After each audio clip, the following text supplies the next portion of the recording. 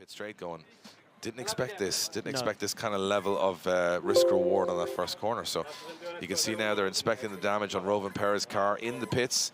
And I think this is going to be a simple fix if it's just suspension parts. But if it's anything more severe towards the differential or the drivetrain, that could be a worry. But let's see how it plays out. The other thing with Zalewski, same thing. If it's suspension damage, they'll get that sorted out. But if it's anything more, it can be tough. That's the roller coaster I was on earlier, Ian. Yeah, absolutely terrifying. Well, it's not only a roller coaster on track, but there's a roller coaster at the back of the circuit. Yeah, I was trying to see, could I see the track from up there, but I was too afraid I couldn't see anything. It was just a blur. You just had your eyes closed the whole way around? Pretty much. Didn't see anything. For scientific purposes, I couldn't get any shots of the track from there or see anything. There's also a big drop of about, I'd say that's probably, what, 20 stories behind us here. You can go up to the top, you get a great view of the track for a split second, and then you plummet to earth. So for that moment, it's great, and after that, it's terrifying again. So very interesting setup, a very interesting layout. It's selling it to a lot of people, Dave. It's fantastic. As a roller coaster, that is probably in my top 3 roller coasters I've ever been on. However, it's definitely the best roller coaster I've ever been at a drift event. The only one. The only one I've ever been at. It's incredible. We're here in a theme park. It's like you put, I don't know, motorsport in Disneyland and just spun it around in a circle and said, there we go. We'll see what happens. There's the thing. Right, well, there we go. We're back on the line, ready to rock and roll. It's Michael Reichardt from the Czech Republic, ready to rock and roll. E92 BMW M3, 1,000 horsepower. He's just seen absolute carnage now. Can he hold it down? He certainly can. Shallows up the angle, though he doesn't want to make the same risk that Roman Perez and Zalewski made. Looks for the outside zone 4 in the centre of the circuit, keeps it clean, doesn't go too wild. Snappy transition, fires him off of outside zone 5 now as he flicks the car back across the circuit, looks for the final outside zone. Job done across the line. And that could be, Dave, all it takes to get yourself in the show today. Yeah, and I mean, not the correct line through some of the course there for Michael Reichardt, but not on the recovery truck, not on the wall, and maybe that's enough, I mean, he's put in a pretty decent first corner here. I think the first corner was one of the stronger parts. Gets out to the wall pretty early, gets to that outer zone. You can see, look at this nice wall run here all the way through. Just creeping that rear wheel into that outer zone. This was good as he transitioned through here. Got a little bit wide here. This is where he just starts to drop off that outer zone, and then this, for me, transitions a little too snappy here, a little too early on the wrong side of the track. Lucky that curb was there because he would have been on the grass. And then he gets back up on. So it's going to bleed score for him, but a score is a score right now, right? It certainly is, Dave. A score is a score at the moment. An interesting note that Michael Reichardt was actually in a road accident on Wednesday? Yes, Wednesday, So Wednesday, he was actually on his way to the airport. This was good. Fly to Sweden, 74 through here. Got a little bit was in a road traffic accident. This is where he just starts to drop off that outer zone, and then this for me at start that run. So a little too snappy here, a little too early on the wrong side of the track. Lucky that curb was there, rather than the broad. And then he gets back up. So we move on to the next driver. It is going to be Oliver Randalou from Estonia, two-time Estonian champion. An interesting note that Michael Reichardt was actually in a road accident on this year, would like a good result here. Yes, Wednesday. Well, Wednesday, he stays strong. This was good as Oliver Randalou enters 9 wide. Very wide, and he 36. He might not get away with this, and he won't, but he will. Look at that car. Had absolutely no strength in the back. He pushed through the wall, keeps this one going as he fires out to the outer zone. Oliver Randalou now transitioning back. This is a good line so far from Oliver Randalou. Nice and wide here. That's what you want to see. Getting to kick it up onto the bank here at the end. Gets there late in the zone, but he does get there on looking like good results here. Wednesday, stays strong. This was good as Oliver Randalou enters 9 wide here. Very wide, and he 36. He might not get away with this, and he won't, but he will. Look at that car. Had absolutely no strength in the back. He pushed through the wall, keeps this one going as he fires out to the outer zone. Oliver Randalou now transitioning back. This is a good line so far from Oliver Randalou. Nice and wide here. That's what you want to see. Getting to kick it up onto the bank here at the end. Gets there late in the zone. He does get there on looking like good results here. Wednesday, stays strong. Barely changes the steering angle. Just jumps onto the left foot to keep the car balanced, and then finishes up the run. This will be interesting to see the hit here on the inside.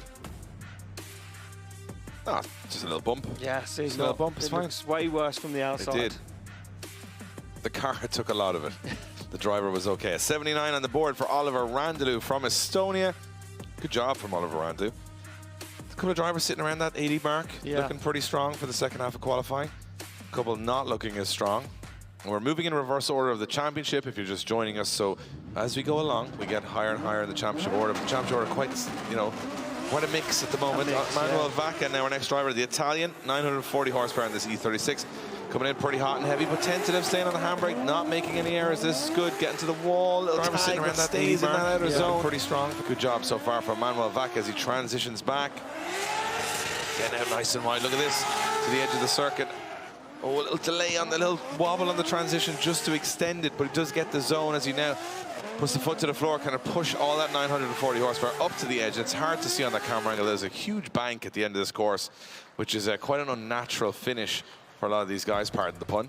And as he goes into the first corner, he stays on the handbrake quite a lot. The judges won't like it, but it does allow him to get to outer zone 2 pretty okay. Yeah, I think, that, like you say, the judges aren't going to like that correction on the handbrake. But I think personally it was a clever move, because what it did allow him to do was stay in outside zone 2, not make too much contact with the wall. He did have a little tag as he gets into outside zone 2. And then from the rest on out, not too many mistakes. We'll have a look at this transition to this outside zone. Yeah, I mean, look, he could have been a little bit deeper in there potentially and washed through, but nevertheless gets the job done. And at the moment, it's a score on the board where there's a lot of people falling at the first hurdle. I'm in agreement. I think, like, you know, a score on the board, especially if it's high 70s, low 80s right now, might just be enough. And there you have it, a 70 on the board for Manuel Vaca. There was a couple of mistakes in there, a couple of wobbles on the transitions. I can see why that score dropped down a little bit from in and around the 80s. I mean, you know, not perfect here and there, but still a score on the board. A lot of big names dropping out. And next up we have Alex Holovnia from the Ukraine, two-time Ukrainian champion. He is an EEDC winner. He's more 10 years in drifting. Let's see if he can handle the first time ever we've come to Finland. He's got a beautiful car, this BMW M2, tons of horsepower, 800 horsepower, and he runs that carbon Kevlar rear end right up to the wall. A little wide here, but he makes it work almost over that inside zone. But this is good from Holovnia as he comes through the course. Now got to extend it here, does extend it. You can see the compression on the back of the car. That's the right line as he takes it up onto the wall. It's a fluid run, it's a fast run, it's aggressive. It's good from Alex Holovnia. Yes, very nice from Alex Holovnia. Very, very nice. Not too wild, just, you know, kept it clean, kept it between the lines, did what the judges wanted. Nice initiation, though. Look at this, he goes for it. Goes to push wide, but doesn't really get there. But then the left foot brakes, he balances that car as he collects outside zone 2. And then he gets comfortable, pushes the car back into that zone, and then really sets himself up nicely here for the center as he gets mid-track transition. Look at that, absolutely dialed, which gets that car perfectly through outside zone 4.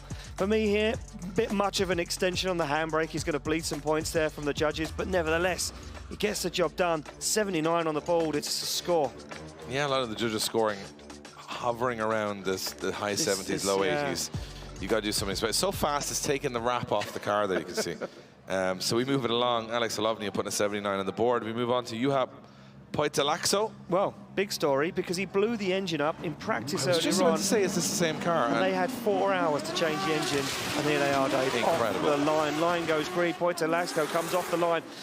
Local driver wants to throw down, and he's certainly going to throw down. Look at this as he collects outside zone 2 nicely, puts the back end along the wall, discards the tail light, and look at this nice mid-track transition, goes for outside zone 4. He's super wide, absolutely ripping as he's got big speed. A little shallow on outside zone 5 now as he flicks through outside zone 6, gets that car south for the final outside zone, on the wall, across the line, job done. Yeah, great run. Great run from Juha there. And again, I think, look, if you look at the crowd here, absolutely screaming for Juha. I'll be honest and say that that is a little bit of extra horsepower for you. Is that full grandstand wishing you well? Wishing you on. You know, it's going to give you a little bit more adrenaline. It's going to sharpen you up a little bit, and it looks exactly what Juha did. He came out there he meant business. He was out there to try and put a good run on the board, and especially if you spent the last 4 hours and most of practice, you know, out of the car, because you've been trying to put an engine in it. I suppose they're a little bit more local than everybody else here. Of course. Got an engine in the car and back out. Brilliant run. Very little to pick apart there. No, very smooth. And look at this, an 84. He's rewarded for it, Dave. Yep, 84 on the board for Juha Poitalaxo from Finland, and a lot of Finnish flags waving for every one of their drivers. They're very proud of their native heroes. Listen to the sound of these guys. They are absolutely roaring. Every single grandstand, Dave, is full. This is crazy. We talk about people going too far, and we always mention this man. It is the one and only German driver, Max Heidrich. He goes full max all the time, Yeah, Dave. his max is definitely 11, and I am worried for him right now going into that first corner. Please, Max, keep it together. Well, let's see if he can keep it together. He goes wide on that outside zone 1. He's going to go wide to 2, and he collects it, and he gets the job done so far. Heidrich on a flyer right now. He's seen plenty of zeros, and he says, I don't want one of them.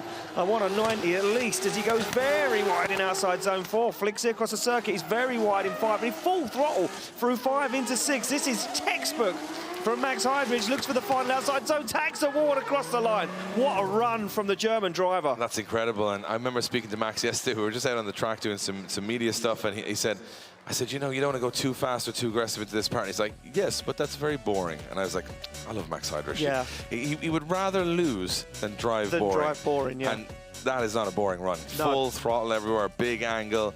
And what we expect from Max Heidrich, talent, speed, precision. What I like is this section from here. So whatever at the wall runs, this bit here absolutely slams through this zone. Lovely, and up onto the wall. He almost goes too fast, too aggressive. Look, gets way up there, doesn't back off, doesn't left foot brake, just says, just slam into it. Just slam the car It'll be off fine. the wall, yeah. It's not the first or last time it's going to see a wall. So I'm hoping the judges will see some style in that one, because we haven't watched the style. There you go. Yeah, there we go. And 87 on the board, and that's the difference. That 15 out of 20 in style. We've watched a few good lines through it, but style has been one that a lot of these guys are suffering with. Not Max Heidrich. No, certainly not. And he's always been a stylish driver, but sometimes just pushes that a little bit too far. Well, we talk about stylish. Here's a man who turns up with a diesel Mercedes-Benz wagon. It is, of course, Teemu Peltola from Finland in this crazy 800 horsepower, 1,200 Newton-meter diesel wagon. Dave. Doesn't have to make sense. Here we go, fires it into the first corner. And he's another Finnish driver. He's got a huge amount of fans here, and he's doing a good job so far as he goes through that first corner onto that inside zone. Transitions back a little snappy, but he makes it work. He extends the drift, and this is quite good so far from Teemu as he fires out really nice and wide. This is the last section. People have been struggling here. Take it up to the wall. There he goes. He's had a couple of laps on this track where they were testing it, and they look like they've paid off, because Teemu does a really good job there. And the Finnish fans could not be happier, Ian, because they're one of their hometown heroes. Hometown hero. Well, good job. And you know, I love the fact that you know, they give us some notes here on these drivers, and one of the notes was, we've been struggling with this diesel setup for 15 years. And you think, well, you could have struggled less by just not having a diesel setup. But they've just kept it. It's so cool. It's so much character. I mean, it works. It Look at this. Does. They have it figured out. And they've got it dialed. They've got it absolutely dialed. And this, for me, was a really, really nice qualifying run, to be honest with you. Little wobble there as he comes to outside zone 4. But here we go. Look, full throttle as he comes through there. Doesn't barely lift. Finishes the run and says, hey, everyone, I'm here. Ian, what do you get if you cross Lightning McQueen and Thomas the Tank Engine? You get Teemu. That's what you get. Yeah. You get Black Smoke Racing. 85, Dave. He's rewarded for it. It was full commitment. I liked it. And the line was good. It doesn't even matter, because the judges don't care if you're powered by bananas. It doesn't matter to them. You've got to get the line right. He's done an incredible job there. The Finnish fans over the moon with that 85 for Teemu. And you know what? There's some scores coming in now that I'm starting to get very impressed with. Yeah, exactly that. There's a lot of people now starting to step up, starting to realise that the big names are falling, and that you just need that commitment and that mindset of, I can do this.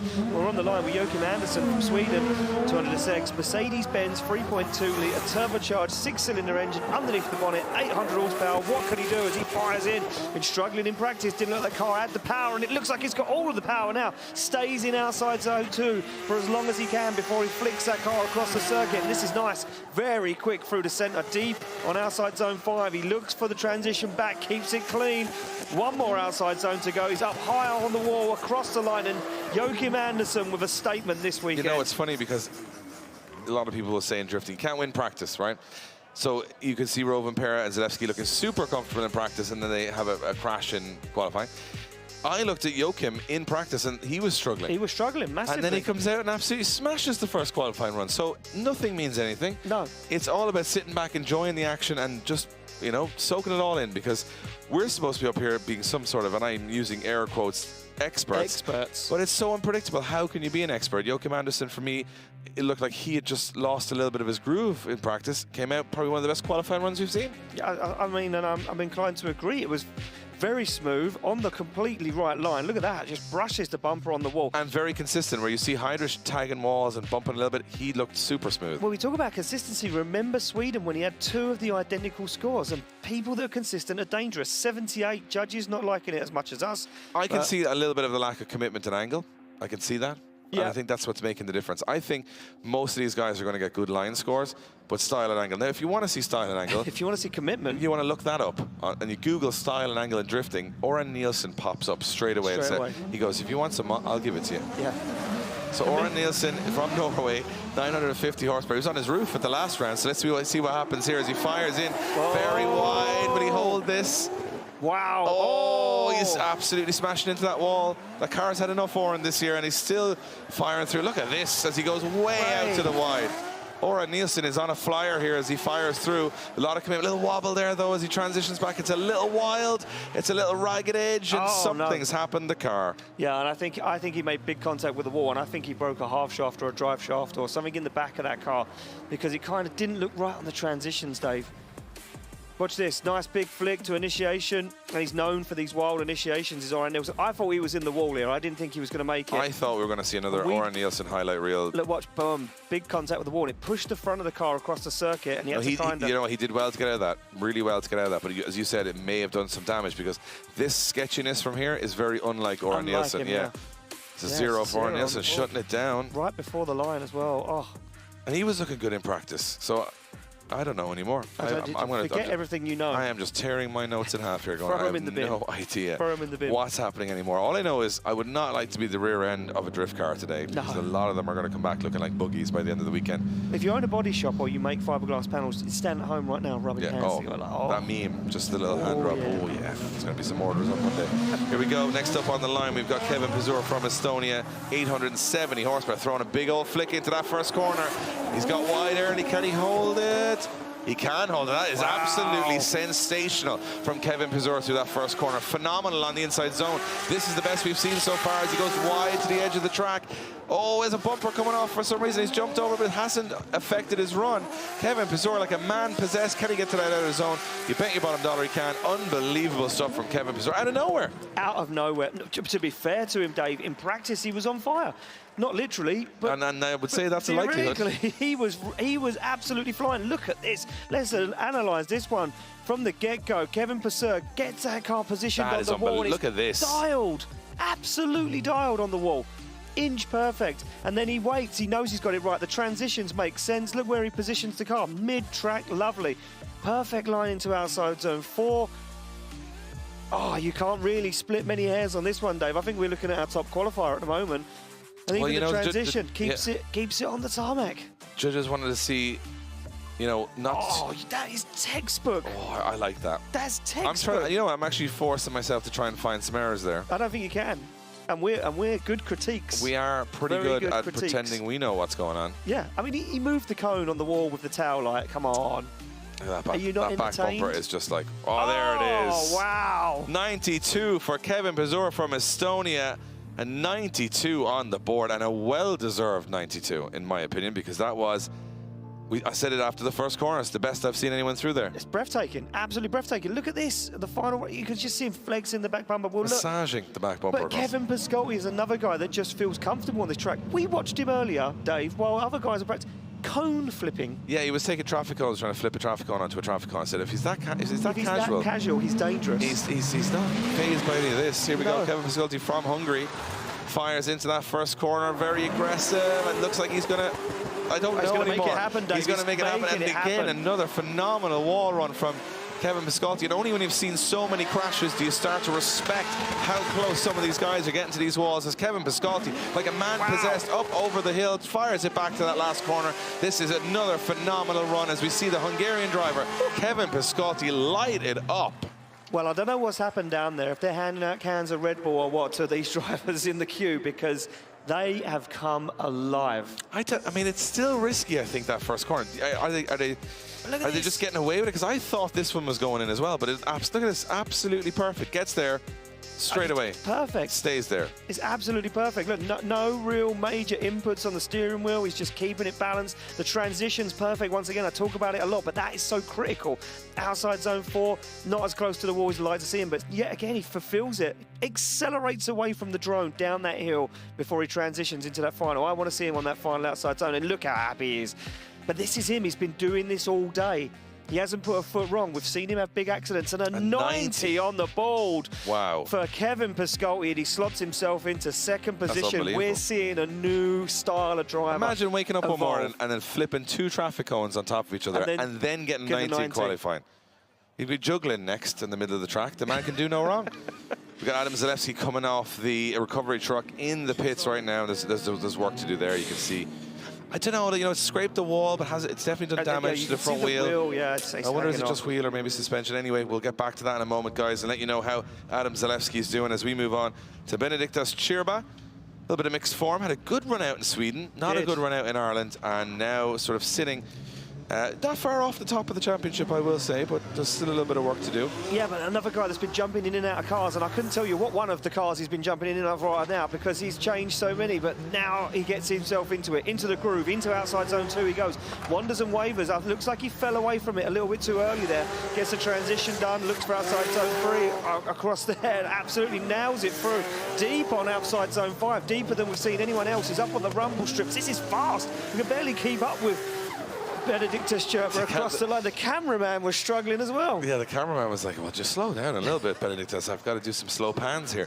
That is another phenomenal. I mean, Benediktas Chirba, as I always say, a guy that can take a win on any day, any given day. That's a big initiation. That was I would have thought that was too risky there, and he got away with it, and it was really good. So the judges are going to like that line and style. Or the line, yes, most guys are getting the line because you can adjust to it. But style and angle, Chirba had all of it there. He had plenty of it. He had bucketfuls of it right now.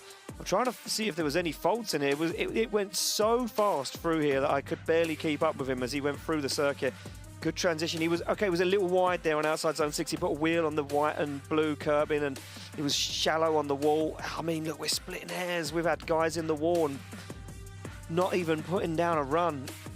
I think a good solid run here in the first half of qualifying, which not a lot of drivers have done, is a big statement for the weekend, but it could be enough that you can push that little bit, you know, in the second to be uncomfortable. Because if I was sitting on a 0 now, you know a soft run, an easy run is not going to get you through. No. You got to go back to that wall, which probably caused the whole situation in the first place in the second run, and hope you don't hit it again.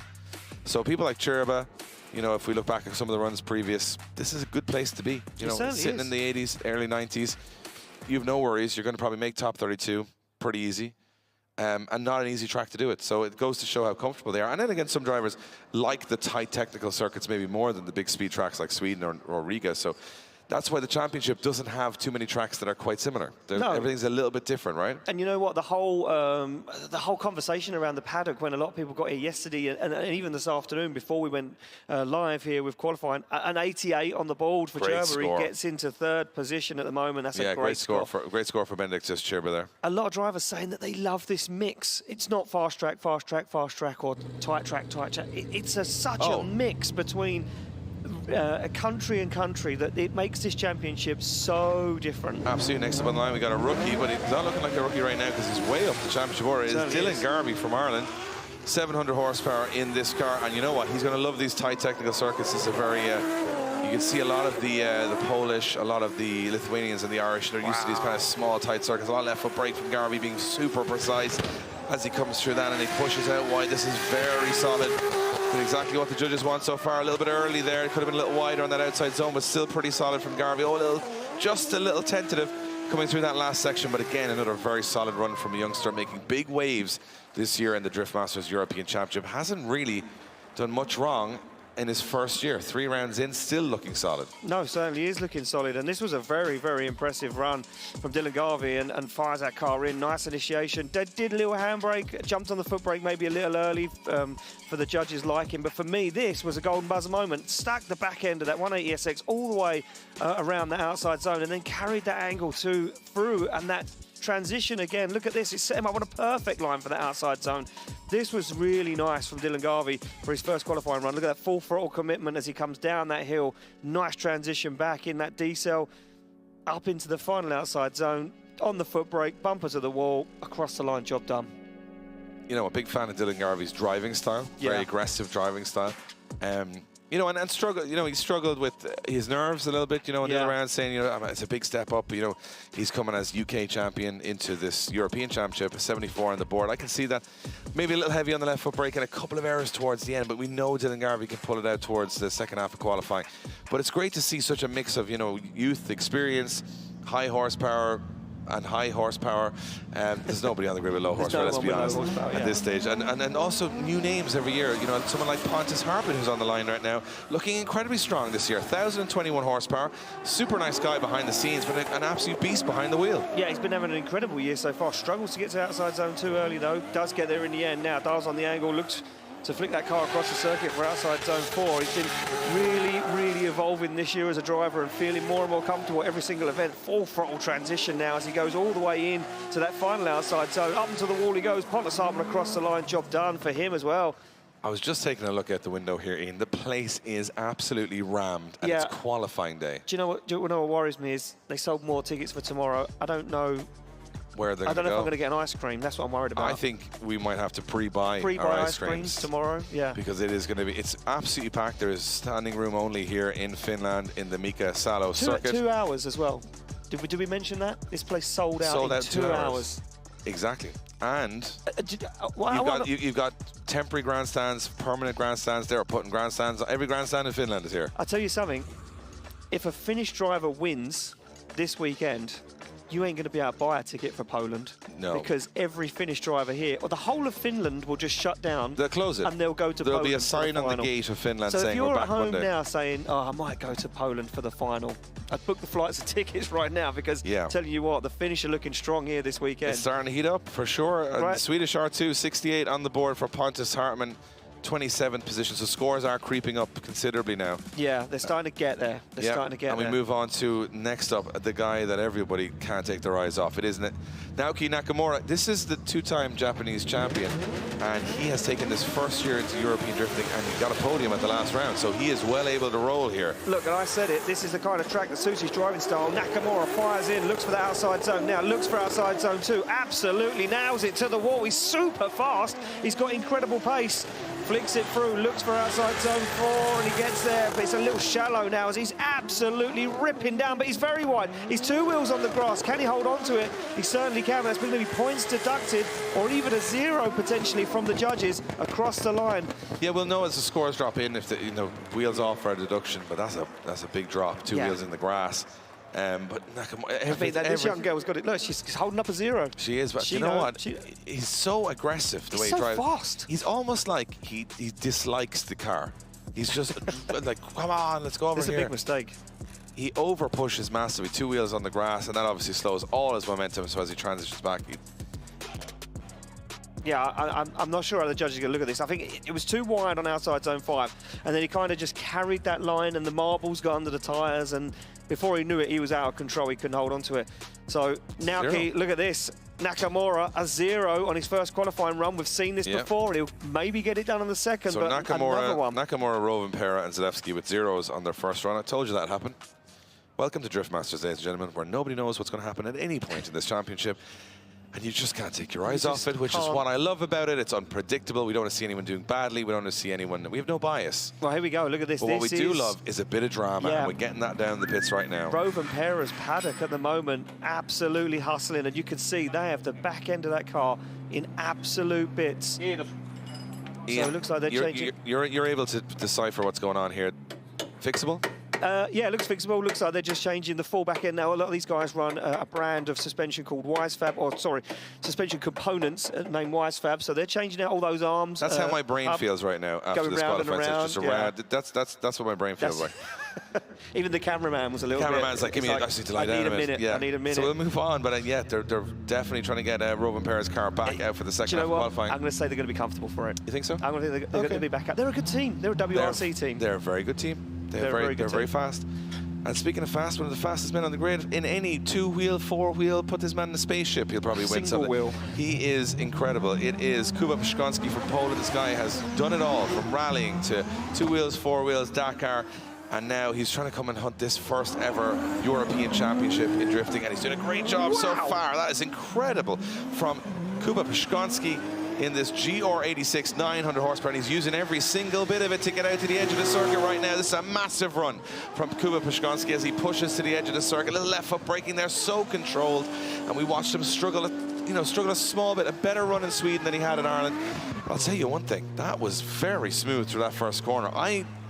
It frightened me a little bit, Ian. I'm going to be honest with you, a little frightened. The initiation to outside zone 2. Watch this. This is wider than anyone else has gone. Look at this. He's on full throttle. He's just dabbing the foot brake. He's like, I'm there. I tagged the wall. Right now, I'm in the zone. Now I'm out of the zone. Right, we know we need to stay wide. Look at this. And that isn't an arc from that point. So he's kind of creating his own arc to make sure he manages himself in that outside zone 2.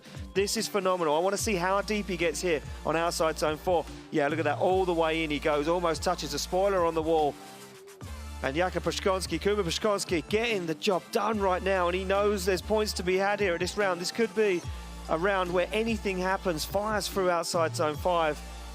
And 6, and that's a good run on the wall. You tags the cone with a spoiler. Yeah, that poor cone was like, you know what? This actually nothing bad all week. He was literally like, this is not so bad. There you have an 83 for Kuba Pszczonski. And I can tell you what. Go on, tell me, Dave. The line. You didn't like the line? He was a little tight on the curbs coming through out of zone 1 and 2. And I think Kevin O'Connell gave me a thumbs up. I'll tell you what, did a bit of listening earlier on. He was too tight to the curbs, and if you were chasing that, he'd be pinching into the inside. Yeah. So you can look at the wall runs all you want, but Kevin O'Connell, he won't let you away with those curb jumps. He won't. He won't let you get away with anything. Right, back on the line we go. Connor Shanahan now steps up to the mark. Connor Shanahan, engine problems in Sweden. They took that car away. They got it fixed and dialed, and he said it feels stronger and better than ever. He's on the line. He's ready to rock and roll now. Here we see some of the top guns falling. Can he make a name? Can he put it all down on the line? He can. Look at that. The way he jabs that handbrake, gets himself set up for outside zone 2. He's up and onto the wall. Left foot braking just to balance the back end of that GT86 into the outside zone. Nice transition now. Looks for outside zone 4. Dialed in now as he full throttle down the hill into 5. He goes over the little crest. Looks for the transition now. Full throttle up the hill to the final outside zone. Across the line. Job done for Shanahan. Yeah, and I was just about to say the same phrase, job done. I think whatever he scores there is enough to get him into the battles. I mean, looking at what we've looked at for the last hour or so, that was, to me, what the judges wanted. And I'm going to show you some standout points for me on this run. One is the big angle onto the entry, right? So that's going to be something the judges are looking for. He goes early to the zone, gets the zone, and the GT86 does not have a lot of rear overhang, so he's right in the wall the whole way there. But this is where Kuba made the mistake. He went too close to this curve. Watch, look, Shanahan, meter out, that's what they said. It's absolutely spot on. Gets all the way along this wall. Now, this is a bit where he could have been a little bit better. Stays on the handbrake there, goes a little wide, but it's wide, it's fluid. Transitions back just on the edge of the curb. It's very precise. It's what we've come to expect from Connor Shanahan. Like, it's a very precise run. Yeah. He does exactly what the judges want him to do, just so he gets that score to get himself into the battles. His brother Jack a little more wild. Yeah. Connor a little bit more calculated, but both styles do work very well for the Shanahans. And looking for a turn of fortune here at round 3. From Shanahan. I have a feeling that's going to score very high. There's nothing there. You saw Hydra just score high, lots of flair, but he's banging walls. He's little wobbles here and there. There was no wobbles on that run, as far as I could see. And there you have it. A huge run for Connor Shanahan. 97 on the board, and I can see it.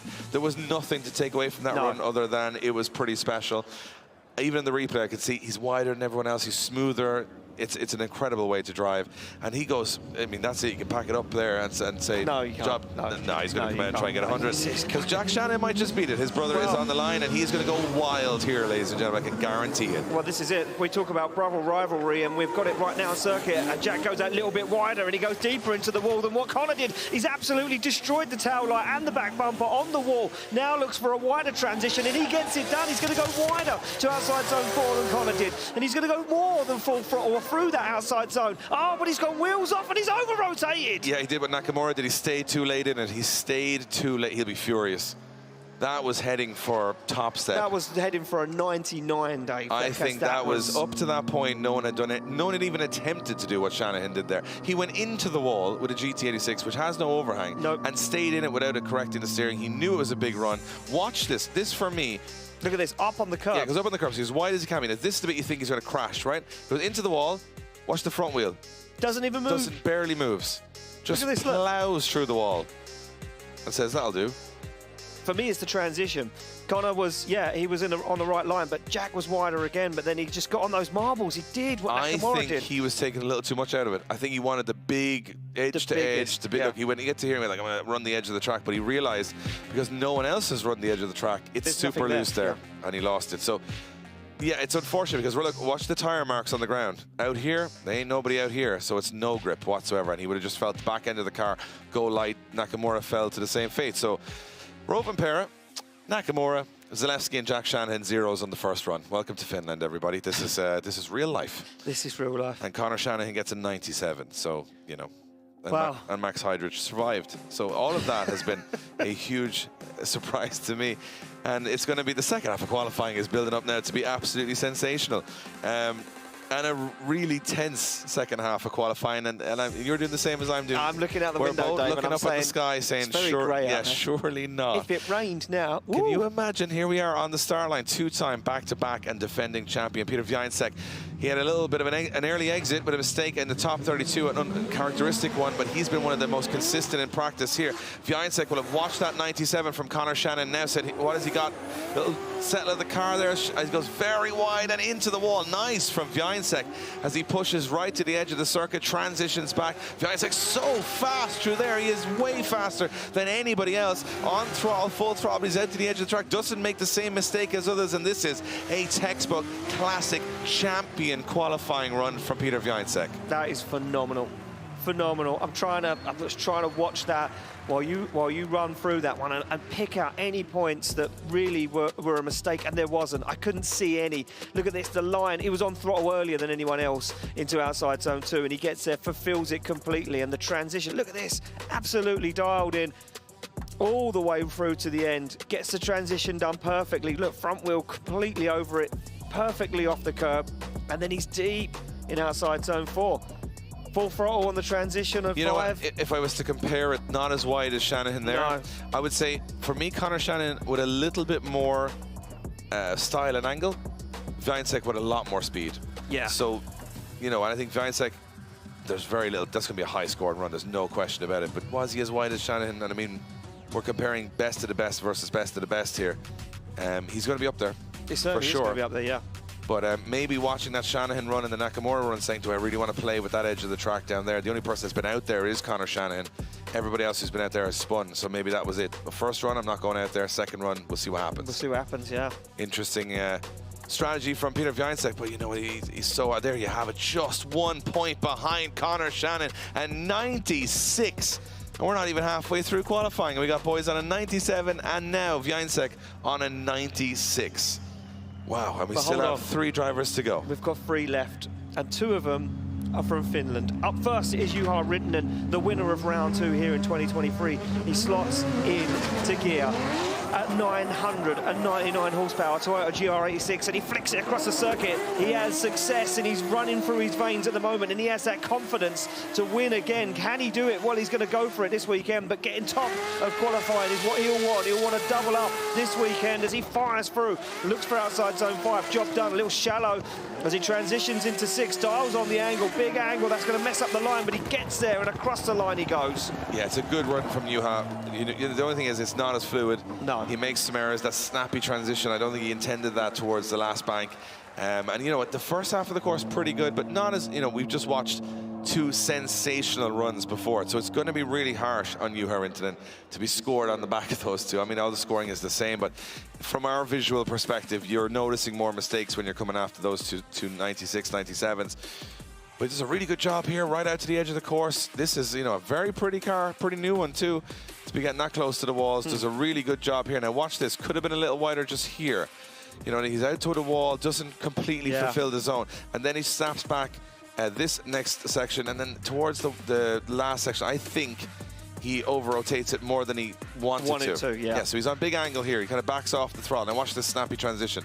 A little too early, and he's on sort of no man's land and has to kind of work. And it does get there, but gets there late. So it's not the perfect line, but I kind of liked it from a style and angle point of view. But you can see, look, he should be running the whole wall, but he's kind of getting there late. Looked good in a picture, bad in a video. You know what I mean? If you could take that snapshot. You could take that, yeah. But it's really, really impressive run. And, you know, we kind of continue that form from Sweden.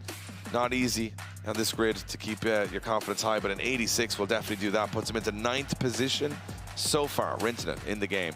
I think maybe in the game, full stop. 86 should be enough to see him into battle action tomorrow. Hard to know. And we move on to our next driver, and it's another Finnish driver. 2nd in the championship right now. It is the 3-time Finnish champion. 1,045 horsepower from this incredible V8. And he is currently Lauri Heinonen. Well, he's always Lauri Heinonen, but he's currently 2nd in the championship. Into the corner he goes. Oh, he's in there. Deep. He's deep. Yeah, and he's trying to put on a show for the fans here. Yeah, he certainly is, but he's going to go for a big transition. He wants this one. He wants to score high. He qualified first in Sweden. He got knocked out in the top 16. Can he hold on to this one? He wants another podium, and he wants one in front of the home crowd. That transition was phenomenal. That wall run was phenomenal. Heinonen across the line. Can he do it? Can he get himself up the order? Well, I'm not. I mean, this guy is. I have never seen so many people go as mad at a drift event in my life, Dave. In the first run of qualifying. Ever. There's a young lady in front of us at the top of the grandstand with the biggest flag I've ever seen, and she's been waving it for 45 minutes non-stop. All for this young man right now. Let's break it down, Dave. It looked good, but was it as good as Shanahan's? I mean, he's in the wall. He's on the wall. He flexes the back end on and off. Oh, that's unbelievable. And this transition as well, textbook. Gets it done. Mid-track, no mistakes. How wide is he, though, on this outside zone? Pretty he's wide. He's very wide. This could be a contender. This could be a contender for top spot. It's going to be up there. There's 100. Just a little bit. Does he go as wide? Again, not as wide as Shanahan was there, but not bad at all. I don't know if that wide line there, though, Dave, is what the judges are looking for. We talk about them going wide there. They kind of wanted a different. different transition from that point of the circuit. I think that's going to be right up there. I think if you look at Shanahan's 97, can that contend Vinsec? That's the question. That's the question I'd have. But I think 97, 96 for I mean, just wait for the score to drop in for Lauri Heinonen. Let's see where it is. It's a 93. 93 for Lauri Heinonen. So, you know, the big dogs coming to play. Connor Shanahan, Peter Wiańczek. Now Lauri Heinonen jumping into the 90s. I think Max Heidrich in there somewhere as well. This is very interesting. And now we've one driver left to go. You can see the Shanahans having a chat with their mum there in the pits. And Jack, definitely the body language not as happy as Connor Shanahan is right now. No. But they go to another Irishman on the line. He's the current leader of the championship. Started as a wild card in Ireland. Well, he's still here. Round 3.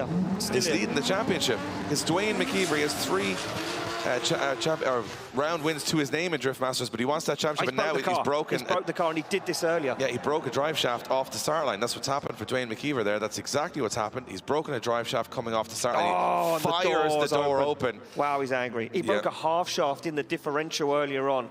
And you know what? I think he's done exactly the same thing again. And it was as he launched the car off the line. Wow, big upset, Dave. Our championship leader scores a 0 due to car failure.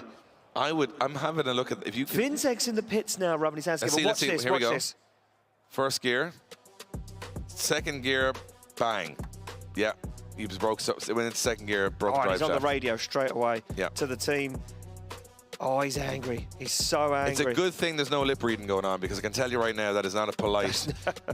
sorry to bother you guys. We seem to have had an issue on the track. Would you ever so kindly like to go fix the car between the qualifying runs? Yours sincerely, Dwayne. That's what I reckon he's saying. Not what he said at all. I'm pretty sure it's something along those lines. No, definitely not. But he didn't get a score. So that's another ridiculous situation we're in here. And now, well, here we go. Let's have a look. This is the story so far. I've got to say, Pazur and Piscalti for me. If your name is Kevin, you're on it today. 4th and 5th, 90 and 92. Heinonen, Wiańczek and Shanahan, incredible. And then there's a lot of in the 80s. Diogo Correa and Rintanen with some great runs in there as well. Grosch, very impressed with his 83. And as much as I really want to see all of these scores, I want to see the zeros, which I very rarely do. But I actually want to see what the bottom end looks like. Look, top 32 is rounded out at the moment. 68. 68 rounds it out. So okay, so look who's outside that. Big names all the way through there. Zacharil. Haskasap. And then we get down to this. Look, Nielsen, Zalewski, Jack Shanahan, Erlinson, Rovanperä, McKeever, Hagblom, Nakamura. It's like we just turned last qualifying session upside down from Sweden. And you can see Dwayne McKeever in the car here saying, oh, it's very hot in here. I think I'll just carefully take off this helmet and relax before the second run. Very expensive camera inside the car. So Jack Shannon and Dwayne McKeever right now are just, I'm sure, not the happiest of men right now. Look at this. This is how supportive there are a lot of the crews. You can see Dylan Garvey's crew team down there. You can see Flo that supports Clint Van Ort. He's down there helping out. Jack Shannon is actually going to help fix Dwayne McKeever's car here, which isn't, you know, maybe just distract his own mindset here from, I mean, we're laughing about it, but we're only laughing because we know how competitive these guys are. Exactly. They are. I mean, if it was second half of qualifying, yeah. Forget it. That'd be a disaster. But first half, you still have time to fix those cars. And this is an incredible turn of events here already in Finland. And we go back to the start line. We're back to the start of the second half of qualifying. There's no more do-overs after this. It is Kristiina Aalto from Finland, our only female competitor. She sits outside the top 32 right now. She's in 36 with a 67. She needs to improve, and this looks better already in. Yeah, it certainly does. A little shy on outside zone 2, but now she's starting to make it work. Yeah, 36th place at the moment. She'll want to get herself a little higher up in the order to feel a bit more comfortable. Nice on outside zone 5. Looks for the transition, gets it done. Feeling very confident now. She hammers the throttle to the floor. Shallow on the final outside zone, but across the line. She goes into the wall after the final corner. I just watched as she pushed so hard over the finish line just to put the exclamation point on that. But she scores. She will still get a score because that's after the finish line, after the scoring zone. So I'm not sure. If this was scripted, you wouldn't believe it. Because someone's crashed after the finish line now. And then you've Dwayne McKeever, Shanahan, Rovanperä, Zalewski, a ton of people. Right. I want to go back to this anyway. I want to see if this could be an improvement on a 67. Midline, mid-track, I'm not sure how the judges are going to feel about that. But she did have a bit of a bounce off the wall the first time, so this is better. Yeah, she gets into outside zone. This is a nicer transition. She's mid-track, avoids that curb, does get into outside zone 4 nice and early, fulfills all of that zone. Little left foot brake as she crosses the circuit. No real brake in there compared to a lot of other drivers, but maybe not carrying the same sort of speeds. Overcommits here. Look, gets there late. Needs to back off, doesn't back off, and as she comes over the finish. She could have shut it down there, though, because the finish line, she's done. Oh, that's a big hit. That's a big hit. The run's done there. The run is done at that point, though. I think it's moved the wall as well. So if she's moved that, she's moved a couple of ton with a car not weighing a couple of ton. Well, it is an improvement. 76. It's a 76, so she will get herself into the show. So can she hold on to it, though? She improves to a 76, but she's she's destroyed the car. I mean, look, she could potentially have all night to get that car fixed. We would love to see Kristiina Aalto in the show. That would be special. To see the first female in a top 32. Love that. I would absolutely love that. You get a lot of big ovation here from the Finnish fans. But a very strange turn of events that she's crashed the car after the finish line. Luckily, she doesn't have any more runs today, so they have time to fix this car. But it shows how knife-edge the track is. Even when you think it's done, it's like, it's like the end of a film when you're like, don't turn around. You know, it's like, it's even when you're finished, it's still scary. It's not finished, yeah. No. So we're going to go down. Nick Bright is down with Jack Shan. I want to hear from Jack. Nick, what happened? He just overcooked it and lost it. It was a very stressful-looking run. Yeah, let's find out. Here we are. He's a bit upset, Jack Shanahan. Just take us through what happened. Yeah, so obviously the start of the run was okay. I caught the wall on initiation. The track temps have dropped a small bit, so it's not a whole pile of grip there. We made it all the way around, and then the second last transition, going down the hill out of zone 5, there's a bit of a bump. And we had just changed the setup at the front of the car to make it not get stuck on lock, and for some reason it made it worse than what it was in practice, and we really got jammed up and just couldn't get it off of it. So I don't know, it's just confusing. I can't really figure it out, so I just have to go a bit more tentative in the next run, and that's just not me. I hate not driving the car flat out, you know, so I have to try to get the points on the board now and just try to get in for tomorrow again. But I don't know. I really want to put on that one big run for people, you know. Yeah, I mean, we can all see and tell that you're really annoyed and upset, but you know it's there. That's the thing. You know it's there. It's just tweaking it a little bit. I don't know. I don't know. I don't even know if it's me or the car anymore. It's just, I don't know. It's like we're not friends anymore, you know. We go to qualifying and he's like, nah, it's not happening. Well, listen, we'll let you go and kiss and make up with the car. Back to you guys.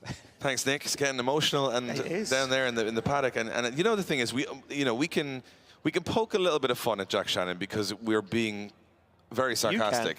Well, he's like a bear.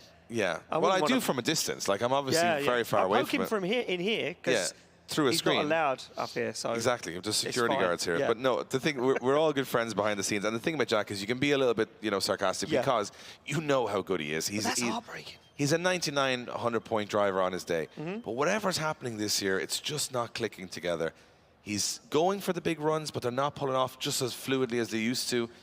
And then Connor having similar issues. When we talk about the Shannons as a team, commutatively, Connor now stepping up, getting that big run, the 97, which will be tough to beat from here on out in general, right? I mean, yeah. But it goes to show that if you see people like Jack Shannon struggling, and we're going to watch again here why there's a delay on track right now, is Kristiina. I think the car just washed. But if you see this from the other angle, I'm not sure you did, Ian. it's a big hit. Like it's a not just a simple fix. Like she hits that car really hard from the opposite angle, looking straight at the car. It goes in super deep into that wall, and I think there's going to be maybe, because the wheel's on angle when she's the front wheel's on angle when she's hitting the wall, it could be a little bit more sinister than just a couple of suspension arms. So unfortunate, as you can see. That is not an experimental amount of camber being run in the back of the car. That is probably all of the rear end of that car has left the building. And unfortunate to see. I mean, they'll get that car tidied up, and if she qualifies, she won't care less what the car looks like tomorrow. She'll be like, just get me in the show. You know, put some blue tack, sellotape, whatever you need, just get me back out there. But I think that one might be a little bit bigger a hit than you think. There was a very immovable wall, and it's a couple of ton moved by a car that's not a couple of ton. It could be a long night in the Chrissy Alto camp tonight for the guys. For sure. But I'm sure all the Finnish fans here, no one's going to go home. They're all going to lend a hand and make sure, she gets back out. Whether the score is good enough or not, we don't know at this stage of the competition, because we only one driver has completed the second half of qualifying. And unfortunately for that driver, our first female competitor in Drift Masters, she finished the run, got a better score, and then crashed into the wall. Take the positive from this. She did a sterling job. Incredible. For our first female competitor here at Drift Masters. She came out and set a precedent for any other female drivers that enter the competition after her now. Well, she's outscored quite a few heavy hitters. Exactly. So, I mean, right now there's a couple of big names in this championship that would take her score, that would snap the hand off you for that score. And at the moment, she's done what a lot of drivers... Now, Dennis Hagblom's another driver that would probably snap her hand off and say, I'll take that score. I'll take that score. Because I was in the wall the last time, too. I think the first 5 or 6 drivers were almost all in the wall. Another Finnish driver has got the car fixed. This is how qualifying's been going, up and down. Up and down. Round, up and down, round and around. I mean that sums up qualifying here at round 3. That is what Dennis Hagblom felt in the car when he did the first run. Laurie Heinen's got his own personalised... Yeah, Laurie Heinen looks like he's... liveried helicopter for the weekend. Yeah, but I'm not sure if that's a fact. Don't quote us on it, but me and Dave we're entertaining ourselves. Yeah, we're entertaining ourselves. There's a helicopter taking off over a roller coaster at a track in a theme park. What more do you want from us? What more do you want? And we're being ridiculous. Oh, what Dave and Ian are saying is being ridiculous. Hold on a minute, though. What's happened? I just heard a comment in my ear that Dennis Hagblom unfortunately broke the car warming up on the tyre warming area. What? So Hagblom scores a 0, is removed from the tyre warming area, and unfortunately won't compete in the second qualifying run, meaning we move along now to... That's incredibly unfortunate for Dennis Hagblom. Mikko Vitala. So Hagblom breaks the car in the tyre warming area. This is just, you can't take your eyes off. I mean, qualifying is usually the formal, kind of boring or a bit of the show, but not today. Not today. Well, here comes a 1970 Camaro. Well, into the first corner, as you do, fires it in, and he's absolutely going for it here, is Mikko. This is a big car to get around here, Ian. It's tough going, and he's absolutely firing it out to the wall. This is a much better run from Mikko Vitala. He had a 46 on his first run. This will definitely improve him. Oh, a little bit tentative on the transition there. Can he get up on the bank? Can, sort of. What possesses you to build one of these? It's the coolest thing I've ever seen.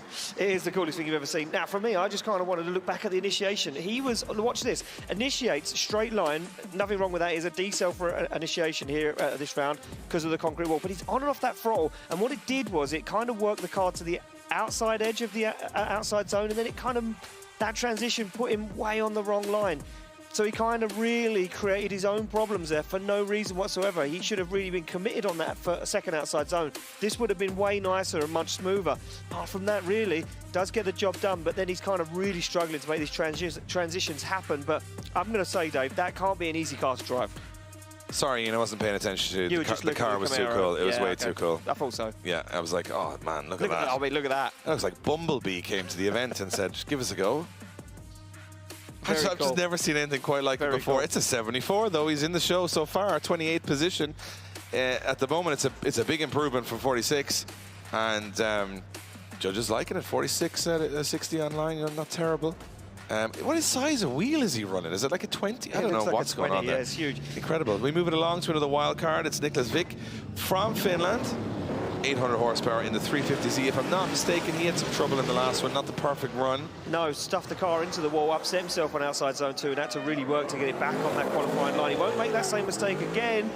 But will he get himself into the zone at all? It didn't look like he got there, to be honest, Dave. He was very shy on the outside zone. Now he's on the wrong line, almost put a wheel up on the curb. He's absolutely full throttle as he fires down, but he's falling off that qualifying line massively, and I don't know if he's helping himself out here for a spot in top 32, and he's in the wall again and parks it massively. Oh, my God. Tyre. What has happened? The tyres come off, it's hit the cone. Finland. I thought the theme park was supposed to be the entertaining part of this venue, but it's actually the car is destroyed. And that's you could see the line on the way in. You could see it was totally wrong, and I was like, no, maybe you'll be okay. And then boom, hits the wall. Massive cleanup on aisle 9 here because he's hit this at big pace too. Let's just make sure he's okay first of all. I think we saw a thumbs up from him, but bang, bang. Now watch the tire. Look, the tire overtakes the car, hits the cone. The bonnet pops open as if to say, look how good my engine is. Look, watch, look, hits it, smashes it, tire comes up, tire mounts the wall, goes over the bonnet of the car, takes the cone out. Oh my God, this is going to be an unbelievable shot. Look at this, bang. Bits of wheel comes off. He's moved that wall as well. Oh, we've even got it in slow-mo. This Look is going to hurt. Watch the rim explodes. Jeez, look at the piece of the rim going straight up over the wall. And now we're going to get full shot of how harsh that is in the car. Look at the shot. You can see it, and luckily these drivers all wear full safety devices. To stop their neck. Getting a snap in incidents like this, and thankfully they do, but you can see how much impact that was on the car. That's a chassis breaker. You know, that's something that these chassis... Watch the tire. Look at the tire. It's like, get me out of here. That's the tire from the back of the car, by the way, from the opposite, or from the opposite side, or the same side. But should I just say that Addy, our phantom camera slow-mo guy down there, stayed completely focused on his job while the car was crashing into the wall in front of him. Yeah, not phased. Now he's out of the car. Yeah, a round of applause for this young man. And I mean, he gives a pat on the back. He says, well, that is not the weekend I was hoping for, because in practice I was having loads of fun. Nicholas Vick looked like a contender from practice. He did. We stood up there earlier and we were like, this guy could make a move this weekend. Yeah, we got a wall that's a little bit, out of shape. We got the recovery truck back out again. To be fair, that guy looks like he could recover the car on his own. Looks like a strong gentleman. I would say that this is the problem with this track is now we have another place to worry about. We thought it was the first corner. Now it's off where Jack Shannon, Nakamura going off in the grass. Sorry, we have another place to worry about. There's nowhere safe, nowhere a driver can get comfy and just say, oh, take a breather. Everything's dangerous. He doesn't look happy. No, and you wouldn't be, Dave. You wouldn't be. These guys put a lot of hard work, blood, sweat and tears into these cars. They spend hours in the garage. And you know what? I wonder, is he seeing an element of maybe the damage in the chassis on that car that we haven't? And that's the bit you're looking for. Is it, you can mend wheels, tires, suspension, whatever. But if there's chassis damage on that car, which I would say the front end is what you're looking at, that ain't a cheap fix. That's a big hit. And unfortunately, not only are you out of qualifying because he's aware of that, but you've got to go home and look at a car that's absolutely in ribbons. Yeah. That's not what we want to see from any part of any driver. I mean, look, we try and keep it entertaining. We try and keep it lighthearted for you guys watching on. But we know these guys as well as anyone, and we chat to all the drivers. We do the rounds, Ian, and we get to know everybody. And they're all putting so much blood, sweat, and tears into these cars.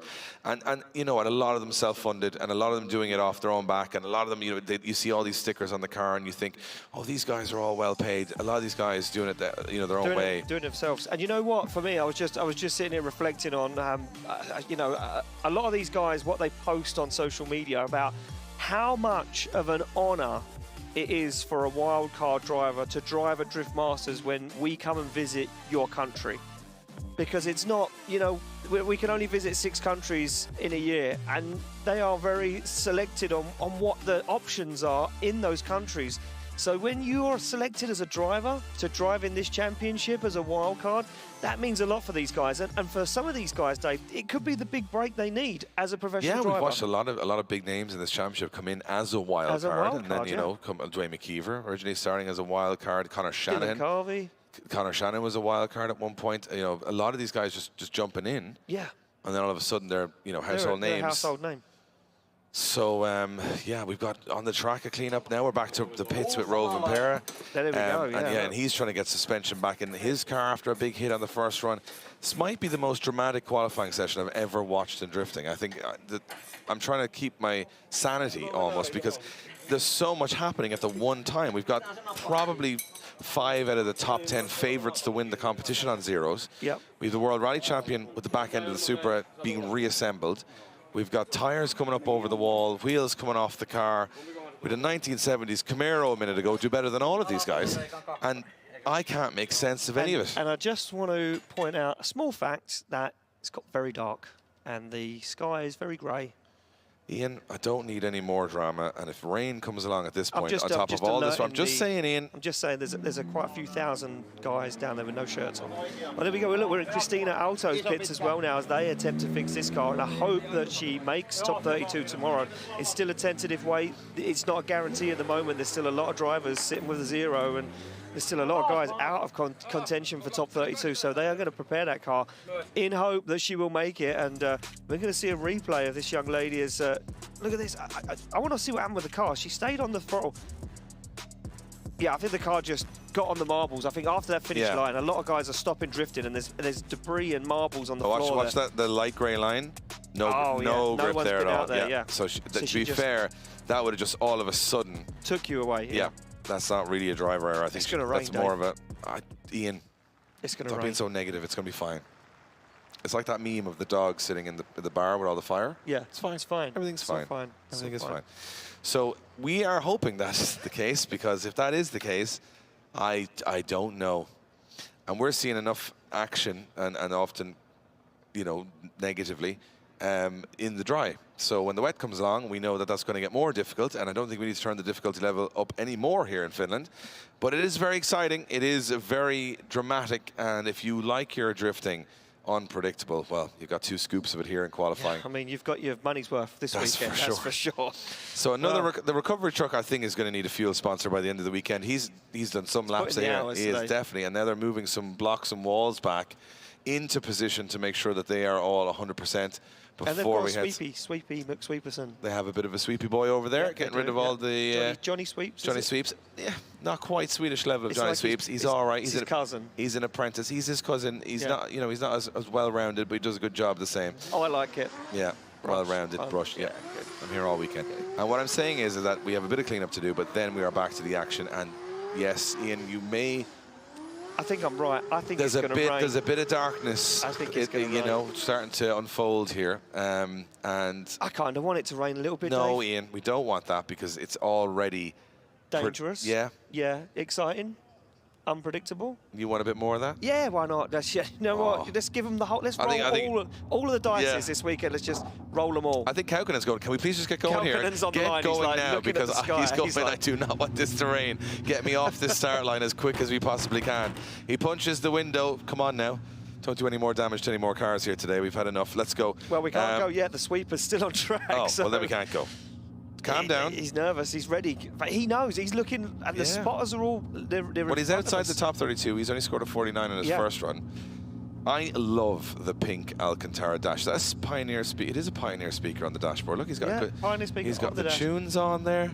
That's the cut-off now. The inside of that car looks like a party. The cut-off now, dead 70. Dead 70? Dead 70. With David Karkoshik sitting on the cut-off. Yeah. So there we go. That's where we're at. Right, sweepers off the track. It looks like we're almost ready to rock and roll. And I'm telling you now. I'm going to tell him not to go too far. Kaukonen is going to want to get this one done before we have any kind of rain falling on the circuit. Yeah, it's dark, but it's not raining yet, folks. I haven't seen any drops or any umbrellas yet. So here we go. It is going to be our next driver off the line. Ville Kaukonen fires into the first corner. You can tell Jack Shannon saying that the temperature's dropping, losing a lot of grip on the surface. Could help some drivers, could hinder others, but it looks like Kaukonen's doing a good job so far as he gets through very wide here. Good line as he starts to fulfill those outer zones. Needs to always hit the dirt, but he holds it together. Oh, it's a big snappy transition. He holds it into the wall. It's incredible. He's onto the wall. Looks like he went fast forward through that section. Unbelievable run from Kaukonen. He's so happy with that run. The bumper fell off. Yeah, look. Did you see that transition? And he went up on that. It was like instantaneous. It was done, the job done. Look, he had to throw it all out there. He knew a 70 is the cut-off, so he knew this had to be a 70-plus run at the moment to even think about staying close in top 32. There's a lot of zeros still out there. But for me, outside zone 2 wasn't really, you know, a standout moment. It failed really to completely fulfill it. And this is just me splitting hairs. See him on and off the brake light, comes way close on the inside, transitions, almost hits the curb, and then that kind of puts him on a weird line here. really struggles to get to outside zone 4. Fires the car back across the circuit. But Dave's standout moment was here after this transition. He gets through 5. It was this one, Dave, for you, really. After 5, it was to 6, but he's dropping wheels. This is not tidy. A 71. He scrapes himself into the show, Dave. And fingernails there. His fingernails into the top 32, but it was an impressive run. I enjoyed it. Big fan of the snappy transition up onto the bank and not obviously crashing, which is also what everyone's trying not to do. You have Kuskanemi, next driver up, 900 horsepower, E92 M3. It's getting dark out there. Yeah, it is. The grip levels are going to start coming down. The track's getting a little colder, and he's in the wall, and it's phenomenal so far. From the wild card as he comes through, missing that inside zone a little bit. The line's not perfect there. But as he takes it out nice and wide, you had transitioning back again, little dab at a handbrake. That's okay. He's close to the edge of the track. On the curbs he goes, tries to climb up that bank. That's a good solid job. He scored a 43.53 on his first run. I think he's going to improve on that. Yeah, I think that should be an improvement. The second outside zone was definitely standout. Waves to the crowd as he makes his way off the circuit. And we wait for the replay of this one. Nice initiation as well. Goes very wide. Look at this, wheel to the curb. Almost backwards in past outside zone 1. Gets himself into the zone. Up and along that wall. Look at this. He stays committed all the way through that second outside zone.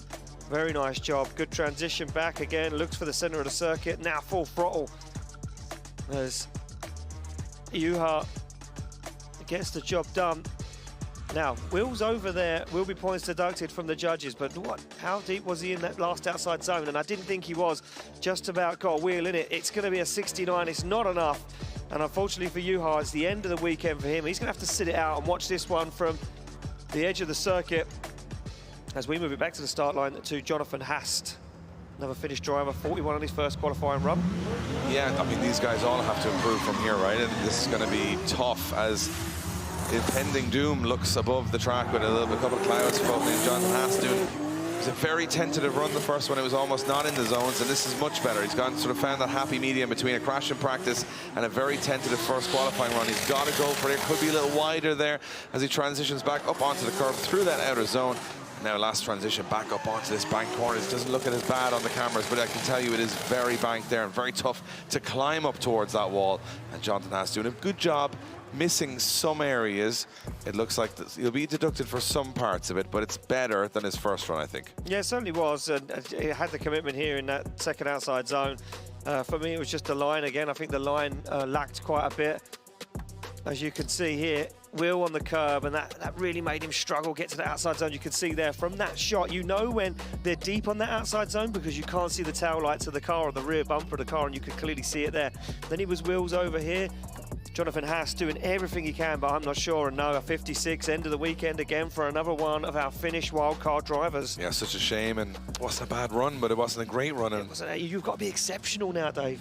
You can't just be good anymore. Being good at drifting is irrelevant anymore. You have to be exceptional. You have to be great, you have to be exceptional. This young man was exceptional, absolutely exceptional. Out of nowhere, Jarkko Ulla. Yeah, did a good job on the first run. 83 points on his first qualifying run. Look at the entry here, and he's going the whole width of the track. Wow, he's in the wall, he has to be. No, he's not in the wall, he's going to hold on to it. Oh, perfection, Dave, as he puts the back end of that JZX 100 to the wall. He's got nothing to lose. He's sitting with an 83, he's in 15th position. He's in the show, he knows he's in the show, and he knows that hardly any of the big contenders can even phase him right now. He fires it across the circuit, snappy transition, looks for the final outside zone, tags the wall and says, job done. That was mildly outrageous. Mildly outrageous. Mildly outrageous. It was like a spicy salsa sauce, just enough to It was just enough that he enjoyed it. Yeah. But not too much that he got. And I thought he was in the wall. I really did. This entry was wild. Initiation. Look at this. He fires in. I'm like, oh, that's the end of that. And he's so early to the wall that he gets there. He makes it work perfectly. He's going to be rewarded for that because the commitment is where they're getting rewarded for a lot here. Style, for sure. And style. He falls a little bit away, but then his rear end of the car is so long that he's close to it. He's in it anyway, yeah. Look at that mid-track transition. Yeah, big angle. He's getting the zones. He could have been a little bit deeper there on outside zone 4, but we're just splitting hairs here. 93. Oh, are you serious? glorious. Wow, Finland is going to raise the roof. Look at everybody in the grandstands and around the paddock. They are going ballistic. And 93. A wildcard driver, Dave, just slotted himself into the top 3 in qualifying. Said it was going to be unpredictable this weekend. I said we could have a new name on the podium. I have no idea what's going on Forget anymore. it. I'm going to throw this paperwork out the window. Well, here we go. We move it along. Still the story being written as we go through the second half of qualifying here at Drift Masters. And it is Tony Oyatalo. Oyatalo? Oyatalo, yeah, Oyatalo. Well, he's on the wall anyway. He's showing everyone what he's got. The wolf is angry and it's howling right now as he fires through, but he's got big understeer, huge understeer, and I thought he was going to take it to the wall. He saved it though, Dave. He left that transition a little bit late and he got understeer and it's messed his run up. Oh, now he's out of that zone. But he's got an 80 80 from the first run, so I think he's probably, I don't know if he is or not, but he's, I think that 80 from the first run is going to be all he scores because that understeer. That's going to cost him Would massively. that be a borderline 0? Borderline? Lot of straightening. Let's have a look back at the replay, Dave. It happened so quick. On this circuit, things happen too quickly for my liking. Oh, we were still talking about the last run, and all of a sudden there was another car firing out. Well, here we go. He gets out of it early. Now watch this. Way too inside here and transitions. Watch the curb.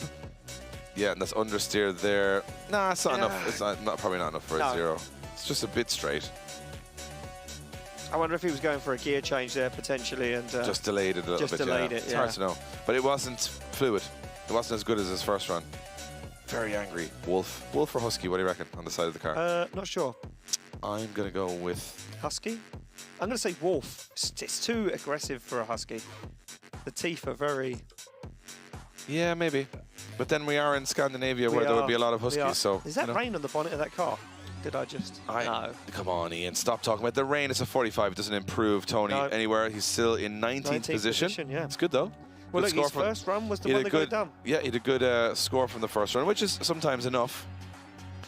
There's some dapper suit. Some jazzy suits going on there. Is that a new thing at Drift Masters now? You turn up with a jazzy suit on? Yeah, well, we didn't get the memo on that one. Final, we should wear suits. Well, we're off camera, so we can wear we can wear what we want. Yeah. Nicholas Bertens, the Latvian driver, pulls to the line, an 81, Dave. Look, we've said it wasn't the cleanest run we've seen from him. He's off the line through the gears. Look at that, that flick on initiation. Gets it dialed in. He's going to want to score high here. It's his style when he comes alive in the top 32. Stays very wide on outside zone 2. That's a nice line. He's going to be wide now the transition. Cuts it a little bit clean. Looks for outside zone 4. I'm not sure he's as deep as what we assumed there. Goes for the transition back on 6, flicks it across the circuit, keeps it on the tarmac, looks for the final outside zone across the line. Textbook as always. You know what? I think that's going to score really high, really high. I'll tell you why. Fluid transitions, probably more fluid than anybody else. Real speed through the course. I don't know. Ian, we're not going to fall out of this. I'm going to show you in the replay. You show me, David. He gets late to the zone. He gets late to the zone, but not too late. He still gets there. Runs the rear end of the car all along that zone, and I quite liked this fluid transition. No, because look how far he is on the inside. But he gets here, look, he's out at the wall, and then this transition, look at the speed. Full throttle, little dab at handbrake, gets the whole zone. It's the first time we've fallen out now in the whole qualifying. For today as and now the judges are going to decide who was right, because if it's a good score, I was right, and there you have it, an 88 on the board. Wow. 88 on the board, showing Ian that he knows a bit, but not a lot. I know a little bit, but everyone at home knows it already. I don't know a lot. I get by. We never claim to. I get by. We do our best. I'm not pro. 7th position for Nicholas Bertens, and I think a nice fluid run now can do a lot of wonders for your score. Well, yeah, it looks that way, Dave. Calin Ciortan comes off the line now, the Romanian driver. He's hoping to improve on a score because he was, and he is, out of that top 32. So puts the back end of this Nissan 206 S13 up into the wall, looks for the transition, gets it done. Now looking for these fluid transitions, as I do finger quotes in the sky. What can he do? That was very deep on outside zone 5. Looks for the transition back again, keeps it between the white lines. That'll keep the judges happy. Up into that final outside zone, across the line goes Calin Ciortan as he gets that job done. Second qualifying run in the bag. Yeah, and again, I mean, the scores are going to be tough here. I think what we're going to see as time goes on, very good scores, not qualifying. That's what are very good runs, rather. I think we can see. I think we're going to end up seeing like almost 80s for top 32. I would imagine so. At this point in time, at this point, we're still quite early in the second half of qualifying, and we're seeing some big scores drop in. And well, I'm going to look at the cutoff now, and the cutoff is still a 70 at the moment. Manuel Vaca is on the cutoff. Yeah, still everyone has second runs to go, so you know we're not saying anyone is where they are, but No, that will be decided at the end of this show. Yeah, but CALIN CIORTAN certainly can't do anything more about it. He's got 2 scores on the board now. We don't know what the second one is just yet. He does get to the outer zones, but it's probably lacking just a tiny bit of style, just a little bit of aggression. It's a 70, right on the borderline. So he goes into, just because he has a second run. Because he has a second run. It's the only way he's staying in the show at the moment. There's probably 5 or 6 drivers on a 70. Look, categorically looking at the people that are out, Dave, it doesn't look good. It's just a wait now. Henry Hamper sits on the line. He's on a 67 in a borrowed car as it stands at the moment. He comes off the line, flicks the car across the circuit. He's seen what the rest of the contenders have done. Or a little wibble on a wobble as he makes his way into outside zone 1. Now very fast through outside zone 2, and he falls out way early. Now he's going to have to really work to save this one. He's going to have to work hard to get himself back on that qualifying line. A strange transition. He gets to outside zone 5 a little early. Gets himself back on that qualifying line now as he looks at that final outside zone, up to the wall, across the line. Henry Hamper is all he can do is hope and pray that's enough. It's a good run. And you know, I was just noticing that, you know, there's a little chatter there behind the scenes here that there is absolutely torrential rain about 1.5 kilometers away, but not here. I told you. It looks like it's going to pass away. We're like Formula 1 now. We've got the radar. We need the radar next. We have phones. I mean, we're not quite Formula 1 yet, but I would say that we are able to use our technology to know that I think we might escape this one. Don't hold me to it. Kevin O'Connell's words weren't quite what you said. No? Yeah, no. He thinks it's not? Well, Kevin O'Connell, well, he's never wrong, to be fair. Never wrong. Never wrong. So, this is another great run from Henry Hamper. I mean, we've seen him in 3 cars now in 3 rounds, which is interesting. You've got to feel for a man that's, you know, trying to fight in a championship. And you can't fight if you can't hold a car down. Like, that's the problem. 64, he's out of the show, he's out of the weekend. It'll be heartbreak for Henry Hamper and the fans and all of his crew that have worked tirelessly to get his S15 done. Unfortunately, not making it to competition. And you know what? Just a couple of weeks, Dave, he'll be at Riga, and Henry Hamper will hope that he has that machine under him ready for that competition. Enver Haskasap, the North Cypriot driver, now sits on the line. 1,000 horsepower Toyota 2JZ S15 comes off the line. Haskasap, well, he always brings the fireworks. Can he bring a roller coaster? Right now, as he parks it into the wall, bad accident for Enver Haskasap. That's a big one. That's a big one. And I was just about to say that Dwayne McKeever is running around the paddock right now looking for an R32 GTR half shaft because he can't get his car going. And I was just about to say, how many more cars are we going to see claimed by this track? And then right away, Enver Haskasap goes straight into the wall. He was going for a big run. He was. And he had to do it. Big carnage right now. As Enver Haskasap is, you know, that's a big one. And it's probably ended his weekend. This guy, I wonder if he's wearing a pair watch. I don't know if I could say the correct name, you know, that tracks the steps, because he must have run at least 30,000 steps today. Run 30,000 steps? The Marshall and the track team here have been absolutely exceptional. The amount of work they've done today, because this is, you know, you guys are watching qualifying, but before qualifying there was just as many hits in practice. Now watch this again on the replay. It's just so, he loses it here, back end's gone. Gone, yeah. And then once you hit it, is that because it's getting colder? I think so. I think the track temperatures are dropping, the guys are driving and picking points on the track. Well, there's people putting coats on, and there's people putting rain jackets on by the fence. Is the rain coming in? I need to see an umbrella before I can confirm it, but I'm telling you now, the temperature is dropping. I need to see an umbrella until I can confirm rain. As soon as you see an umbrella, I don't know how hardy the finish are. What if someone now has just puts an umbrella because they just want to fool you? I mean, didn't think of it, did you? They might lead me down. Well, the guys are still on the roller coaster over there, so it must be fine. Dave, it was raining yesterday and they were still on the roller coaster. Good fun. Here we go. Look, back in Calais Road and Parapets. This is his father, the rally legend, working on the car, trying to get the car dialed. I think Calais in the bag now, collecting his faults, Dave, maybe chilling out before he thinks about what he's got to go and do in the car. Yeah. There's definitely damage done, and they've obviously been able to remove the whole rear section of the car. The course is on hold at the moment. You can see those clouds look absolutely delightful. Sunshine right above us. And if you're one of those drivers on a zero with your car, so right now we have Dwayne McKeever saying that he can't get the car repaired at the moment, doesn't have the part. Shanahan. He needs a GTR half shaft. We've Shanahan, who says the steering is binding. We've Rovanperä, whose back end of the Supra is in pieces. We've got a lot of drivers there. And Zalewski, again, another driver that has one whole side of the car torn apart. This is a tricky time for these guys. And it could be that, you know, the likes of, say, Enver Haskasap, for example, here, crashing. Not that anyone would want anyone to crash. No. But these delays are sort of helping the guys behind the scene to get things together. But we're still seeing a lot of panic. Or are these crashes and are these course hold-ups encouraging the rain to come in more because we're prolonging the amount of time it's taking? You know what? Didn't think about it, but now I am. You're right. I mean, everyone knows there could be a sprinkle of rain. You want to get these runs done as fast as possible. If you're next on the queue right now, and if the next driver up, as far as I can see, is Maciej Jarkovic, you're sitting there going, will you just please let me go before the rain comes in? Yeah. But at the moment, we have a delay on track. We have course on hold for Enver Haskasap, another big hit with the wall. And you know, we've been having some fun up here. We're trying to have a good time, but at this point, it's really starting to set in that there's a lot of carnage on this track. There's a lot at stake as well, Dave. When you think about it now, we're halfway through the championship. There's a lot of guys that are kind of now in the contention for a championship that maybe at round one didn't really think that this was going to be the year. They thought, we'll go in, we'll see, we'll play it out again. We'll kind of work out the kinks, we'll see how it plays out. Now they're sitting there saying, well, this could be the weekend. This could be the time it happens. But maybe haven't scored as well in qualifying or scored at all, as we've seen, in qualifying. And now we're seeing guys coming off the track, rain coming, potential rain coming in the next 45, 50 minutes. This could all play in to when we get to the final in Poland. I'll also put it this way. Big strike of lightning just beside the track here as we're expecting thunder very, very quickly. And I'll tell you one thing. A lot of oil being dropped from the back of Enver Haskasap's car right on the wall, right on the line that the judges want the drivers to go on.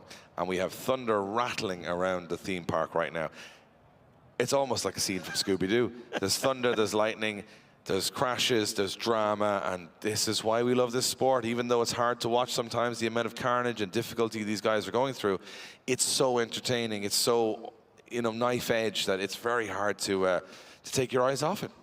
Yeah, I mean, look, I don't even know how this is going to play out by the end of qualifying, and I don't even know what the top three are even going to look like for the end of qualifying. I mean, we just see a wildcard driver slot himself in third place like it was a walk in the park. In probably the only left-hand drive JZX 100 in the world, I'd say. And the biggest car on the grid. Oh, no. Felix Lindvall has a Mercedes-Benz. Yeah. There's a couple of luxury boys out there. There's a couple of Ubers out there. There's a couple of grocery getters out there. Keski Korpi putting his hand in the ring saying, hey, come on. Got a full touring over here. So we got a recovery on track now. They're having a look at the oil that was dropped from Enver Haskasap's car. It looks like that engine was we may have had an oil pipe knock off when the car hit the wall, or it could be differential, I'm not sure which, but Enver Haskasap, he's not going to be happy. No. North Cyprus, look it up on the map and look up Finland and look at the distance between the two. Yeah. To come all this way to not get your second qualifying run is absolutely heartbreaking. Well, it's the end of the weekend for him, you know, it's a 67, I believe it was, 67 on his first qualifying run. That's not enough to get him in the show, so we'll have to wait out now till Riga in 2 and a bit weeks' time, where we head to Lavia. Riga, baby, as you said, Dave. Another unforgiving, super fast, dangerous track with no runoff.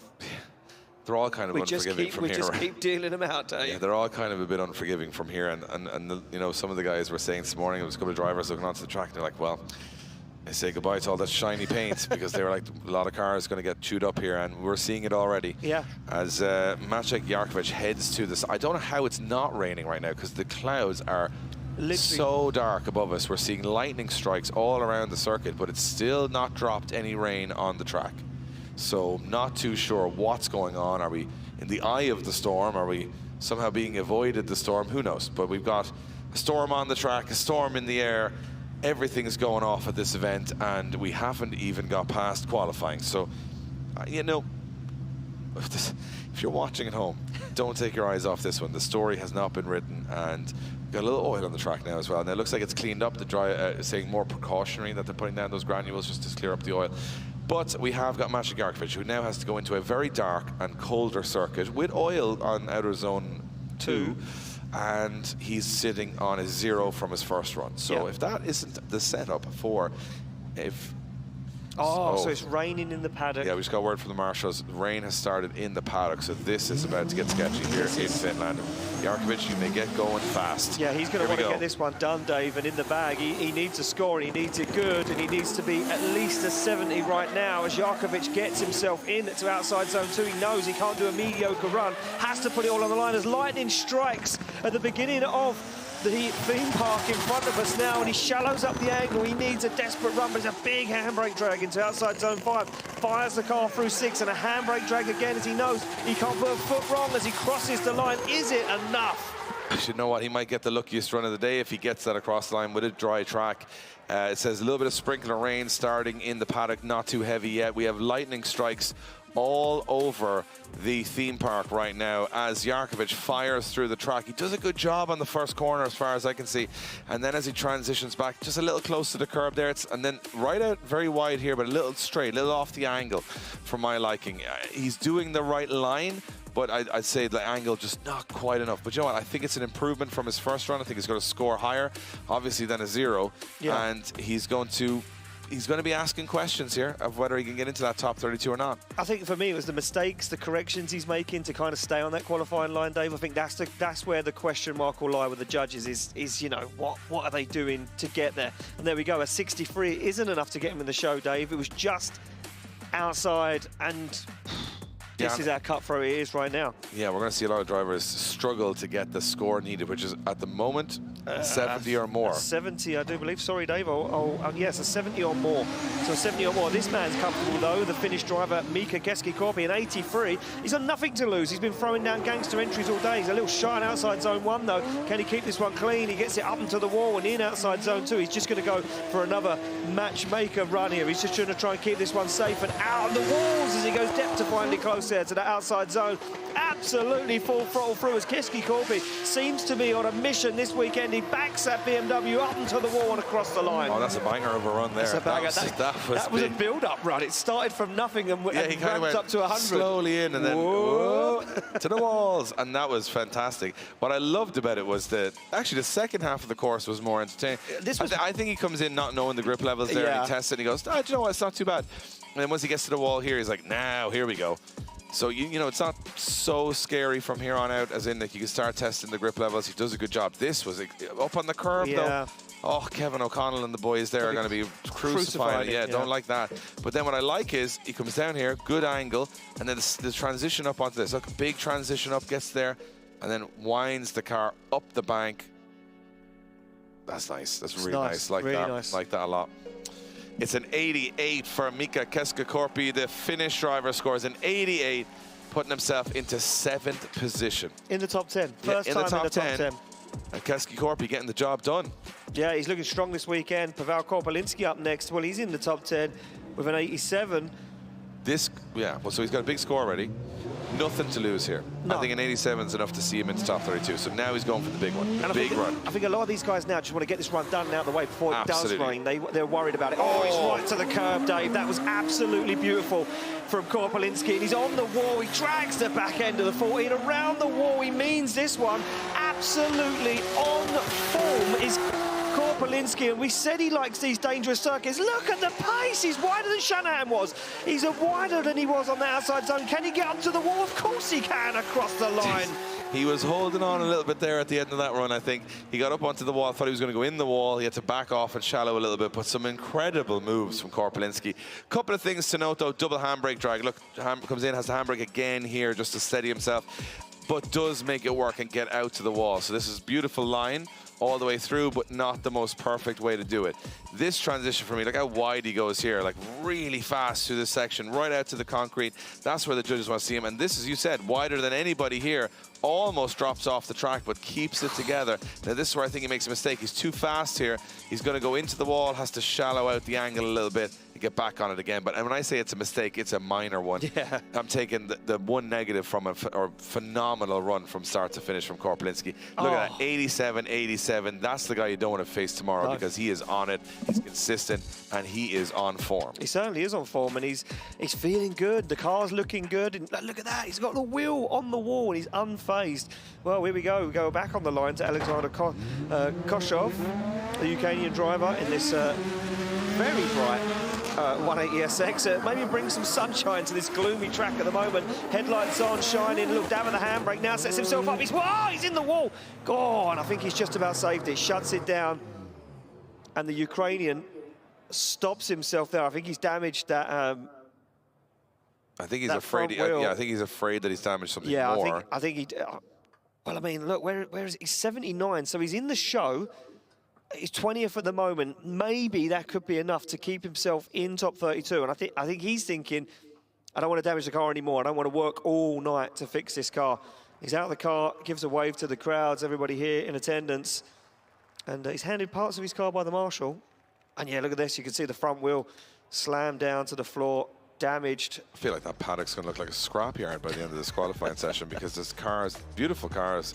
Now, this is a strange one because he does lose this car very wildly halfway through that corner. Look at him on the brakes. He tries to keep it out of the wall. He tries to steer it out of it, but he does a good enough job of getting out of it. I think what he's afraid is he's hit the front, and I think he's turning the car off simply because he's afraid that maybe something popped off, or oil, whatever. You don't want to fire or whatever. No. Clever move, because you're not going to go anywhere from there. You can see him go, look, watch, straight for the kill switch here on the roof. Yeah. Boom, turns the car off. Or ignition and then the kill switch, I'd imagine. It's professional, Dave. Professional. Not like us. He's not happy about it. Well, he's probably happy the car's not worse. He's still in the show, though. Yeah, for the moment, he's in the show. 20th position at the moment, Alexander Koshov. So, you know, again, probably he's been very clever with that one. He didn't want to stay in. He didn't want to try and do too much. Killed the car straight away. He doesn't want to do too much work tonight to get back onto the grid tomorrow. Top 32 precious. And at the moment, a valuable entity to get a hold of. There's a lot of people that haven't got a spot in top 32. Big names.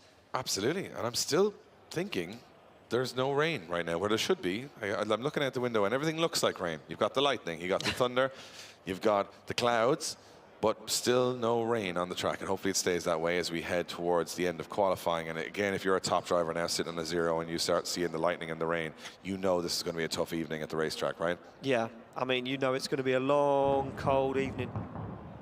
Wow.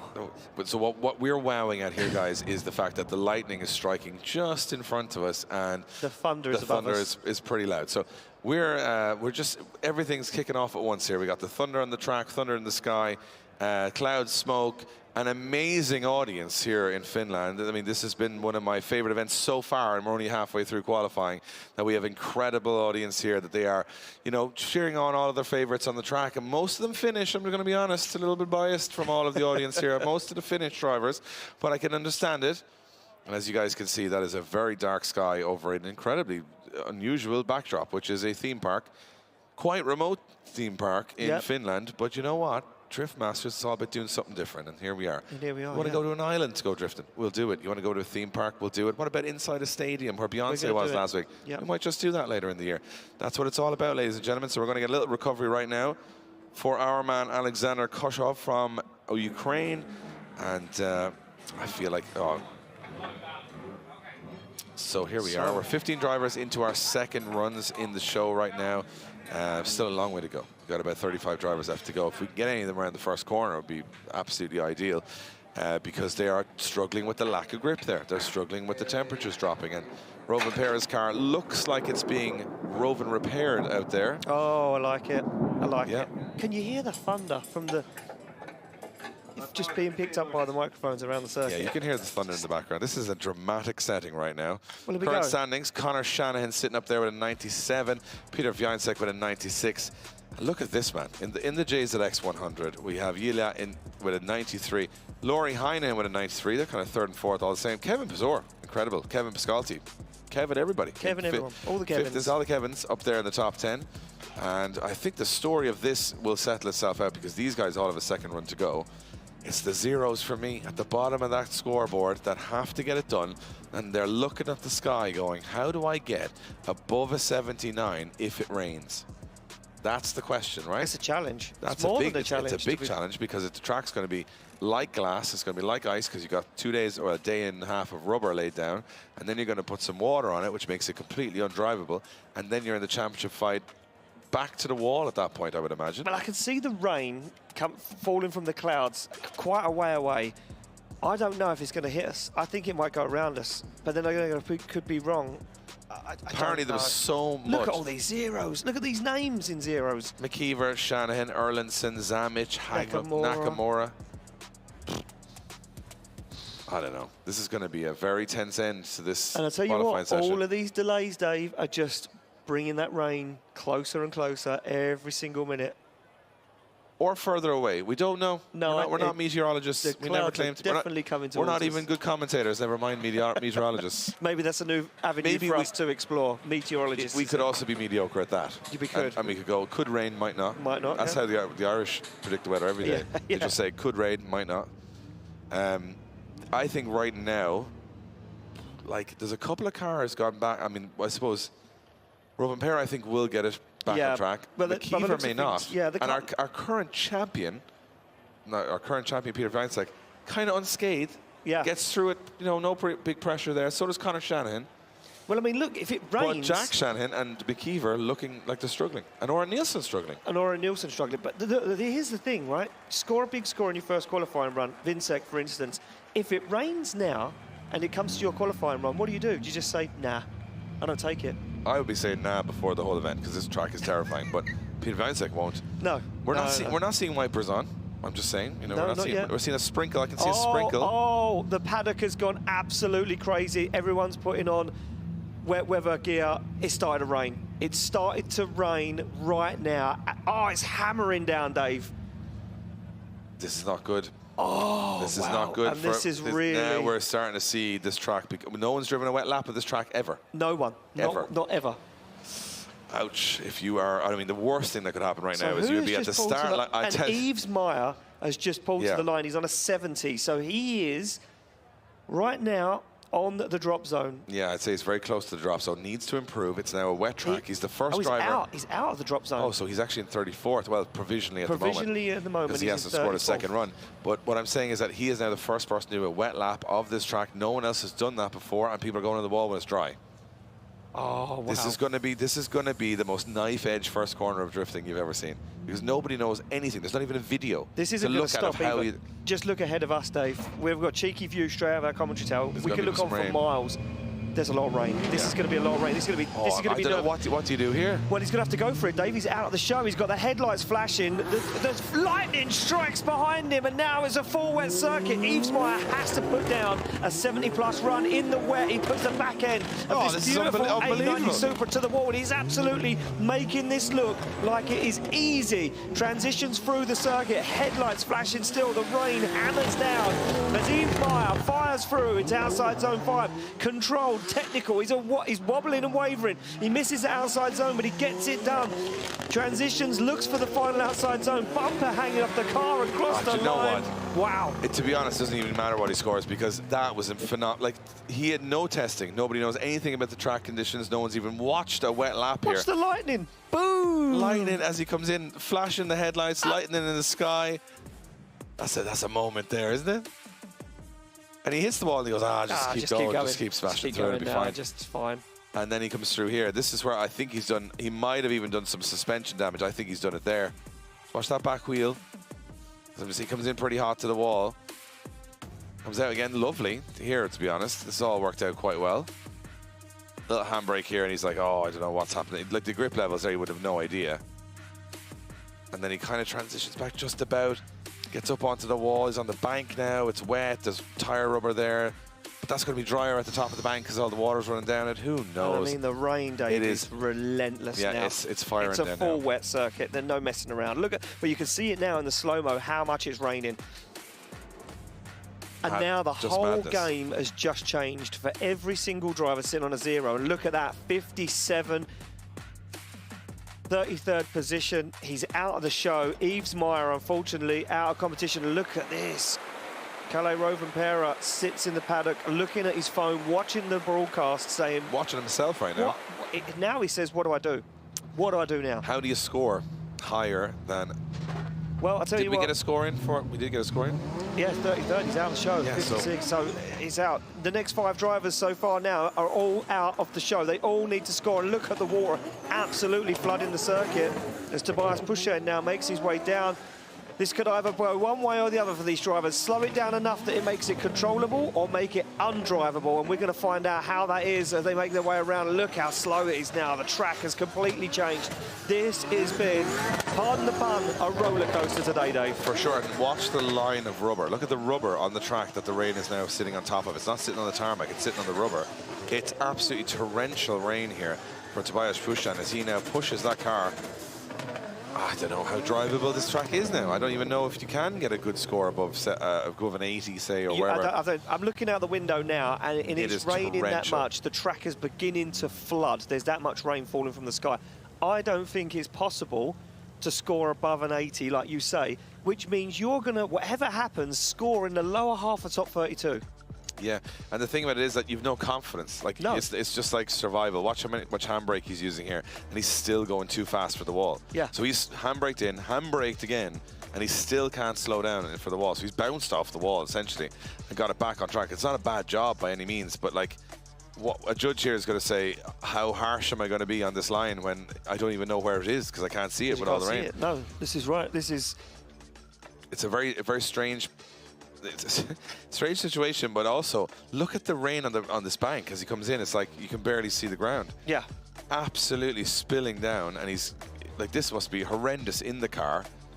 It's tough to watch. These guys are under pressure and at 59. So like, 59. I don't think like that's not a bad run in these conditions, and the track will start to flood now. What's standing water? We don't know. I mean, it's already flooded now, Dave. You think so? Yeah, look at this. You could see it washing across the circuit. Inside zone 3, yeah. So there's a river running across the track. We've got course on hold. We've got course on hold at the moment. Oh, Dave, I mean, we can look out the window here. Unfortunately, you guys haven't got the same view of what me and Dave have. And I can look down at the start straight, and it is at least 2 inches deep of water already. Sorry, I'm just listening to some information being fed into my headset. So basically, our safety officials, Masha Polly, is saying that the rain too heavy. So whatever about the track, the rain is too heavy for someone to see out of the car. So Maciek Polity, our safety advisor, has said that the course will be on hold until at least this shower goes by. Now, this shower that you're seeing is a thunder shower, so it's not going to stick around for hours and hours. It's going to go away after a little while. What that leaves behind it, how flooded the track may be, I have no idea. But right now, that it's the sheer weight of the rain that's coming down, the heavy rain, means that we're getting a river across the track. As you can see, we're getting standing water, and we're also going to get an issue where the wipers aren't moving fast enough to clear it. So it's actually just a safety issue. So we're putting the track on hold for a little while. We're going to get some more information for you guys as soon as we can. I have never in my lifetime seen so much drama. We had drama before it rained, and now it's raining, not only just raining, but heavily.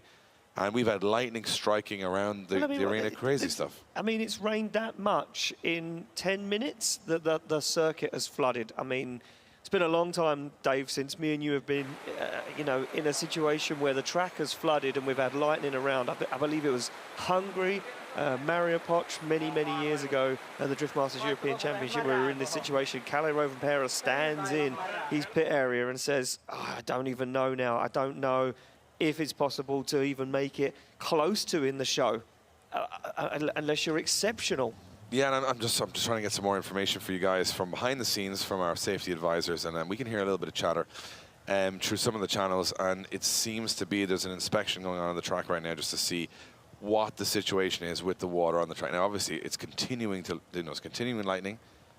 We saw it in Wiesmeyer's run, the lightning strike behind which I've never seen anything like that before. And we've camera equipment out there. We've got people out there. You can see cameras are under pressure. This is torrential rain. It will pass. Yep. And it will clear up. I do see clear skies in the distance, but for the moment, this is absolutely hammering down on the circuit here.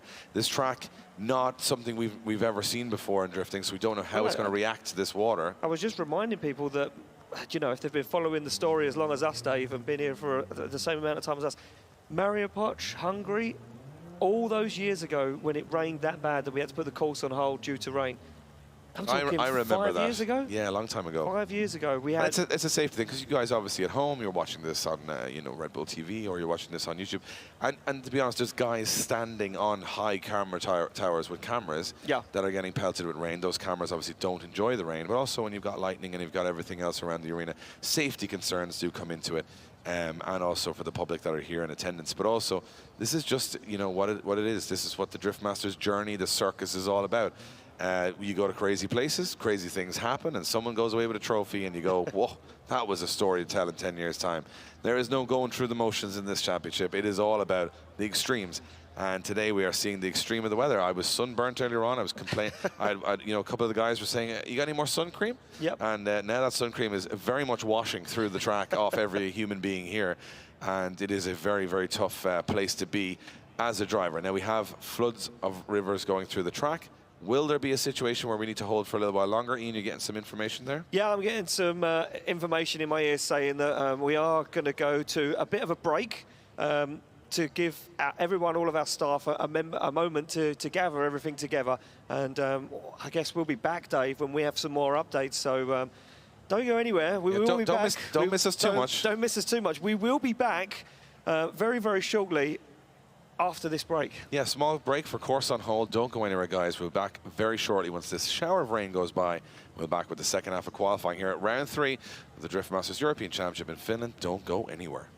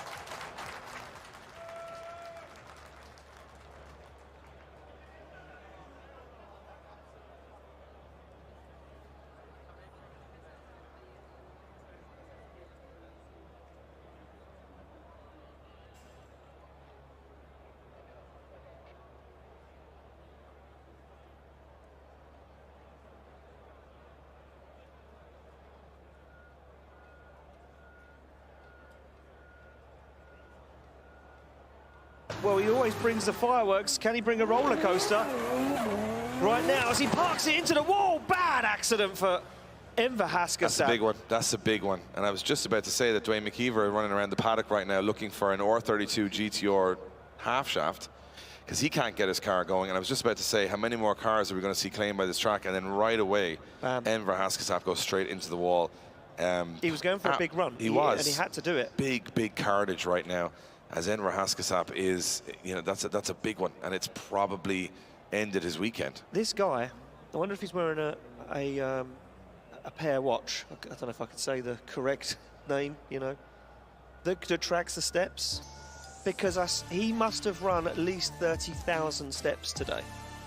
Run 30,000 steps? The Marshall and the track team here have been absolutely exceptional. The amount of work they've done today, because this is, you know, you guys are watching qualifying, but before qualifying there was just as many hits in practice. Then watch this again on the replay. It's just so, he loses it here, back end's gone. Gone, yeah. And then once and picking points on the track. Well, there's people putting coats on, and there's people putting rain before I can confirm it, but I tell you, Umbrella, I don't know how hardy they might lead me down. Well, the guys are still on the roller coaster over there, so it must be fine. Dave, it was raining yesterday, and they were still on the ledge. Dave, maybe damage done. You can see those clouds look absolutely. You're one of those drivers on his part. Shanahan. We have Hera, who's back again. Another time for the example. Everyone let me go for Enver. You see the go in saying, well, this could be the weekend. This could be the time it happened. Right, could. We're Enver, and we look. It's take your. Oh, this is going to play out by the end of qualifying and. Next 100 in the world. I'd say. There's a couple of out there. Keski Corpy putting his hand in the ring, saying, "Hey, you may have had an oil pipe." Enver has got the distance breaking. To get him in the keep dealing him out. Yeah, they're all kind of a bit unforgiving from here, and the, you know, some of the guys were saying this morning. There was a couple of drivers looking onto the track. And they're like, "Well, seeing it already." Yeah. Clouds are literally so dark above us. We're seeing lightning strikes all around the circuit, but it's still not dropped any rain on. Are we somehow being avoided the storm? Who knows? And we haven't even been home. Don't take your eye up the dry, saying more precautionary that they're putting down those granules just to clear up the oil. But we have got 1, 2, and he's sitting on a 0 from his first run. So if that isn't the third for the Marshals, rain has started in the paddock. So this is about to get sketchy here in Finland.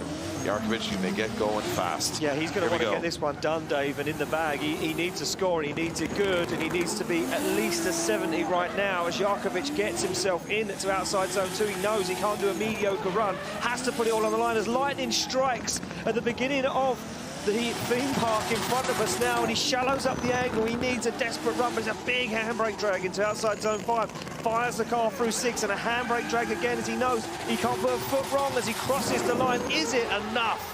You should know what, he might get the luckiest run of the day if he gets that across the line with a dry track. It says a little bit of sprinkler rain starting in the paddock, not too heavy yet. We have lightning strikes all over the theme park right now as Jarkovic fires through the track. He does a good job on the first corner as far as I can see, and then as he transitions back just a little close to the curb there, and then right out very wide here, but a little straight, a little off the angle for my liking. He's doing the right line, but I'd say the angle just not quite enough. But you know what, I think it's an improvement from his first run. I think he's going to score higher, obviously, than a 0, and he's going to be asking questions here of whether he can get into that top 32 or not. I think for me it was the mistakes, the corrections he's making to kind of stay on that qualifying line, Dave. I think that's where the question mark will lie with the judges is you know, what are they doing to get there? And there we go, a 63 isn't enough to get him in the show, Dave. It was just outside, and this is how cutthroat it is right now. Yeah, we're going to see a lot of drivers struggle to get the score needed, which is at the moment 70 or more. 70, I do believe. Sorry, Dave. Yes, a 70 or more. So a 70 or more. This man's comfortable, though. The Finnish driver, Mika Keski-Korpi, an 83. He's got nothing to lose. He's been throwing down gangster entries all day. He's a little shy on outside zone 1, though. Can he keep this one clean? He gets it up into the wall and in outside zone 2. He's just going to go for another matchmaker run here. He's just going to try and keep this one safe and out on the walls as he goes depth to finally close there to the outside zone. Absolutely full throttle through as Keski-Korpi seems to be on a mission this weekend. He backs that BMW up into the wall and across the line. Oh, that's a banger of a run there. That was a build-up run. It started from nothing and ramped up to 100. Slowly in and then whoa, to the walls. And that was fantastic. What I loved about it was that actually the second half of the course was more entertaining. I think he comes in not knowing the grip levels there and he tests it and he goes, oh, do you know what, it's not too bad. And then once he gets to the wall here, he's like, now, here we go. So, you know, it's not so scary from here on out, as in, like, you can start testing the grip levels. He does a good job. This was up on the curve. But then what I like is he comes down here, good angle, and then the transition up onto this. Look, big transition up, gets there, and then winds the car up the bank.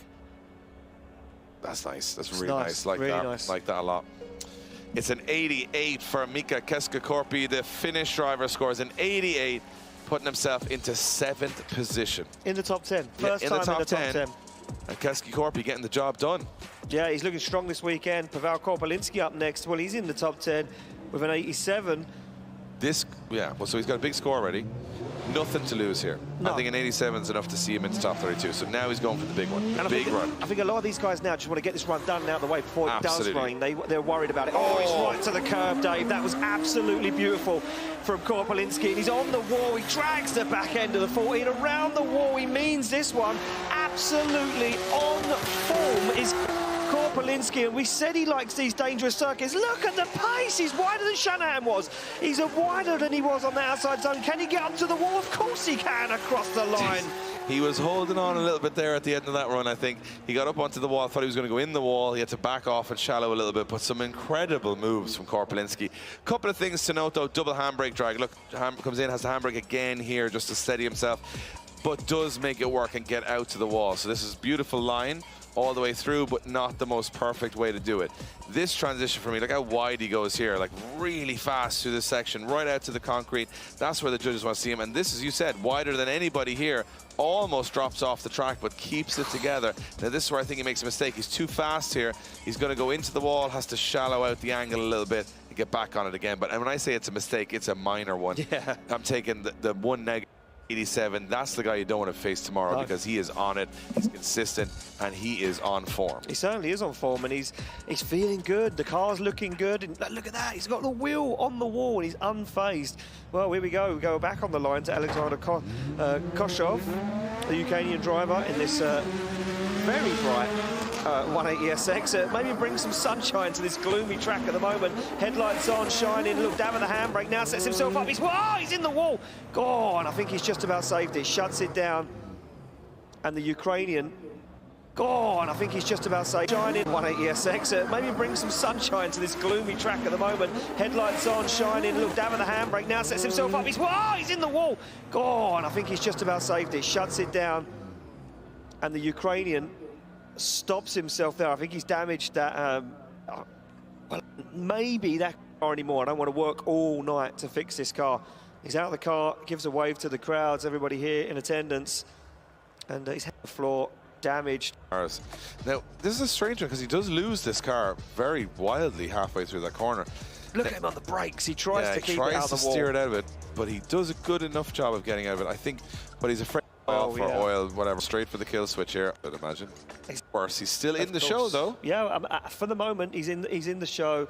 Again, probably he's been very clever with that one. He didn't want to stay in. He didn't want to try and do too much. Killed the car straight away. He doesn't want to do too much work tonight. Valiums. Absolutely, and everything looks like rain on the track, and hopefully it's seeing the lightning. Is the sky been one of my, shits here? Most of the Finnish drivers, but unusual. You know what? Drift Theme Park will do it. What about inside a stadium where Beyonce was last week? For our man. So here we are. We're 15 drivers into our second runs into the first corner. Struggling with out there now. 6. Look at this. Connor Shannon. Yeah, you can hear the thunder in the background. This is a dramatic setting right now. Well, current standings, Connor Shanahan sitting up there with a 97, Peter Wiancek with a 96. Look at this, man. In the JZX 100, we have Yulia with a 93, Laurie Heinen with a 93. They're kind of third and fourth, all the same. Kevin Pizor, incredible. Kevin Pascalti. Kevin, everybody. Kevin, everyone. All the Kevins. There's all the Kevins up there in the top 10. And I think the story of this will settle itself out because these guys all have a second run to go. It's the zeros for me at the bottom of that scoreboard that have to get it done, and they're looking at the sky going, how do I get above a 79 if it rains? That's the question, right? It's a challenge. That's more than a challenge. It's a big challenge because the track's going to be like glass, it's going to be like ice because you've got 2 days or a day and a half of rubber laid down, and then you're going to put some water on it, which makes it completely undrivable, and then you're in the championship fight back to the wall at that point, I would imagine. But I can see the rain falling from the clouds, quite a way away. I don't know if it's going to hit us. I think it might go around us, but then I could be wrong. Apparently there was so much. Look at all these zeros. Look at these names in zeros. McKeever, Shanahan, Erlinson, Zamic, Nakamura. I don't know. This is going to be a very tense end to the incredible. Kevin Pascalti. Kevin, everybody. Kevin, everyone. All the Kevins. There's all the Kevins. Up if it's just suspension parts. But if it's anything, see how it plays off. So goes through the back of the circuit. Yeah, I was trying to see, could I see the track from this car? It looks like that engine was.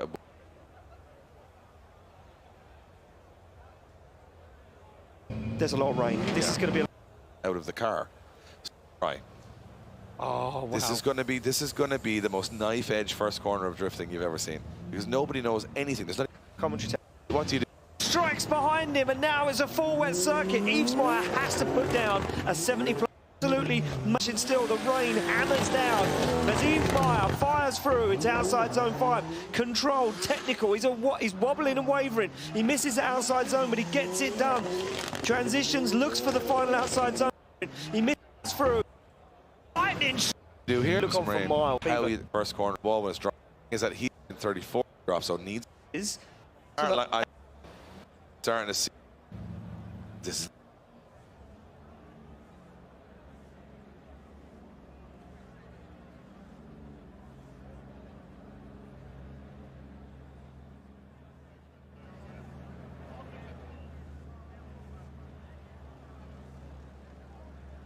Dry. Oh, wow. This is going to be the most knife-edge first corner of drifting you've ever seen, because nobody knows anything. There's not even a video. This isn't going to stop either. Just look ahead of us, Dave. It's going to be a lot of rain. This is going to be. This is going to be. I don't know what do you do here? Well, he's going to have to go for it, Dave. He's out of the show. He's got the headlights flashing. This is Trevor. Not even a video. This is going to be the most knife-edge first corner of drifting you've ever seen, because nobody. Form, and he's feeling good. The car's looking good, and look at that. He's got the wheel on the wall, and he's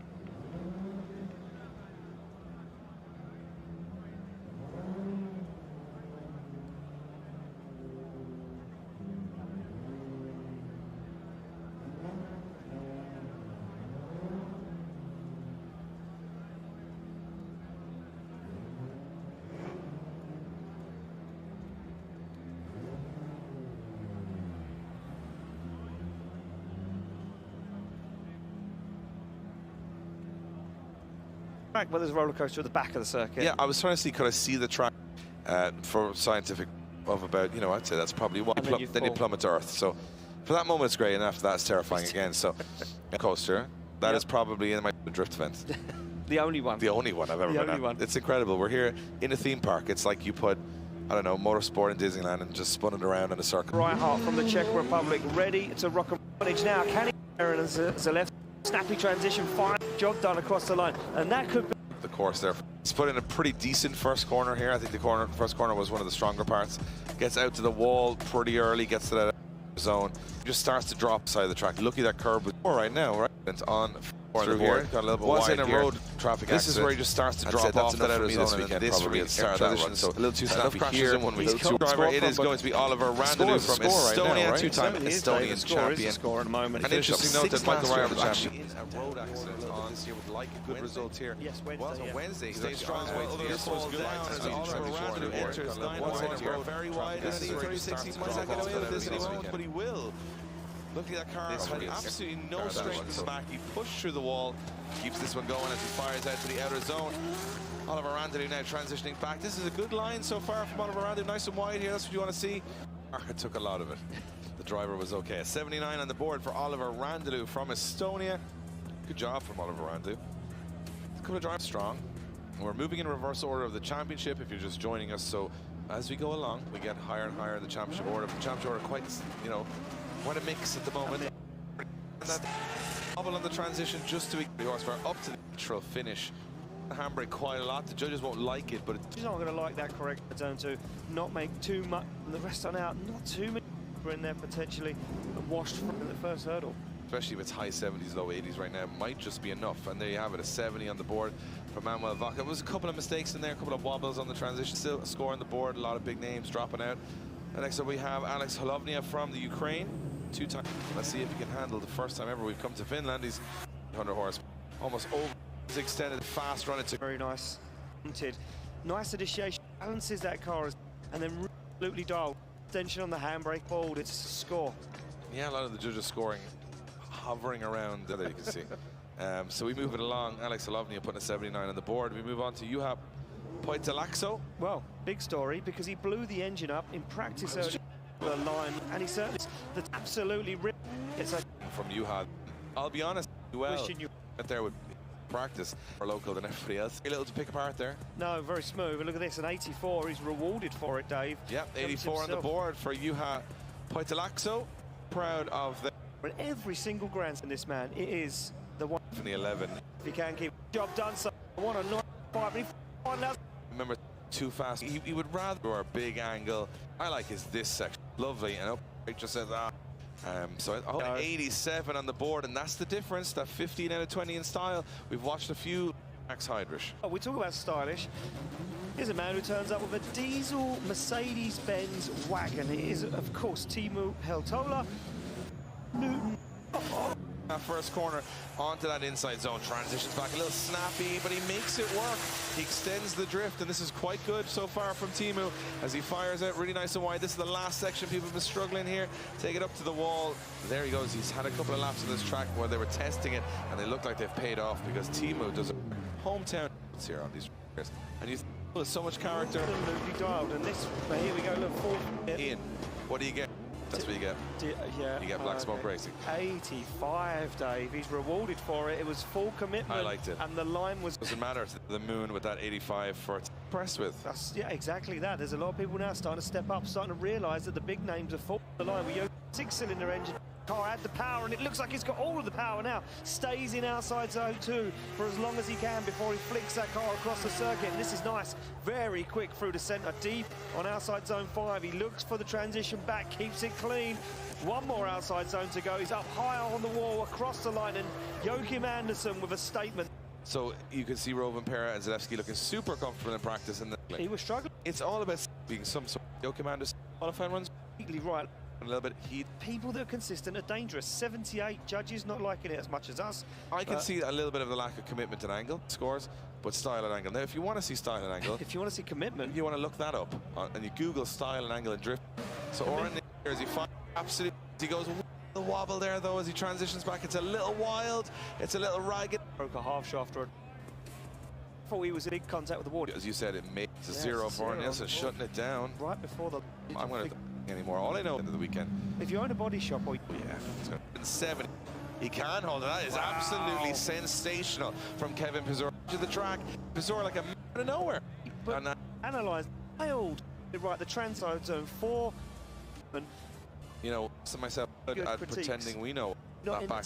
Estonia, a 92 on the board, and a well-deserved 92 in my opinion, because that was, I said it after the first corner, it's the best I've seen anyone through there. It's breathtaking, absolutely breathtaking. Look at this, the final, you can just see him flexing the back bumper. Well, massaging the back bumper. But Kevin Pascotti is another guy that just feels comfortable on this track. We watched him earlier, Dave, while other guys are practicing cone flipping. Yeah, he's not very out cans of Red Bull or what to these drivers in the queue, because they have come alive. I mean, it's still risky, I think, that first corner. Are they just getting away with it? Because I thought this one was going in as well, but look at this, absolutely perfect. Gets there straight away. Perfect. Stays there. It's absolutely perfect. Look, no real major inputs on the steering wheel. He's just keeping it balanced. Not as close.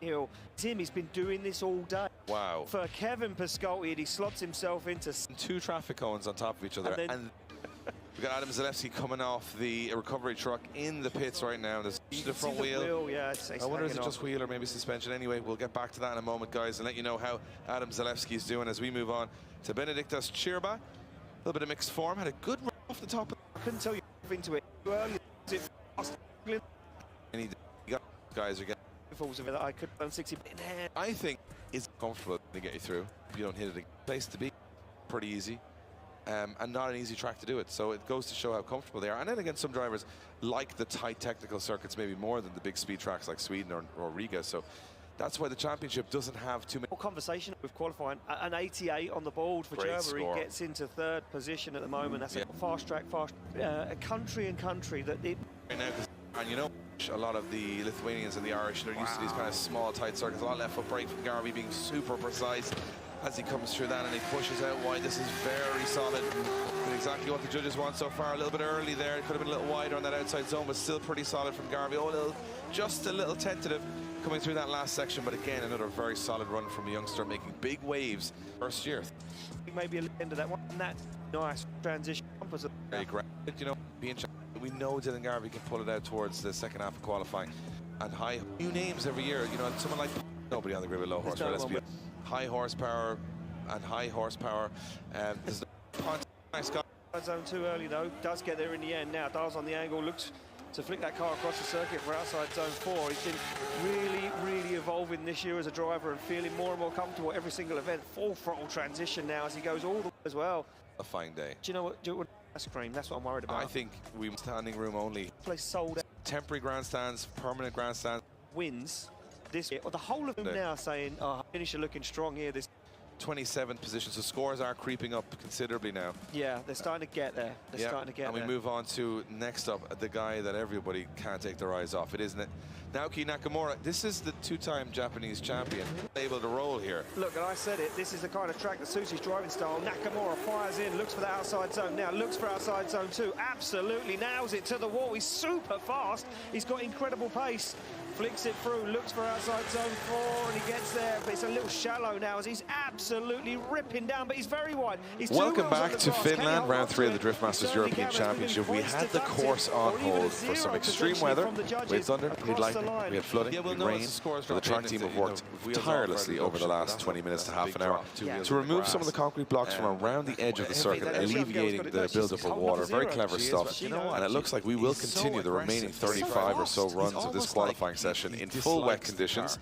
Ian, definitely the most dramatic qualifying session I've ever witnessed in recent memory, and very tough on the drivers now, going out to wet. They're not getting any siding laps as far as I know, and they're going straight into qualifying with no experience of a wet circuit, with a ton of rubber laid down. This is going to be a big challenge. It's going to be a massive challenge, Dave. I mean, look, as far as we've been informed, there isn't going to be any sighting laps. It's going to be straight out, straight into those qualifying runs. Obviously, we see Ismaier and we see Tobias Buschan go out on the second. No practice runs in the wet, just go straight out and hit the track. Unfortunately, didn't improve on their scores. Judges, we had this time, we had this little break where we put the course on hold to, as you say, alleviate that water, let the amazing track team here in Finland clean up the track as best they can to get rid of the big puddles and just clean off the areas where the water was heavy. And we spoke to the judges and they said it's going to be very difficult now to score so high that you're going to be able to challenge the top 10, let alone make it into that top 32. So what these guys now, these 37 drivers that are left to go in qualifying, they've got to sit on that line and say, yeah, it looks fixable, looks like I have to put down a safe run, something where I'm not going to damage the car, but I'm also going to make it into that top 32. It's going to be an exciting last half, quarter, three-quarters of qualifying here in Finland at round 3. But some of the biggest upsets, Kalle Rovanperä, Dwayne McKeever, Jack Shanahan, all on zeros, not feeling happy with the car.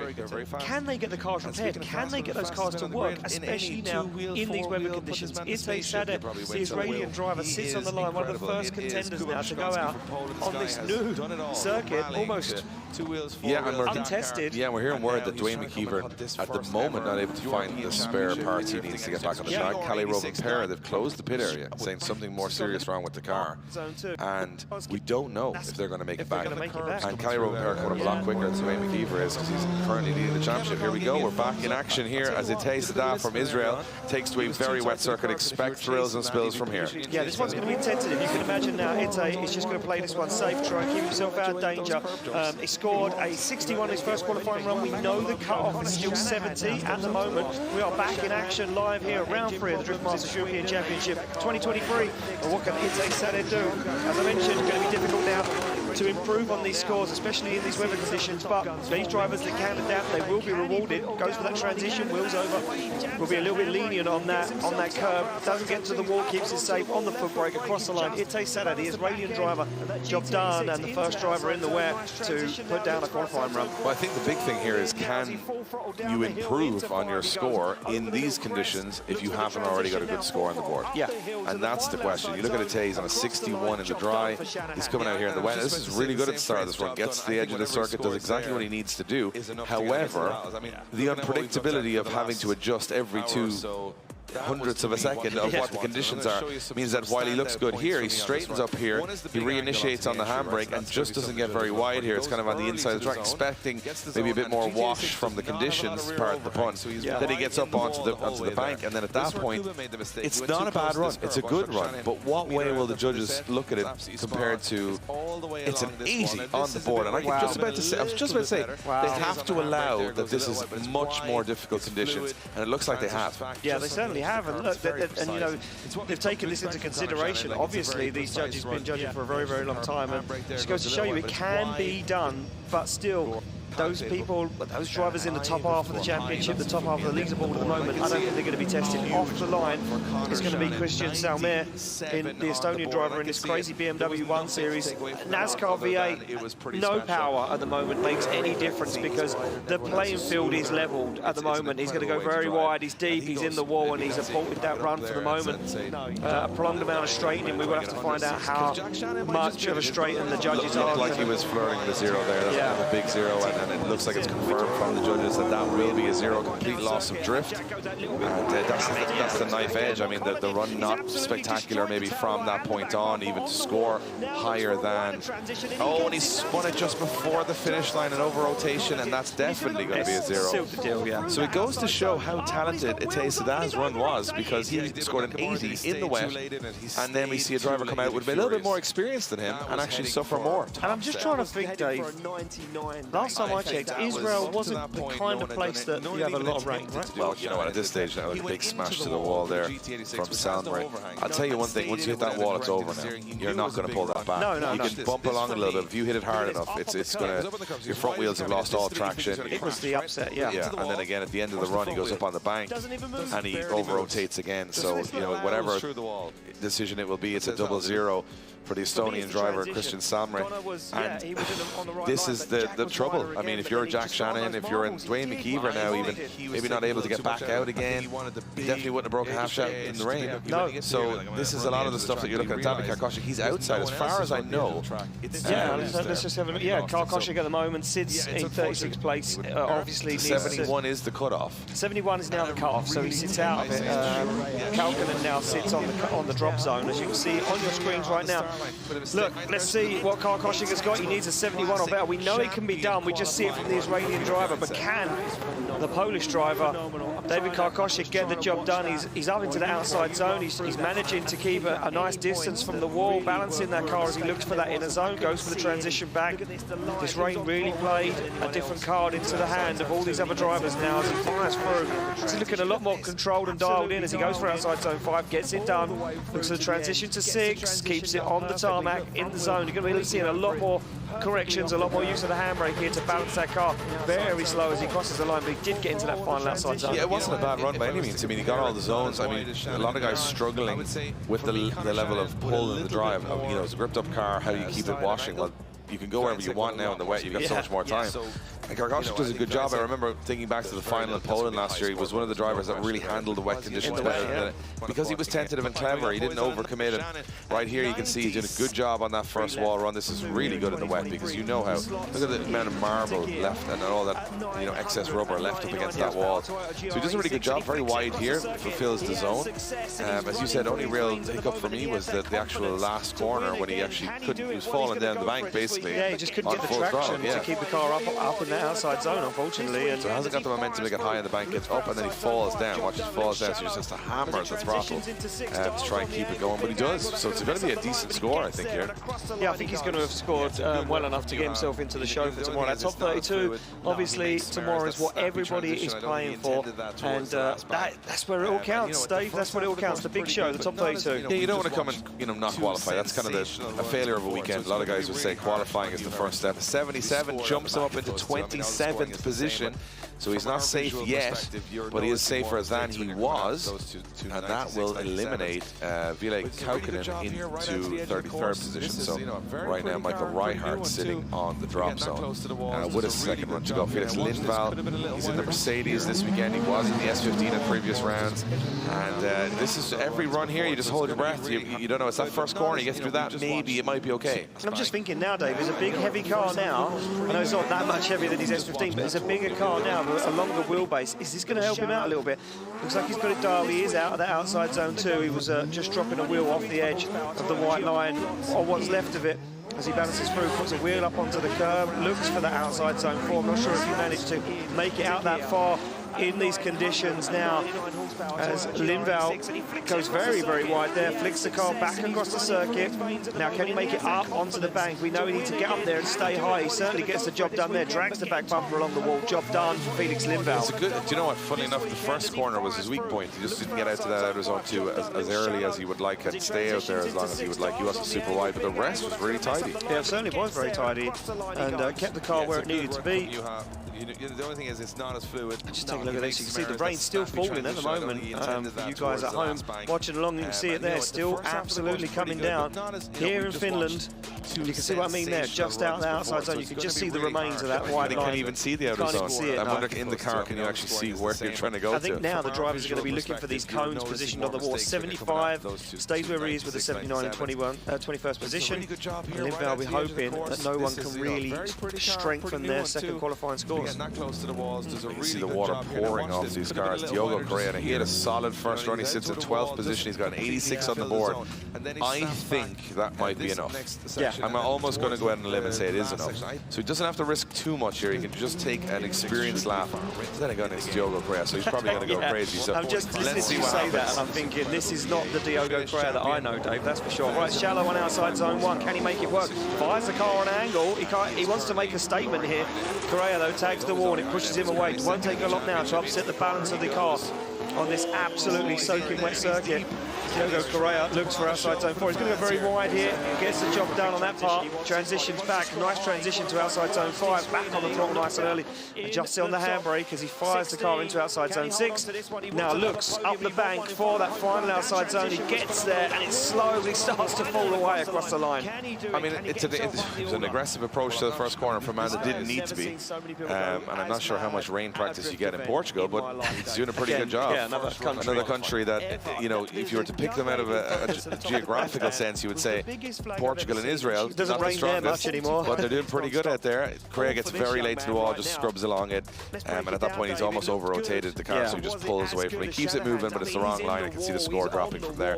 But the 86 from the first run is going to be what it's all about here. I think Diogo just trying to get some wet practice in because we don't know what the conditions will be like tomorrow in the battles. Well, I mean, look, it changed so quickly today. We see the rain in the distance, we see it blowing in, and it did come in, and then we go at 76, 10 points lower. Just goes to show you in the dry, he would have absolutely blown the doors off the place. But Correa will have to be happy with that first qualifying run. As we get back to the line, it is, of course, Norbert Zavic. Now, he sits on a 0, I do believe. This is going to be stressful because he's on a 0. His dry lap, he just over-committed to the first corner and had to back out. Yeah. Now he's in the wet. This is not an easy day for Norbert Zavic. I think he's going to have to really go for it here to get a high enough score to get in.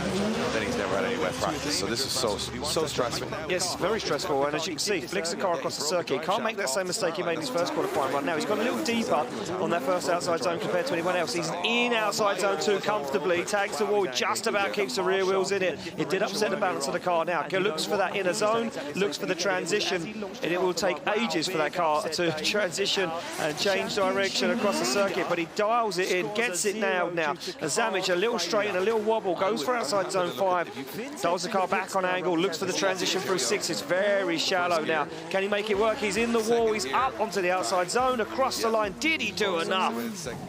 This is going to be a close one. I think it's not a bad run. He does pretty good. I think the problem is the judges are going to look at it going, when we look at the mistakes, do we over-penalise? Do we give our award for the crazy conditions out there? And David Callis, one of our judges, was mentioning to me that so many changes of different surfaces across the hull. So the crossover in the middle is different tarmac, the bank is different tarmac than the first corner, and so on and so on. Does a good job, stays in that outer zone. I think it's a better run than Correa's. So is it enough, though, to get him into that top 32? This is where it gets tough for the judges to try and decide. Yeah, it's certainly, I mean, look, they have got a very difficult afternoon, or the rest of the afternoon on their hands. And can we see Norbert Zavic in that car working away, trying to balance it? You can see how tentative it is at the steering corrections. Every single movement inside that car has to be super precise. As Norbert Zavic had a very straight line approach here to outside zone 5, but he made it work. I'm wondering now if the judges deem this one enough to improve. Tidy wall run there at the end of the run. Yeah, it was nice. I actually enjoyed it. It was a fluid run for how sketchy the conditions are. I quite enjoyed this wall. Look at it, cleaning the track for everybody else, smashing away all the marbles. You can tell nobody's been up that high. With all that rubber still left there. Cool shots though. To come through a 70, not enough. So there you go. That just goes to show you that what the level is, what the standard is. You could do a run like that, not going to get you in the show. And I would say it was a tentative run, whereas, you know, Atay's Sedaz run wasn't. It was quite a risky run. Quite a risky run, and they're still rewarding that risk. So I would be worried if I was someone sitting on a low score right now, because you have to go for it, and that could mean your car on the wall. Well, I mean, look, we've got a few of those coming up. One of them, Christian Hilton, he's sitting on a 0. And then after that, Klim Van Ort, Marco Zaccaril, both sitting outside that top 32. It's going to get interesting, and as we keep going, the bigger names, they keep coming, and the scores keep dropping. So it's going to be interesting as we move forward. Christian Hilton falls to the line now, a very nervous weight. He put this car into the wall badly in practice. He had to repair it. He did get back out from practice, but it's rocked. He didn't feel the confidence he had throughout the rest of the day. What can he do now? With a 0 on the board, he needs a 71 plus to get into the show. He's gone for a wild one. It looks like he caught big understeer, and now he's way on the inside of the circuit, searching for outside zones 2, and he just doesn't seem to get there, as now he dials on the angle. He looks for that in a clipping zone. He gets it, but now he's on an odd line. He needs to work, and look at the way the car wants to wobble and waver across the circuit as Christian Eriksen hammers the throttle down. 900 horsepower, as I say. Doesn't matter right now because you could have 20 and still make it round here. His wheels off the edge of the circuit. Can Christian Eriksen get in the show? It's a big hit, and he's in the wall. He's debeated a tyre, and Eriksen ends his weekend in a crash again. You know, actually, is it the wheel or the tyre? It's the tyre. He's trying to pull away with the wheel half in the tyre. Oh, there we go. He's still moving. But, yeah, he's definitely got a wheel on the ground. But I'll tell you one thing about it is that it looked to me as he approached that last corner, it was out of control. The back end was just letting go. These conditions are so difficult to drive in. It's even hard to judge. It's hard to judge whether or not it's driver error, but I think it's the curb here. Watch, it accelerates the back of the car, loses traction on the curb and fires in at almost a triangular angle. Yeah, I think it's because the curbing is kind of like sections, if you imagine like a brick wall, so where the water's laid between it, it's kind of gave him that traction to fire the car forward. As you say, he's just absolutely projectiled the car towards the wall. And the double zero and 2 crashes in one day, that is not what you want if you're Christian Eriksen. You see the rain's still falling on the track, not as heavy as it was before. It's down to a mild drizzle. It's definitely done damage to this qualifying session, as now the guy we talked about in the first half of qualifying, Eric Gottschalk, thought he was going to come for the big run. Now it's a lot more difficult when it's wet. Well, I mean, look, he's comfortable at the moment. 17th position, 83 on the board. I mean, he's got nothing to lose, Dave. He just goes for it. The only thing he's got to risk is the car. Fires it in, looks for outside zone 2, works the back end, and you can see him on the foot brake, on the clutch, on the accelerator, trying to get that car around this circuit. Very tidy line through that inside zone 3. Now he's absolutely on a beautiful line, Dave, as he goes for 4. This is beautiful from Eric Gottschalk right now. 5 for field. He looks for outside zone 6. This one could be coming together for him. Can he improve? Maybe. Could this be a bigger score than anyone else in the wet so far? It just could be as he puts the bumper to the wall and across the line. Gottschalk absolutely on fire. Well, it shows me that it's possible. It shows me there on that run that it's possible to go out there, be aggressive, be controlled, and get a good score, because I think this is really good. I mean, if you watch the zones, he gets them all. Yeah, oh, 100%. And the line, really, I'm going to say, isn't that bad. He makes it work. He makes it flow around the circuit. I love this part. He's absolutely glued to the wall all the way around here.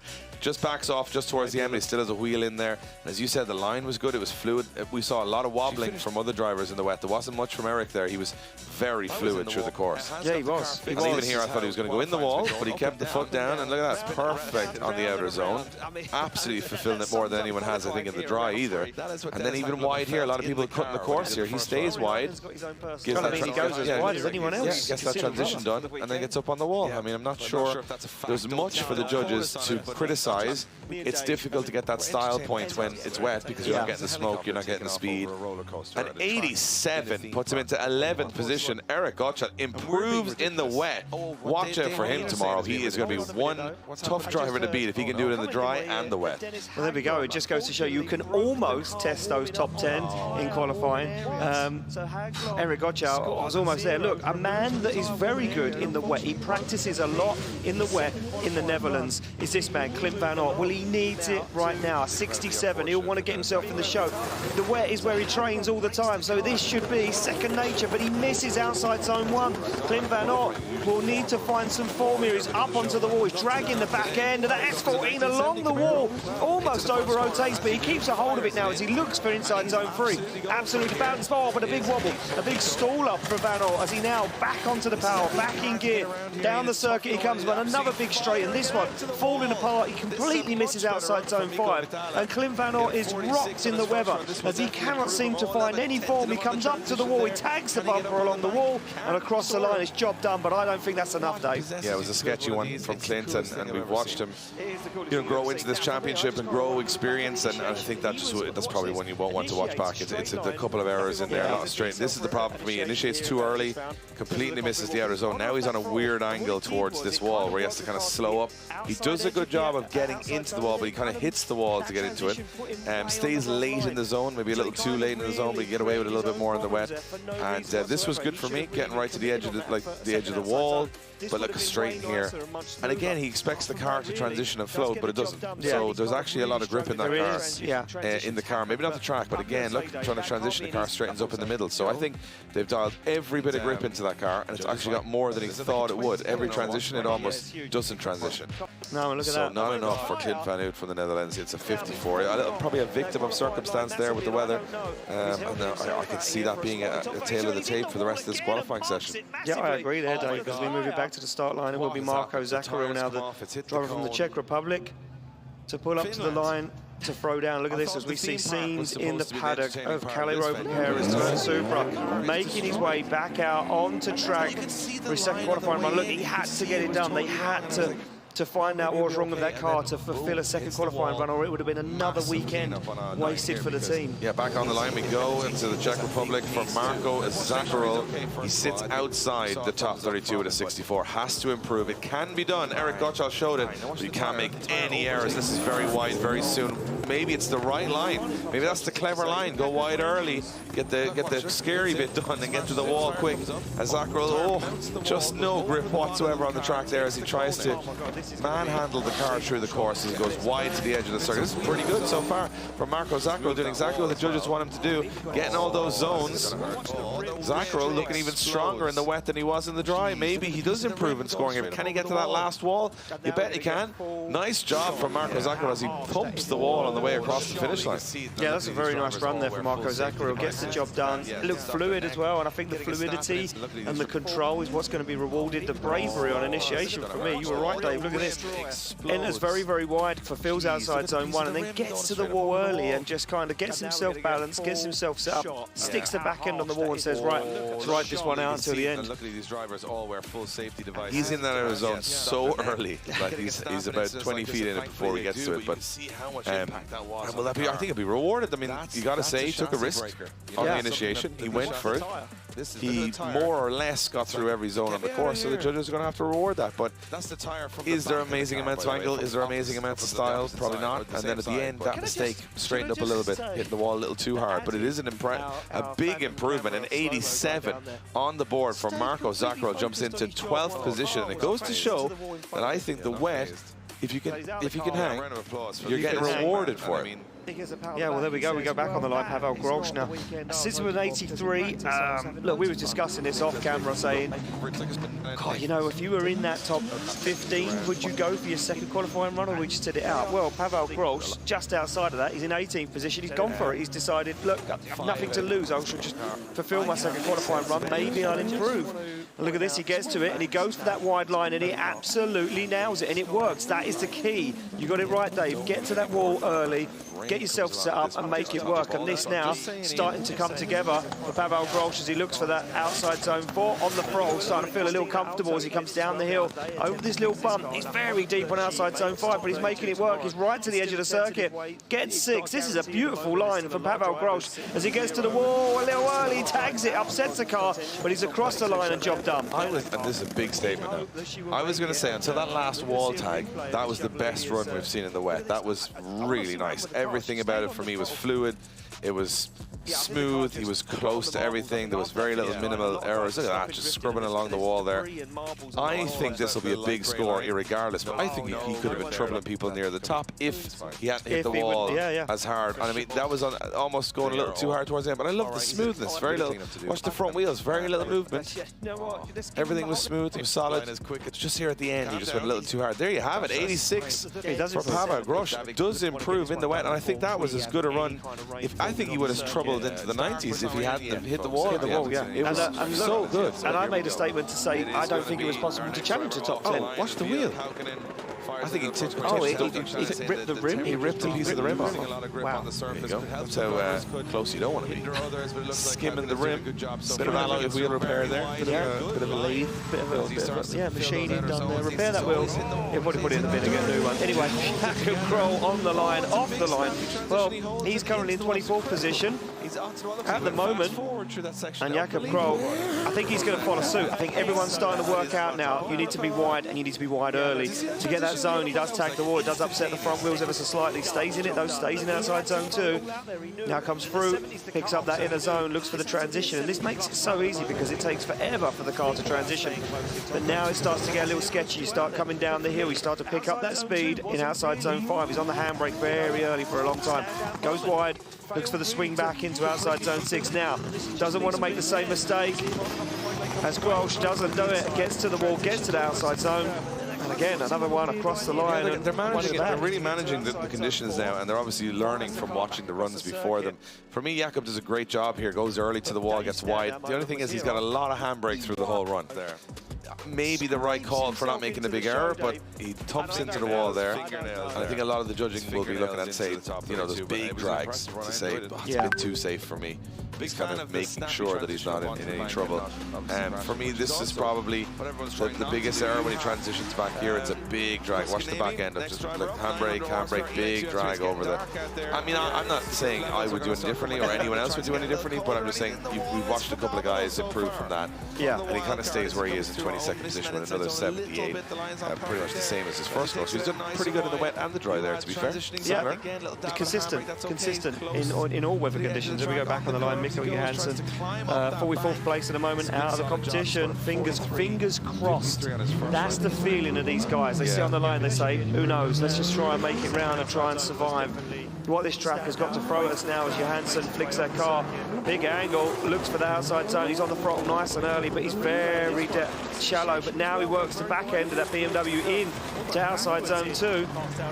Oh, and he's over-rotated. You know what? He was being very aggressive. Yeah, I think he was on too much angle almost all the way through outer zone 2. He just was on the knife's edge. And yeah.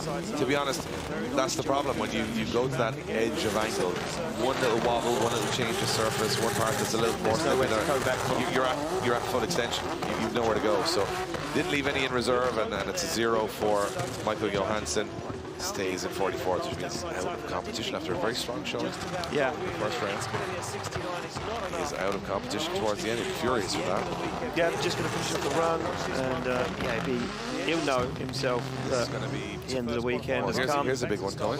But yeah, I mean, this one, 48th place, out of competition, damaged the car badly, now sits with a 0 and looks down a track that can be conquered, but isn't that easy to conquer. No, and Kalle Rovanperä will have, you know, limited wet drifting experience. He's got a wealth of experience of every type of condition in the car. But I will tell you one thing now about Kalle Rovanperä is that he's got to learn from that first run. He went too hot, too hard, hit the car. He's in the wet now, and this is going to be tough for him because he's got to go for a big run. He can't go for a safe run. It's not enough out here. We've watched, you have to risk it. But he risked it on the first run and hit the wall. So this is going to be tough. But of course, one of the most talented young drivers in the world. He's the youngest WRC winner of all time.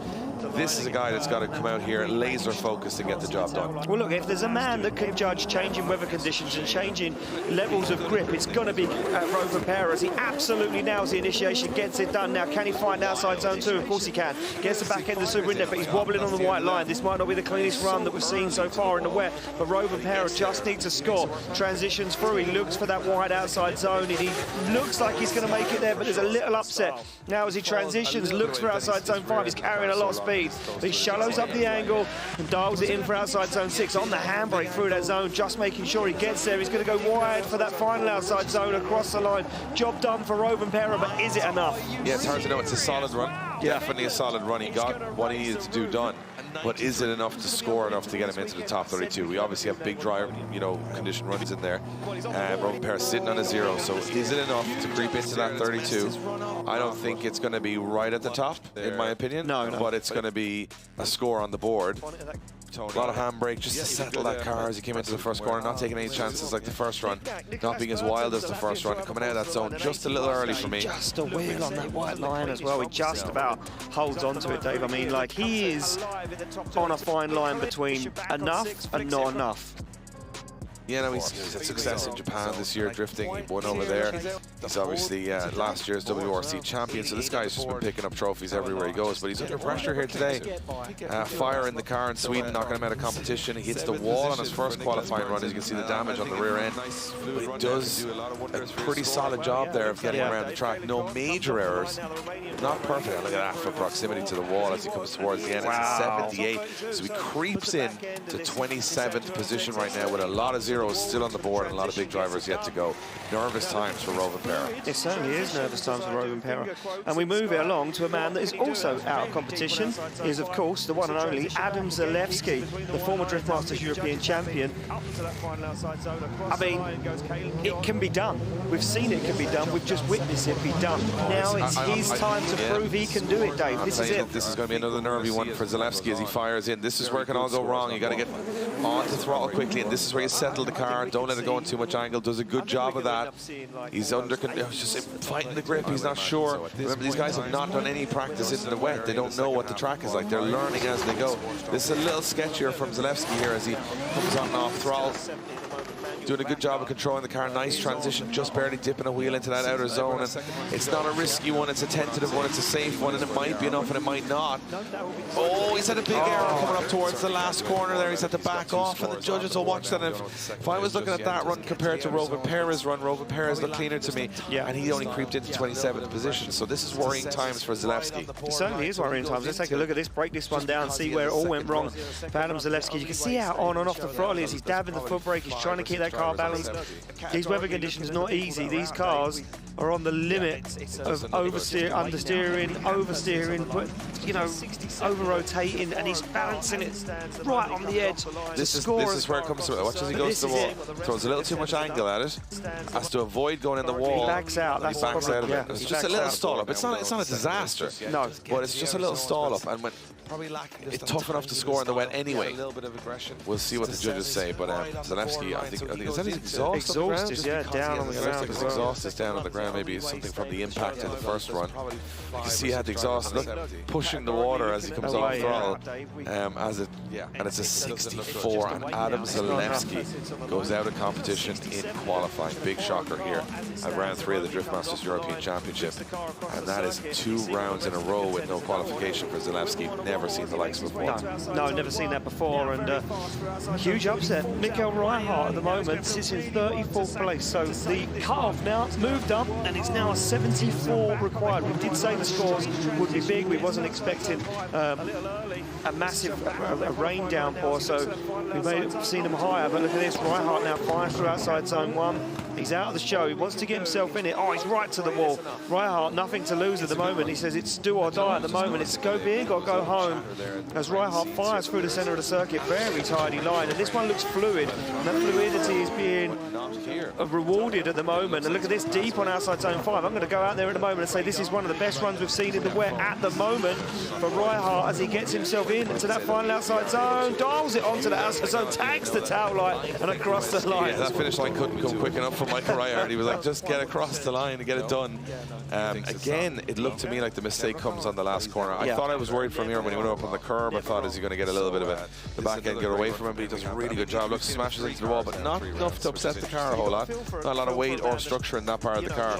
And he does a good job, as you said, fluidly getting to all of those outer zones, all as well. But for some reason, if you seem to nail the first wall, you can't seem to get away with the last wall. That's difficult. So maybe expecting a little bit more grip here or less grip, I'm not sure. But as he comes up here, watch, handbrakes up, comes up as a good old thump of the wall there. And he sort of falls down the track at that point because he's off throttle completely. And he's like, just get across the line. Barely gets across the line. Yeah, I'm not sure how the judges are going to deem that, because, you know, he's kind of cut the circuit off, and in a chase position, if the chase car was there, it kind of would have impeded their line. So they may reward him for the rest of the circuit, but there's going to be points deducted for that last outside zone, and there is points deducted for that last outside zone, and that is what hurt his score, 74. He matches his first run, stays in 32nd place because he's got 2 runs back-to-back. He's right on the He's on the cusp. And 74 is the drop zone right now. Anything less than a 74 for someone outside that top 32, and they're going home. And Oliver Runda got a 79 on his first run, which must have been 25th position. Yeah. So he's a little bit safer, but still still not quite safe enough that he would definitely want to improve here. Yeah, he certainly would. There's still a few drivers yet to come that are out of that top 32 competition. There we go, Oliver Randall comes off the line, the Estonian driver. Through the gears, looks for a big opposite flick. You see how long it takes the car to react when they put the steering inputs in. On the limiter he goes. You can see the water splashing up all around the car. Oh, he's in the wall. You know, it's just that moment between outer zone 1 and 2 that you see the back end start to over-rotate. There's no coming back. There's no coming back. And as soon as you see the contact, you know they're off throttle. That's it. They're gone. There's no way coming out of that. No, it's going to drag the front in, and that's what happened to Oliver Randall there. And he is still in the top 32 with his first score of a 79, and he's going to have to rely on that. But yeah, just that moment, you see the back end just start to get loose. You're like, oh, it's going in the wall. Yeah. And a heavy enough hit will put the front in too. Exactly. He was very lucky to save it, and he's saying now, look, is there damage to the front wheel? Obviously, he's at the moment in the show, so he'll be asking all the questions about what they need to do to fix that car before tomorrow. And Oliver Randall, it looks like it may not have been that bad. I think he might have just what he's asking is it bent enough to drive it back? That's what he was asking. So I think, let's see if both wheels turn the same way.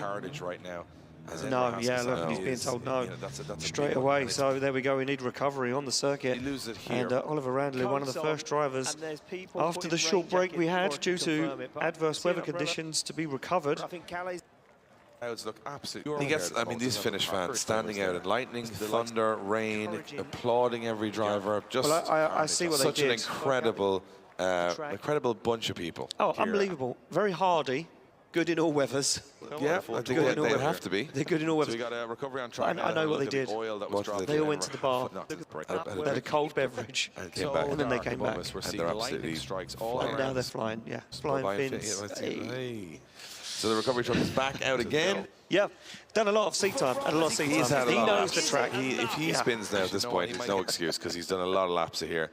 To recover as many cars as possible. They're probably going to bring this one up in reverse, I would imagine, with the steering gone on the front of the car. Yeah, just went into, watch this. This is the bit where you're on throttle, watch the handbrake, and then this bit you go, he's gone. He's gone. The back end's gone, and next thing, boom. He tries to straighten it out, does a good job of getting away with it and straighten the wheels, because if you hit the wall with your wheels on angle, that's going to push that wheel in through everything. Yeah. So he straightens the wheel, gets away with major damage, and he could still be in battle action tomorrow. I mean, watch it from the in-car, Dave. You can see how hard it is, and you can see him on the handbrake slowing it down. He knows at this point. Watch the steering wheel as he hits the wall. Bam! Completely snaps it out of his hand, and he's a passenger at this point and kills the car and says, ah, man, what a day. There's no easy way around here at the moment. There wasn't in the dry, and then it definitely isn't in the wet. No, there's even less now in the wet than there was in the dry earlier on today.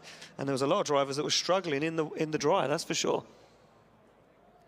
So, Oliver Randall awaits to be recovered off the circuit. And there we go, we make it official. Will be a 0 for Oliver Randall. Yeah, I'm just going to bring in one of our judges, Ian, David Callis, and I just actually want to talk about this changeover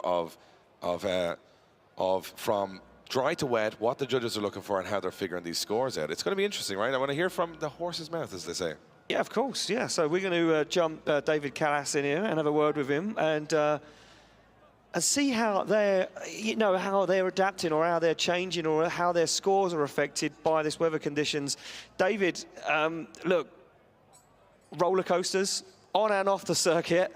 This one not easy. How are you changing the way you look at these drivers on this circuit now? Every time when we are looking on what the drivers are showing us, we are looking on the skills. We are looking what they're showing to us and what is basically possible in those conditions. The hardest part is to actually find out what is possible and what is not. But as we are painting all those tracks, we know how the tarmacs are changing. Here we're having like different tarmacs from point to point. In the first corner, you are having like 3 different surfaces. Each surface is having like different layer of rubber on it. So we are watching how the car is going through those surfaces. And if we see that there is some small bubble, thanks to that, we're like way more kinder than if it is just driver's error. Of course, yeah. And look, I mean, look, in the dry, we see a lot of these guys struggle massively to get this line. Where were the drivers going wrong in the dry? Because I think there's a lot of question marks from people behind the scenes. We haven't had a word with you guys today. Obviously, qualifying, we don't normally get involved too much with the judges because you've got a lot going on. But as soon as we've got this opportunity to talk to you, where were they going wrong in the dry? For me, it was coming out of outside zone too early. That transition was really hurting people's line and coming towards outside zone 4. But then that line to outside zone 5 and 6, again, another area. Am I on the right line here? Yeah, you are on the right line here. Not as everybody today.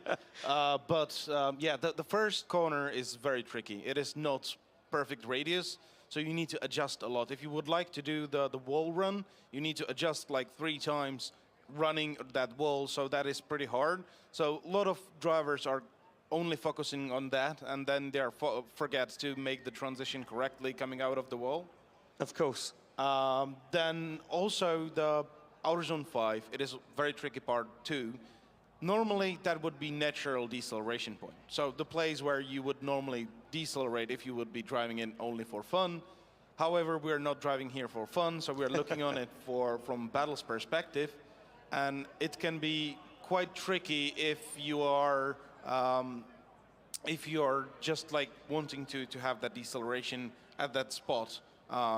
That's why we allowed very small dab on the handbrake, but your deceleration should happen at our zone 6. Because if it will happen too much at our zone 5, it will harm the battles a lot.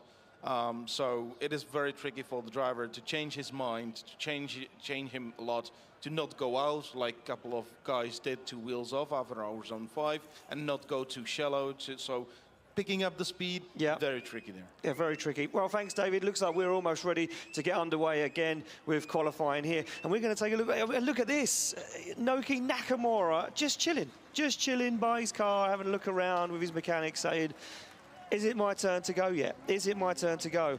And we know that these guys have a big task on their hands. Zero, again, another driver sim of Zero. He's having fun, Dave. He's just chilling. Well, Nakamura never stops smiling, which I love about him. He's always in great form, and I'm not sure if it's blind confidence or it's just he loves drifting so much that as long as he's involved, it's great. The only thing is he's got to go out on a wet track and put in a score. Yeah, but it rains in Japan, so maybe he's all right. But look, Nick Bright was down there with Shanahan earlier. He was angry. He was angry. That car staying on lock. Now, another big question mark. There's nobody looking. There's nobody looking at Dwayne McKeever's car. Is it a thumbs up or a thumbs down? That's the question. Is it done? Is it over? Is it finished? And we're not getting any... No, we're not getting any input here. Oh, is he in the back? Oh, he's in the back of the van. So he's in the back of the van. Oh, he's watching the feed. Having a snooze. We want to know if it's a thumbs up or thumbs down from Dwayne. That's what we're not going to find out. I guess we'll find out if he's on the line. Like a cliffhanger. We don't know if the car is fixed and ready or it's not fixed at all. I can't hang on anymore. There's been too many cliffs today. We've no fingernails left for the amount of biting we've been doing. So Manuel Vacca's on the line, and he's out. Well, where is he at the moment? Well, he's 70 at the moment, so he's out of the show. Top 32. Has to put a score in here. Yeah, he's 39th position at the moment. He needs a 74 or better to improve, Dave. And you know what? I know it's doable. Is it doable right now for Manuel Vacca? He fires in. He's very shallow on outside zone 1. It's not the right line, so he's going to take a really odd line to outside zone 2. Can he get there? He certainly can. Little upset there as he tags the wall, but he's making it work as Manuel Vacca was foot to floor, looks for that inner zone, gets there, and now starts to work his way around the centre part of the circuit, starts to pick up some speed, comes down through outside zone 4, looks for 5, if you can barely see it on the tarmac anymore now, as Vacca flicks that car nice and wide, nice setup there for outside zone 6, looks for the final zone, and he parks it in the wall. He was feet away from success. I was just about to say, this is it, he's going to get the score, and then all of a sudden it just went wrong again, and the recovery team are like, guys, can we have a minute? Because it's car after car in the wall. Heads in hands all around the place at the moment, because I don't think anyone can mentally take this pressure anymore, Dave. If you're a fan of cars, this is not fun to watch. This is not fun because these are beautiful cars getting destroyed, and they can't even get out of the car. No. But the problem you have, I mean, I think the car, maybe it'll drive out there, but it's just the last moment of the track. I mean, he's got through everything. Yeah, I mean, look, this is a very nice run. There's a very nice line there as he comes to outside zone 6, keeps it within the white line, so the judges will reward him for that. But you can see the line was kind of off. He kind of, oh, that front wheel was absolutely destroyed. He's mashed that front wheel and suspension into the wall there. Absolute carnage on track here in Finland. We expected some thrills and spills. We got a roller coaster overlooking the track, but I was on the roller coaster earlier on, and I think I had the easiest time of it all. This is worse driving around. Yeah, I mean, look, these guys are not having it easy today, and yeah, it looks like they are going to get that car recovered. Watch that front wheel, it's on lock. This is where the damage gets done. He doesn't pull the steering back, so watch it. And he's trying, look at him inside the car, he's trying to rein it back. You can see how much flex that puts on the car, and that front wheel says, I am out of here. Yeah, not good for Manuel Vaca, and you know what? That's going to be the end of his weekend, Dave. That is going to be the end of the weekend for Manuel Vaca. In the wet, car destroyed, and you're going out in 30th position. we make it official. And Manuel Vaca false foul. I thought we were getting some dark clouds again. Turns out it was just Timo Patola revving the diesel BMW. So we're like, oh, thank God. Thank God for that. No more rain. No more rain, but still a very tricky track. You can see there our president and vice president of Drift Masters. They're all smiles. They're happy. Yeah, but they were inside when it was raining, though, to be fair. Yeah, then they came back out. They're all brave when the rain goes away, like the rest of us. We can't say anything because we're in an air-conditioned commentary. We have not been dealing with the weather conditions at all here, so I really do feel for all the fans. I am hungry. I haven't eaten yet today. Boys there, look at the boys there. They're like, oh, beautiful food. 8:30. Yeah, just having the dinner. Yeah, that looks good. Whatever it is, I'm starving. It does. It's nice. So we're waiting. Cuisine. Good cuisine. Could be on the cards later on for us. Yeah. I feel like I've earned it, Dave. I don't know how you feel. No? You've been so as usual. But you know what? You gave it a good go. Mildly average. Yeah. Had a go. Had a go today. That's all that matters. What I love about this is that, you know, the track team were probably like, you know what, guys, tomorrow will be the big day. And then they've been out there. I don't think one of those guys have even stopped running since the start of qualifying. The Finnish fans, they're prepared. We got the ponchos out. Finnish flag still flying. And a lot of Finns still left in the competition doing very well as well. And we've got some of the biggest names in Finnish drifting still to come in this qualifying session. And they'll be watching on. And we look at the likes of Lauri Heinichen. We look at the likes of Juha Poitalakso. We look at the likes of Juha Rintanen still all to go in the competition. But it will be the end of the competition for drivers like Manuel Vaca. And, you know, we look at Dwayne McKeever. We can't tell if he's chilling out or he's not. Oren Nielsen, he had a bit of a sketchy first run as well. I don't know if the season can get any more sketchy for Oren Nielsen. I don't know if that Soarer can take any more hits, to be honest. I feel sorry for that car because in the last 2-3 years we've known it, all Oren Nielsen has done is smashed it up. Well, that car has had more hits than the Beatles, to be honest, at this stage. It's hit everything and every track, but it was on its roof at the last one. It's been in the walls at this one, but it's still in the competition. What can he do now? What can he possibly do today? I just hope a steady run and get into the show would be just keep all four wheels on the track for a change. Something different for Oren Nielsen. Just do something absolutely normal. Out of nowhere, Oren Nielsen just does a smooth lap and nothing happens. Would just be totally off character for him. And you can see Manuel Vaca there going, what a day. That looks to me like Juha Poitalakso. That is Juha, and Juha is coming up pretty soon. We've got Alex Halovny from the Ukraine up next, and Alex, well, I'll put it this way, he's had a 79 on his first run, so he's still in the competition for now, just about, though. I'd say he's in the 20s somewhere. He is 25th. Yeah. I don't know, is it enough? I can't tell at this stage because I don't know if we're going to see many more big scores, but if you think about Nakamura on a 0, Shanahan on a 0, and Dwayne McKeever on a 0, that's 3 drivers that could put a score on the board here and jump you from 25th to 28th very quickly. Can I just say something? I've just looked at the scoreboard, right? I'm trying to do math now, Ian. This is going to be a challenge. And my brain's just died. Christina Alto is currently in 30th. Still in the game? She's still in the game. Michael Reichardt is on the drop zone in 32nd with a 74. Yeah. So 74 is now the cutoff. And a lot of guys sitting on zeros. Still some drama to be played out here. Yeah. And we will recover. We have Manuel Vaca now. Alex Halovny, he's been a long time on the start line here, having a really long think about this, which is probably a bad thing. He's got a beautiful car. We've got a lot of concrete walls. I'm just going to do a little sigh and hope everyone gets through at this point. Alex Halovny from the Ukraine. 800 horsepower. Won't need half of that to get around the track. No wet practice. All these guys going in absolutely blind into that first corner. Halovny, can he hold it together? It's a washy part there, but he does very well. That's a very good line so far from Malovnia. Now, can he get it tucked in for that inner zone? You bet he can. Nice run there from Malovnia. Really smooth in the right line for the judges as well. And gets out wide very early here. Makes it work. Oh, stay on throttle. Don't go straighten up. It does a good job. Gets to that outer zone. This way now. Everyone's been falling foul of this last corner. He's got to have watched it and said, go a little bit more tentative. The back end's gone. Oh! He's in the wall. He keeps a hold of it, Dave. The wall, it was almost like a stabilizer. Kept him in the run. And he does get across the line and finishes the run and decides to drift out of the circuit, out of the theme park, and just probably says, is that enough? For today. Yes, it's done. I'll start this again tomorrow. But this is really nice from Malovnia. Really smooth. You see very small adjustments on the left front. I mean, there isn't a taillight safe on this track today. No, there isn't. Not one taillight safe. And this was a very nice fluid run for me. Look, carries a lot of speed through the centre of the circuit. He has to use a handbrake quite a lot to slow that down as he comes over that little jump, that little adjustment in the circuit. The line here, lovely. But I think a lot of people driving too far through the outside zone, and they're taking him to an odd line to that last outside zone. He makes it work. He does get there. It does upset the balance of the car, and you can see how early it's making him get to the wall because there's no grip there anymore. And the problem is he's hitting the wheel off the wall. Yeah. So the back end of the car will take that flex like the first corner, but the third corner, you go up there and hit the wheel, it's going to upset the car. It certainly is. So there we go. 78. Oh, stays where he is with a 79. 23rd, not a bad place to be. No. Not too bad, considering the conditions. Look at that, the wheel's like, whoa, wow. Very close. The tyre scraping the wall. Malovnia gets the job done. We'll move on to our next driver, which will be Juha Poitalakso from Finland, two-time Finnish champion, and he is an Iron Drift King winner as well in 2019. 850 horsepower, as I said, doesn't matter anymore. Don't even need to quote it. Has enough power to get around in the wet. Pretty much everyone has at this point. But he needs a score here on the board. He's 18th at the moment. A wobble into the first corner. A lot of handbrake, and he's kind of lost the back end of the car a little bit, but he holds it together. Boot lid flexing over the concrete. And he's just about holding it together. He's an 84 in his first run, which at this moment in time might look a little bit stronger to me.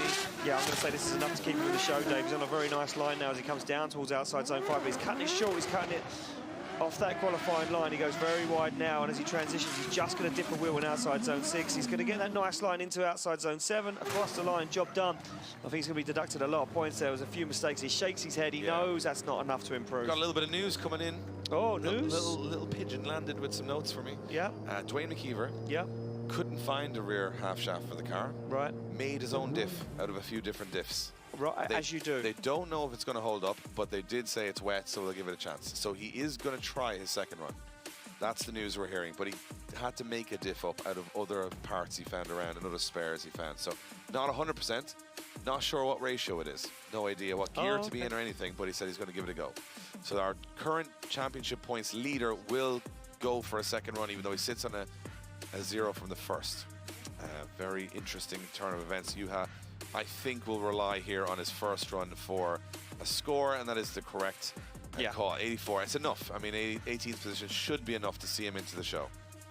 Carrier Pigeon just dropped news to me as well.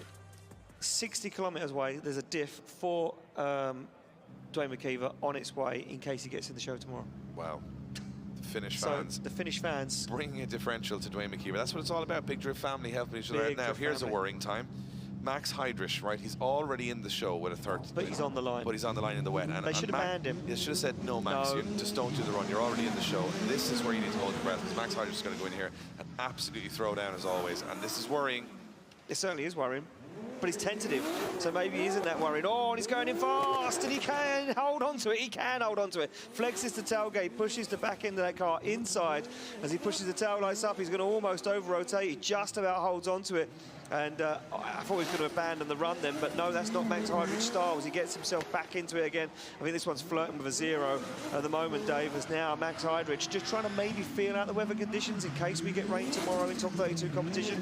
Looks for the wall, gets up there, holds on to it across the line. That wall section at the end there looks frightening. Every driver that's gone in there, you just look. He's literally going, thank God I got through that. Yeah, he's like, no, he's like, forget about it. Forget that. Let's just pack it up and go back at it again tomorrow, because he's a great run from the first run was great, so he doesn't need to do that run. But he did come in tentatively, but of course Max Heidrich would still find the wall, like a magnet, straight away.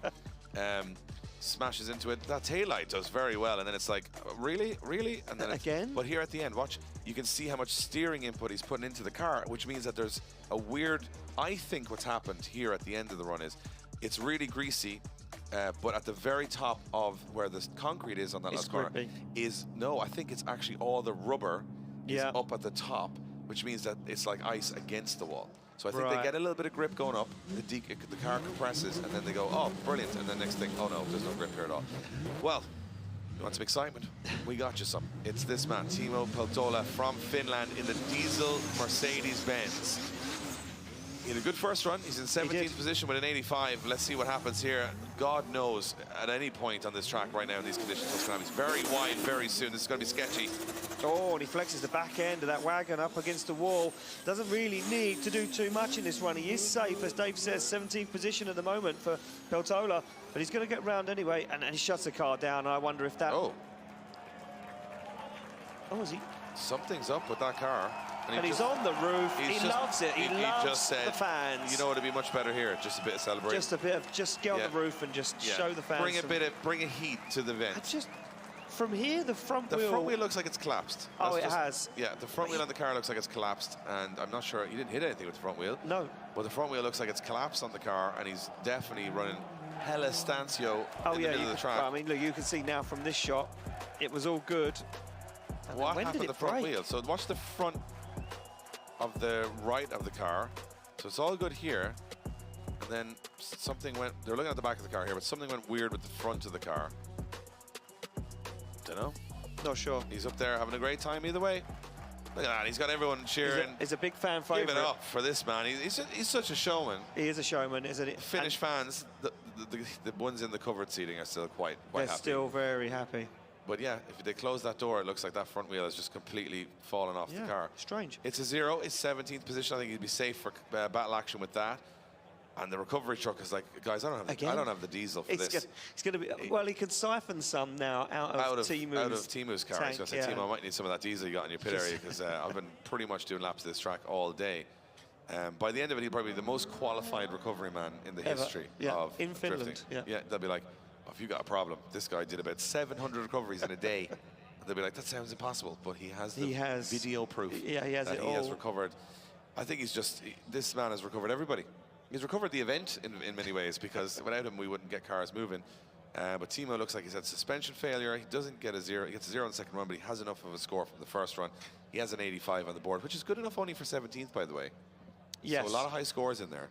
There is a lot of high scores in there. Now, I'm just trying to look through, Dave, to see how many now drivers are out of top 32. So we have 1 there, 2, 3. So Ian is doing some 4, some math right now. So if you want to play the elevator music 6, in the background. 6 drivers. 6 drivers remaining that could potentially overtake the bottom drivers in top 32. How many drivers have we remaining, Ian?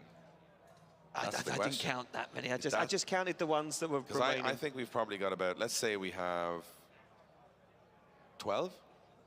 Maybe 12 drivers remaining, and we've 6 of them outside the top 32. Outside the top 32. That's the real figure, because you're going, if those guys didn't qualify, the championship's completely upside down again.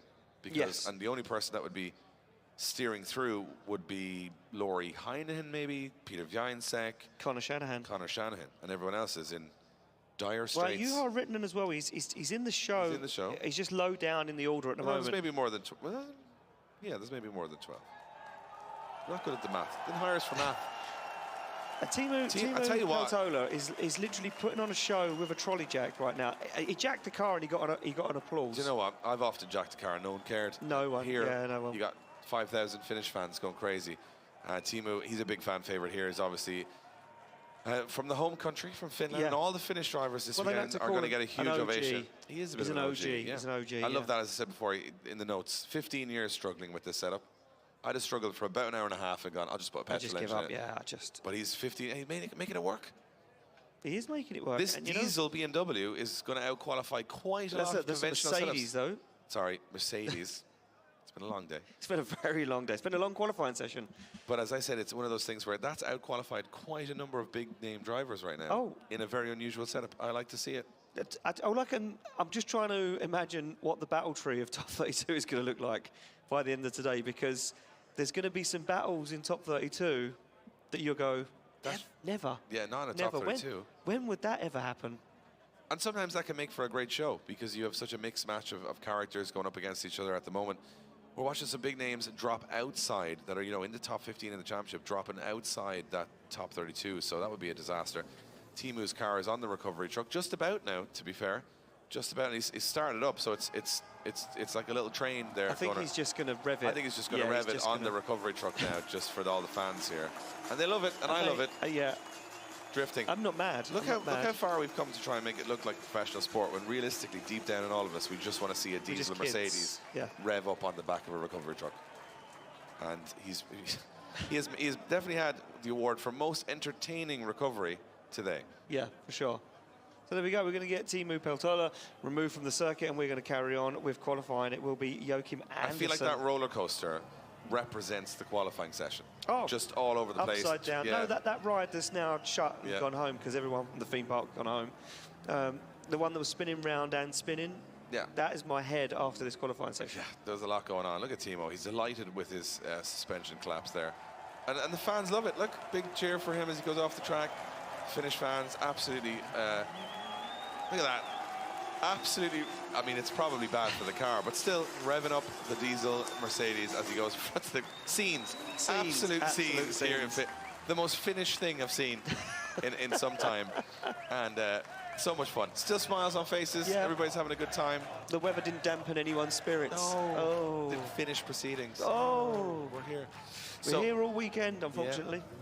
And the thing about it is now it's kind of clear skies, so it's pleasant. It's kind of now. It's not unpleasant to be around the place. So we've got still a very interesting finish to the qualifying session. So I just had a look at something quickly, and I know I'm bad with numbers, but there's 6 drivers out. If all of those qualify, Kalle Rovanperä could be out of top 32. Hold on to your hats.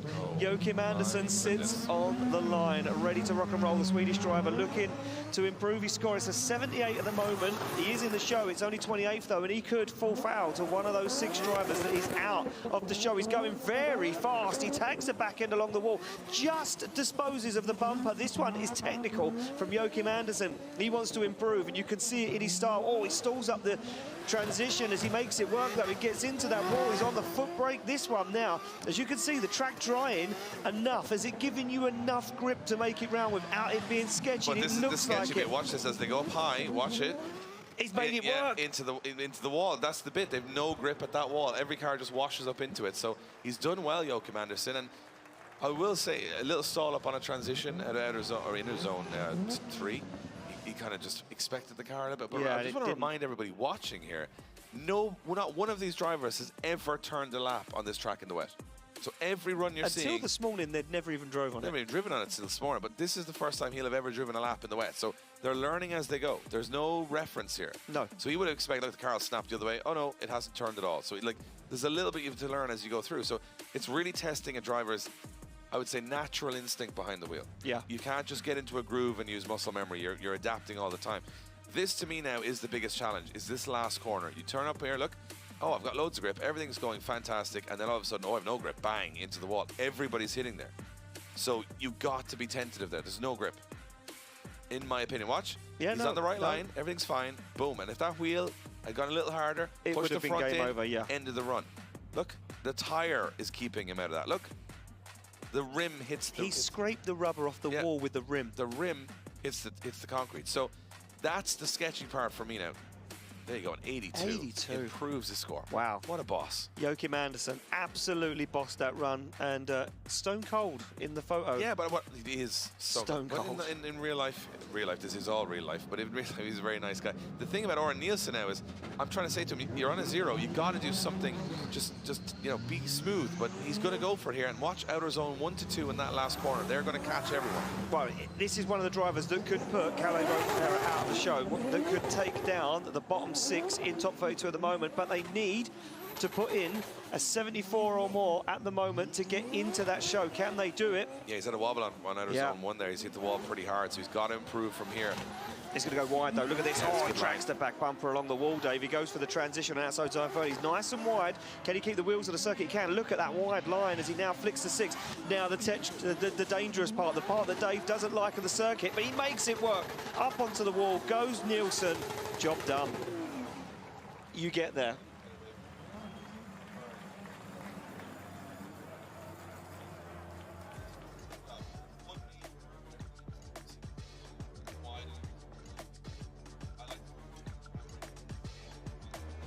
Yeah.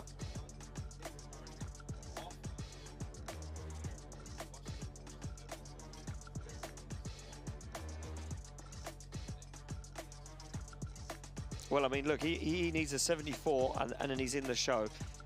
Has he done enough? Has he done enough to get in the show? That's the biggest question. Has anyone not hit that wall at the last corner? That's the question. No, every single person has hit that wall. There isn't a tail light, a boot lid, or a rear bumper safe from that last banked wall. And he got there late. Look, he wasn't actually going to get there. No. And then all of a sudden he's in it. So I think if you go for it, that's the worst way to do it. That's the worst way to do it. And I think if you're...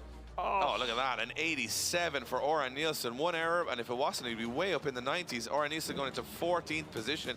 His spotter very relieved. very relieved in there. You can see Dwayne McKeever lining up, our current points leader, is ready to go for his second run with an unknown setup in the back of the car. So we shall see. The drama continues. You can see the teams all sort of, it's a war of attrition, just saying, hey, let's just get through this. It certainly is. Nielsen's in the game. Kevin Pizor doesn't have to worry about anything. No. 92 on the board. All he can do now is try and top qualifying in the wet. He's in 5th at the moment, and he is flying. Yeah, I don't think, if it was me, I'd risk it, but he's going to just try and get that seat time in the wet. I don't think he's going to do anything too wild here. I think he's just going to feel out what the conditions are and just try and put a nice lap in and not risk the car, but he does try and risk the car as he puts the back end to the wall. He's out of outside zone 2 now as Kevin Pizor, the Estonian driver, looks to transition through the circuit. It's not going to be a clean run. This is definitely not going to be an improvement. We know that already as he looks through and he's just trying to get that seat time, Dave, just trying to get some knowledge of what this circuit is like in the wet. Now, can he make this line work for this outside zone, or is he going to pull foul to it and tag it? He stays well away from it, crosses the line. He's watched enough guys smash the wall there to go, man, I don't think it's going to... He knew he wasn't going to improve. I think by that stage of the run, he's like, it's not my best run. I've got a wet lap under my belt, but it's not amazing. No point risking the car into that last corner and having a very long line. You can see Connor Shannon, Jack Shannon, the gameplay, the strategy, talking about that last corner, and you can say, don't go too high. And the thing is, Connor Shannon can go, well, it's not really going to bother me. I'm already in the show, but Jack Shannon sits on a 0, so he has to go for it. But showing from Oran Nielsen there, it is out there. The scores are out there. There are an 80-point score out there. There's a 95-point run out there in the wet. I'm guaranteeing you. Yeah, and I think we'll see it before the end of this session. They're learning from each other. Wow. And the track big statement. The track is getting a little grippier. I think we're going to see a big run.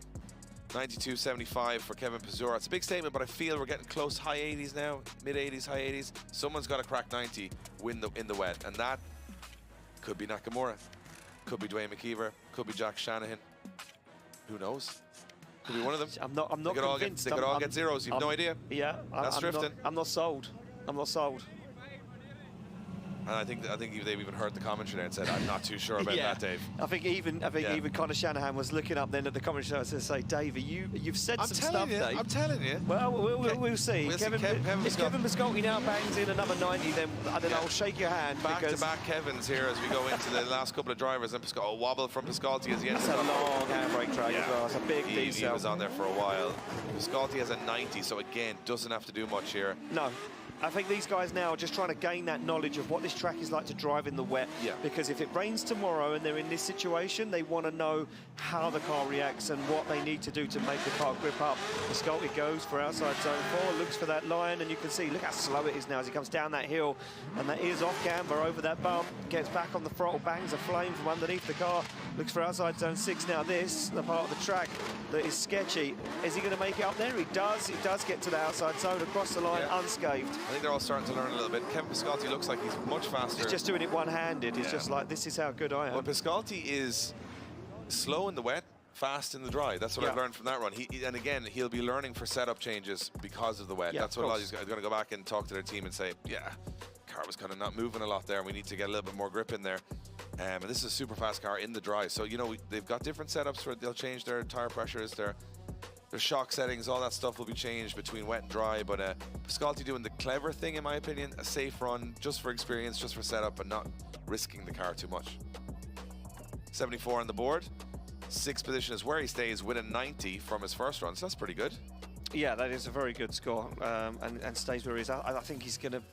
It's going to be a hard task to challenge Kevin Piscotty in that position. We move back to the line. It is Benediktas Čerba, the Lithuanian, sitting in 88th position, sitting in with 88 points, not in 88th position, sitting in 9th position. He's doing well to be 88 out of 54. He'd be pretty bad. It'd be really bad. That'd be me. But he's doing really good. He's in 9th. He doesn't really need to improve here. Mathematically, he's already in the 32, so he's just going to do this one for a setup. And again, you try and tell these guys that, but they'll probably push really hard. And then another car into the wall, tail lights gone, boot lid flexed.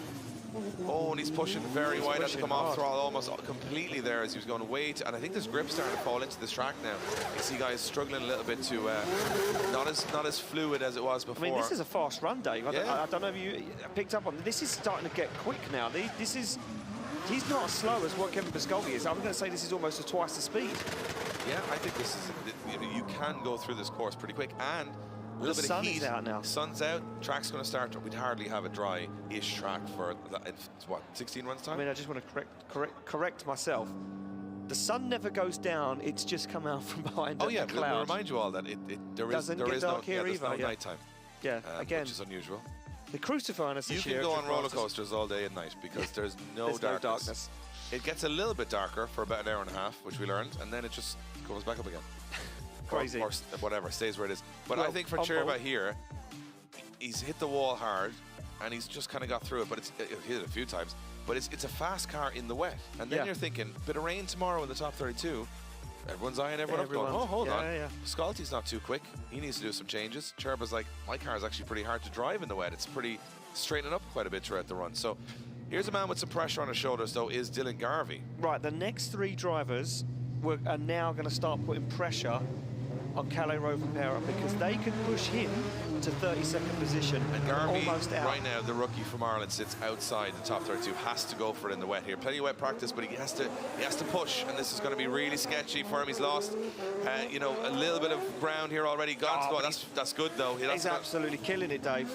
He's killing it. Look at this. This is flawless so far. Look at this. A nice initiation. Now outside zone 2 was clinical. He's absolutely dialed in, and a man that drives in the wet a lot of times of the year. He's looking for outside zone 5. He comes down the hill. He's shallow on it, but he gets there, and he's going to be rewarded for the commitment at the moment. The fluid line. Look at this. This is the scary bit. Can he make it happen? He stalled the car up on purpose on the foot brake. Gets to the outside zone across the line. Clever driving. Clever driving from Dylan Garvey. And I'll tell you what, he's been watching the other runs out there. He's been watching where other people are making mistakes, and they've been learning, and that's the thing. All of these drivers will be keeping an eye on the big screens here. Well, I mean, look, he only needs to be a 75 or more. He'd realistically want to be a 79 or an 80 I just thought at this point that hit was going to pull him into the wall, and it didn't. No. I don't even think it affected the car. Watch. No, it didn't. Comes through here. Watch the front wheels. A little wobble, barely that's moved. Pretty good.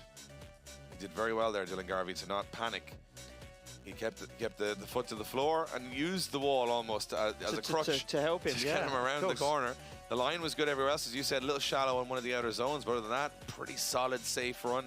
But to be fair, granted, give Dylan Garvey some grace here. To see outside zone 5 there, off camber, over a bump. I can't even see it from You the can't drone. even see it.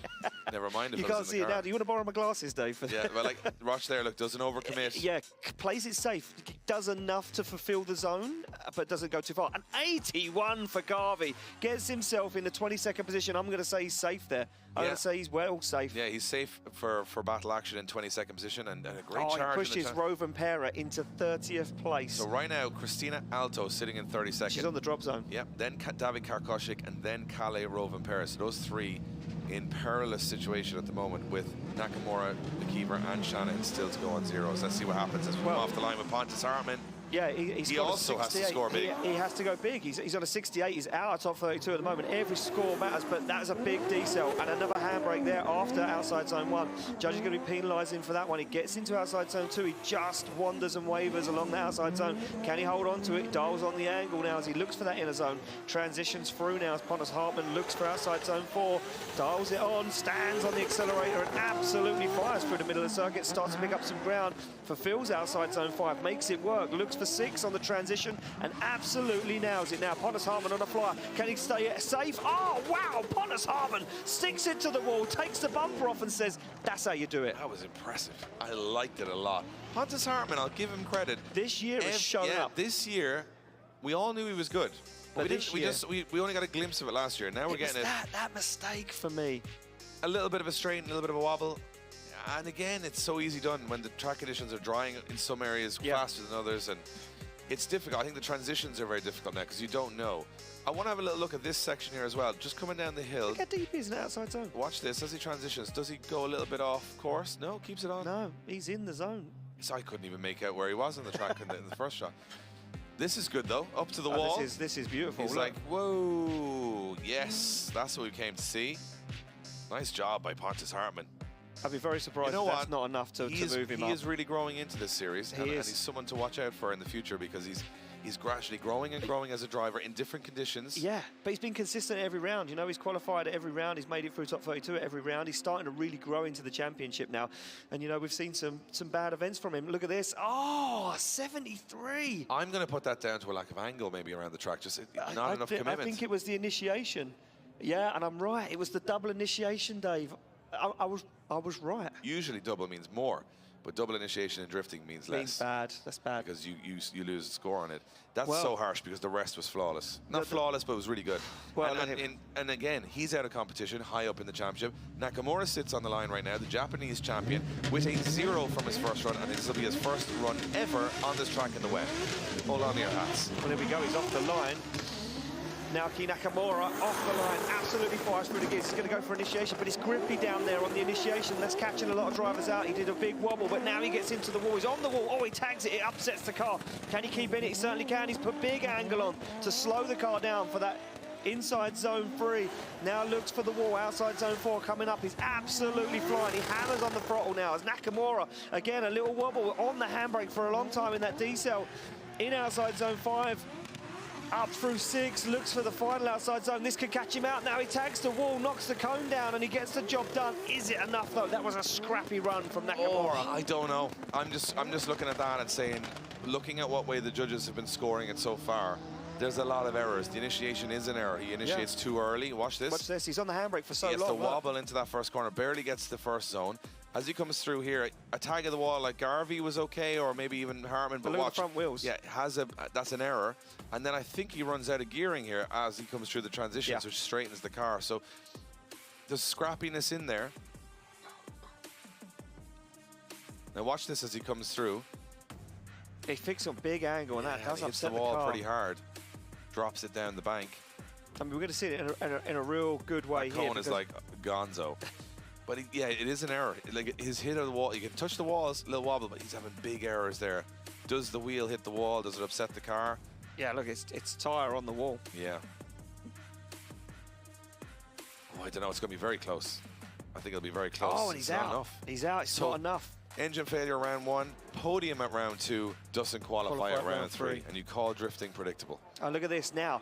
Chrissy Alto now sits still in the show in 32nd place, and there's only 2 people that can take her out if they can score high enough, and she's sitting there watching the stream. She's desperate to know, is she in the show tomorrow? Well, she's got a little bit of a wait yet before she finds out. We go back to the line to a man that is in the show. It is, of course, Kuba Pashkonsky, Jakub Pashkonsky. I don't think he's going to have any trouble here in the wet. No. This man is cooler than the other side of the pillow. He just absolutely shines when it rains, and I think he's going to be quite smooth here now. I could be wrong, but he's a guy that doesn't risk too much when he's always in his comfort zone. Yeah, he always is in the comfort zone. Look, this is a man that drives in multiple different championships, in multiple different motorsports disciplines all around the world, and again, another driver that can adapt to changing weather conditions and changing grip levels. And look at this from Pashkonsky right now as he flies through the circuit. I mean, he doesn't need to see the boxes because he's got laser focus on exactly that line. Yeah, and the line is everything, and right now he's just doing a safe, tentative, you know, again, none of these drivers have driven in the wet. That is, he's gone around that track, and he's the first driver that I can remember in the last hour and a half that hasn't broken some part of his car going around the track, and that's Kuba Pashkonsky. He's a very confident driver, and he knew, I've got an 83, I'm in 20th, I'm definitely going to qualify. No need to risk the car, no need to go too hard, no need to do anything silly. Just let's get a feel of the track. Let's get a feel of how the car reacts in the rain, just in case we have some rain tomorrow. It's like data analysis out there. He's trying to just gather it all for his team. He's like Terminator. He is. I can see that in his eyes, just all the figures and the numbers. Didn't need to know where the zones were because they were already imprinted into his CPU. Super talented driver, and it's such a beautiful car. And you know what? It's going to be so funny walking around the pits later on because the only car that no one's going to be working on is Kuba Pszczonski's. Every other car is going to be absolutely in bits. They're going to be ribbons. Is that your? That's my bumper. Is that a bit of your bumper? Oh, sorry, I have a bit of your back light here. Is that my light? They'll be piecing together like. And Kuba will be like, might have a sandwich. Might just get an early night, ready for tomorrow. Car's fine. He'll probably go for a run. Oh, you probably would. Big athletic guy. Wow. Scores exactly the same as what he scored in the dry. Stays in 20th position. Just goes to talk about consistency. Just the same score. So now we move it along to our next driver, which will be Conor Shanahan. And Conor Shanahan has a 97. As far as I'm concerned right now, isn't he the top qualifier right now? He is number 1. So it's hard to see Conor Shanahan be knocked from that spot in the wet, unless he does it himself. But I have a feeling this will be another, knowledge gainer for Conor Shanahan, or maybe he'll go for it, I don't know. No, I think he's going to go for it. He's going to try and push the car to the limit because I think the Shanahans are, they're very clever. They're going to want to know what is out there, what grip is out there if it does rain tomorrow in top 32. And he's absolutely pinging the back end of this Toyota GT86 off the walls. Very slow transition, but weather conditions prevailing. This is how they're going to make it round. And Shanahan is wider and faster than anyone at the moment. He's making it work in outside zone 5 down the hill. He's on the handbrake.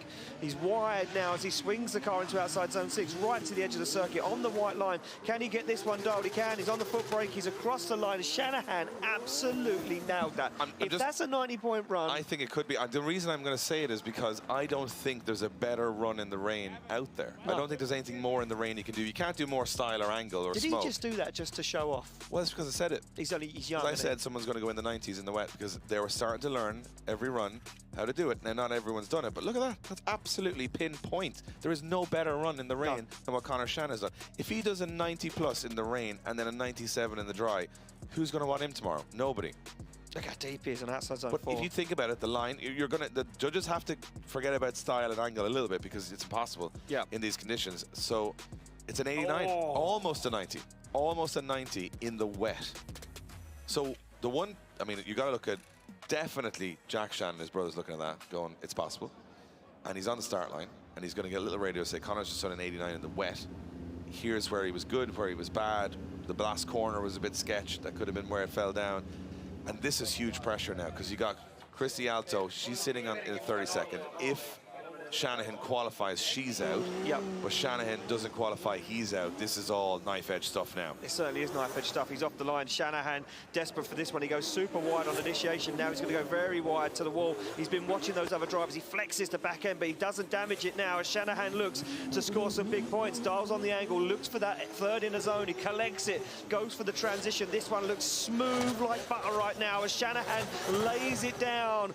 Fires across the circuit, outside zone 5, nailed. He doesn't drop a wheel this time. He keeps it on the tarmac as he gets outside zone 6 perfectly. He looks for the final outside zone. He's all over it and across the line, and he absolutely nailed it. Right, well, I'm going to go back to my original statement and retract that there was no better run than Conor Shanahan's in the wet because I think we've just watched one. There is. Where he was similar to Conor throughout the whole run. He was better on the last corner. He didn't have the big stall up. He knew it was coming. He adapted to it, and he was wider on initiation. He was just... I thought he was going in the wall there, to be honest. He knew. He watched those other drivers. He watched Ite Sade. He watched all those other guys get that wide line first, set the car up, and then cross the line. Look, you said someone's going to break the 90s. I don't know. I said no. I don't know now. We just see an 89. Even his positioning a meter off the curb there, it's almost like a slow motion run of the perfect line from the judges. Of course. Has he made any errors? I didn't see many. There you have it. Wow. A 92 in the wet for Jack Shanahan goes into 6th position. Wow. Unbelievable. And you laughed when I said someone's going in the 90s in the wet. Found it comical. I snickered. Crazy Dave. Crazy Dave. Talking about his 90s in the wet. And that does put, unfortunately, Alto outside you can see the top 32. She's got a lot of friends with her, and all of them dejected. You can see Wojtalaxko there, absolutely dejected. Good friend of Cristiato's, and they worked hard, and they're still working hard on the car now, but unfortunately that will be the end of the weekend. But you know what, valiant effort from our first female Drift Masters driver. She did a sterling job, and she'll always be up there. Well, one man that could do it in the wet is Peter Geinsek. I mean, he is our two-time reigning. He needs a 97 plus. Yeah, but come on, he's the two-time reigning champion. He's got the talent, he's got the car. He's going wide. He's very wide. He's going very fast. He handbraked though after, but he's in that zone earlier than anyone else, and he's pinging the back end off the wall. Now he dials on the angle. Oh, it looked like he was almost going to over-rotate. Big angle from Vincek on inside zone 3 now. Looks for the wall. He tags the back end of the S15 off of outside zone 4. He's on a nice line down into 5. Wide as well, as wide as the Shanahans were. He gets it into 6. Now, can he tag the wall? Can he put the seal of approval on it? I don't know if he got there, and he's across the line. Can we just take a moment to talk about the pace of Peter Geinsek in the wet? He was faster in the wet than some people were in the dry earlier on. Yeah, he certainly was, yeah. And that's got to count for something, because it is more risky going into these corners at that pace. Not sure what way the judges will look at it, but I'm just saying he's faster in the transitions and onto the walls than anyone else. Look at the angle, though. That was big angle. He was holding on there. He was holding on. Yeah. And you know what? He did. So it doesn't matter. Look at this, up onto the wall, but look at the pace he's carrying through the course. Fast. He's almost outrunning the drone again, in the dry. The drone is like, come on, Peter. I wanted to see how close he is to this wall. I mean, look, if he flexed the bumper on the wall, oh, it's perfect. It's almost perfect. That's another big score. I don't know if it doesn't really matter, because he's already got a 96. But well, I mean, all he has, if he could get Connor Shanahan's... If he equals a 97, he's beat Shanahan. Yeah. Because he's got the higher second qualifying run. Not sure if it's a 97, but you know what? It's a 95. Wow. That's a monster score in the wet. Wow, he almost challenged Shanahan. Now, I'm not going to go back and say that I said someone's going to get a 95 in the wet, and everybody laughed, including the pit lane. Including Connor Shanahan, Jack Shannon, Dwayne McKeever. They looked at you, laughed, and went, ha, what does Dave know? No one's going to get a 95. We got a 95 in the wet. The steam pouring out of the back, and there's another Finnish driver. Heads to the start line, Juha Rintanen. He won in Sweden a couple of weeks ago. Rintanen sits on an 86. He's safe for top 32 action, but he would love to jump up into the top 3 steps of qualifying. Let's see what happens. He's going for it here, Ian. Well, he knows it's out there, Dave. Can he collect it? Can he pick it up? He's right to the edge of the circuit now as Juha Rintanen stands on the accelerator. Flames bang from the back of this GR86. The top 3 in the championship now await to see who is going to top qualifying as Rintanen flicks it through that inner zone, looks for outside zone 4, and absolutely flying. He's on a very fast wide line. I'm going to say he's almost as fast as Vincek through. He's wider than Vincek. He uses all of the circuit as Juha Rintanen absolutely fires that car to the wall and across the line. Well, the Finnish fans are going to love that one. That was a big run from a guy that you're hoping continues his form from the last event. Looks like he is. Looks like the confidence is up with Juha Rintanen. Looks like he's starting to believe. Yeah. He's like Neo in the Matrix. He's like, he's beginning to believe. He won the event. Now he's coming into qualifying looking very strong, very smooth operator, and a guy that doesn't make major mistakes. Yeah, just impressive stuff right now. Just going to mention on the side note that Finnish driver Jarkko Julha, the wildcard, is currently sitting in 3rd in qualifying, by the way, in a JZX 100. He's still there, right? Yeah. Yeah, he's just letting you know. We haven't mentioned him in a while, but I'm just going to say. He's still there, yeah. Well, he's there for the moment. If Lauri Heinonen scores over a 90... No, over an 83, he will overtake him. Yeah. So at the moment, it's provisional 3rd place. We do have 2 more drivers to go in qualifying. It is going to be Lauri Heinonen and Dwayne McKeever up next. Well, Lauri Heinonen... But wait, we've still got to find out the score from this phenomenal run. It's an 89 from Juha Rintanen. Solid score. Very good score. Moves himself into 8th place. That's a really good score. Top 10 finish in qualifying here. Like when you're knocking on the door of a 90 in the wet... You're a contender. Absolutely a contender for tomorrow. So right now we got Lauri Heinonen and Dwayne McKeever left to go. Lauri Heinonen is in the show. Yep. He's currently in 4th position. If he scores over an 83, because there's a tied score with another driver, he would be 3rd in qualifying, or he could be 2nd or 1st if he went higher than that. And then it all comes down to Dwayne McKeever, our current championship points leader, at a 0. So at a dip, we don't know whether to hold up or not. So a lot to play for still in these last 2 runs as Lauri Heinonen throws into that first corner.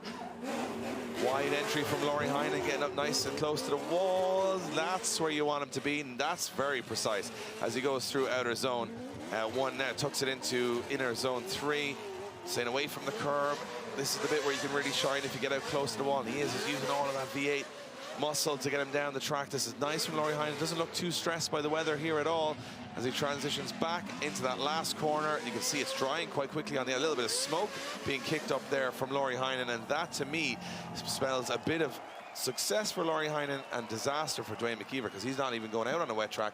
He's going out on a patchy track, which will be very, very difficult. And Laurie Heinen, I think, is that more than an 83? And if it is, he'll go into third position. I'm not sure it's a 96 or a 97.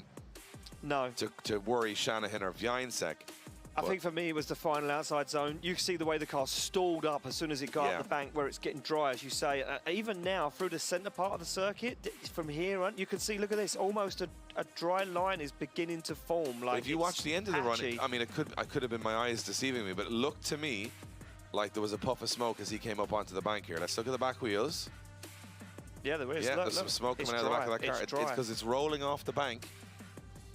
So now Laurie Heinen's got through probably the toughest conditions, which is an 83, which puts him in third position because he's higher in the championship, as far as I know. Yeah, so he ties two scores. With Jarkko Euler, the local wild card, but as Dave says, because he's higher in the championship, he moves ahead. And do you know what? A wild card time with a guy who's in championship. Yeah, so Connor Shanahan and Peter Wiańczek and Laurie Heinen, top three right now. And Dwayne McKeever sits on a 0, and he's the current championship leader. This is a massive run for the championship. This has to be something that he puts together, and he's on a patchy track. He's got a diff. He doesn't know if it's going to hold up or not. He doesn't even know what ratio the diff is. This is going to be tough for McKeever. It certainly is, but he looks like he's making it work right now, but he needs a good score. He needs to be in the show. He needs to keep hold of it. He needs a 77 or more right now as McKeever looks for inside zone 3. Nails it.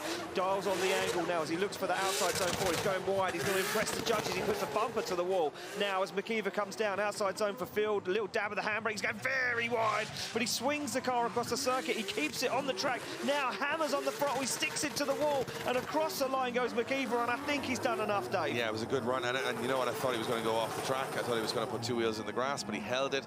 You can see the relief in Dwayne McKeever. Look at, watch the chest breathing. He's like, oh, thank God we got a run in, because that would have been the end, I think, of his championship hopes if he scored nothing from this round. And right now, he looks like, he's lost the handbrake. He lost his handbrake during the run and had to do it all on the left foot brake. Well, there you go. That's a statement to leave qualifying on. He's done that, so he's got in. The handbrake's working on the initiation. Yeah, and I think it worked at outside zone 5, so I think it failed at outside zone 5. Oh, look, no, there's hardly anything, and he's just like... Yeah, he's testing the handbrake with his left hand, and there's nothing. Yeah. So as he goes through the run, he's on the wall.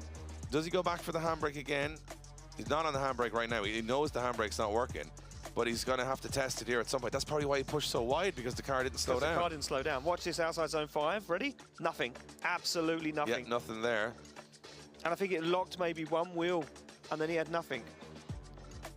Yeah, it's not locking both wheels, so he's trying to do left foot. You get a little bit of handbrake, not enough, and then the smoke starts to pour from the car, rubs up against the wall. It's a good run. So I think the judges are going to reward that, regardless of the handbrake thing. They've already got their scores already decided. But McKeever, then he does a big 360, as he does. Almost goes in the grass, but at this stage the job's done.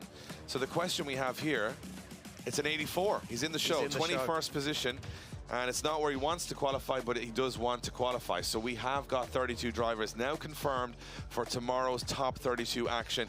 And boy, did we have a stressful qualifying session here in Finland. Rain stopping play halfway through. We had thunderstorms, we had lightning. We had about 468.7 crashes. And then we had some upsets, and we had some of the championship contenders stay in and some go out. And you know what? I know what you're going to say. I know what you're going to say. I'm just going to say. Everybody here in attendance is wondering, what happened to Rovan Pera? He was on the borderline. It's fine. He's still in the show, but we'll wait for the battle tree to pop up to show you how tomorrow's going to play out for him. You know, I know. Kalle Rovan Pera, look, he's in the paddock. I think he knows. I think he knows, Dave. Right, let's have a look at Dave, how this plays out today. Well, we're going to put Kalle out of his misery, because he has qualified in the 32nd position, which means he will go up against top qualifier in the 32. This is how it breaks down. Connor Shannon taking the top step in qualifying in 97. Wiańczek hot on his heels, making no errors here in 96. The fight is on, though. Laurie Heinen still in the mix with the 93. Look at this. Jarkko Euler in a chaser, turns up yesterday, don't know who he is, and all of a sudden he's one of the best drivers I've ever seen. And you see, these are Nick Nack getting in a 10th position. Keski Korpi had a great run there as well, to be fair. And we can see Eric Gottschall. I think he could have got more out of it if it had stayed dry. Dwayne McKeever, current championship leader now in 21st. Dylan Garvey in the mix as well. Joachim Andersen had a great second run. 82nd position. Diogo Correa, big crash in practice, but he's in 18th. And we get right down, look at that, 32nd position for Kalle Rovanperä, which means he will go head-to-head with Red Bull stablemate Connor Shanahan in the top 32, with the championship points for Connor Shanahan very much on the line. Celebrating qualifying Connor Shanahan, and then all of a sudden you get Kalle Rovanperä, the WRC champion, in the top 32. Outside of that, though, these are the drivers, including big names like Zalewski, Nakamura, Hagblom, Erlandson, all out in qualifying. And I'm going to go down to my boy Nick Bright. Nick, Kalle gets in, creeps in 32nd position, but he's got to go head-to-head with Connor Shanahan in the first battle tomorrow. Yeah, it's going to be a great battle, actually. Kalle, you crept through 32nd position, but you know what that means, right? You against Connor Shanahan. Yeah, he's a good friend of mine, so should be interesting battle tomorrow. Of course, not the place where we want to qualify. Never been checking results before to see if I'm in the top 32 at all, but yeah, it happens, and we need to do a bit better job tomorrow. Yeah, how does your rally experience come into the drifting arena? Do you lean on what you do in WRC here, or is it completely different? I don't really.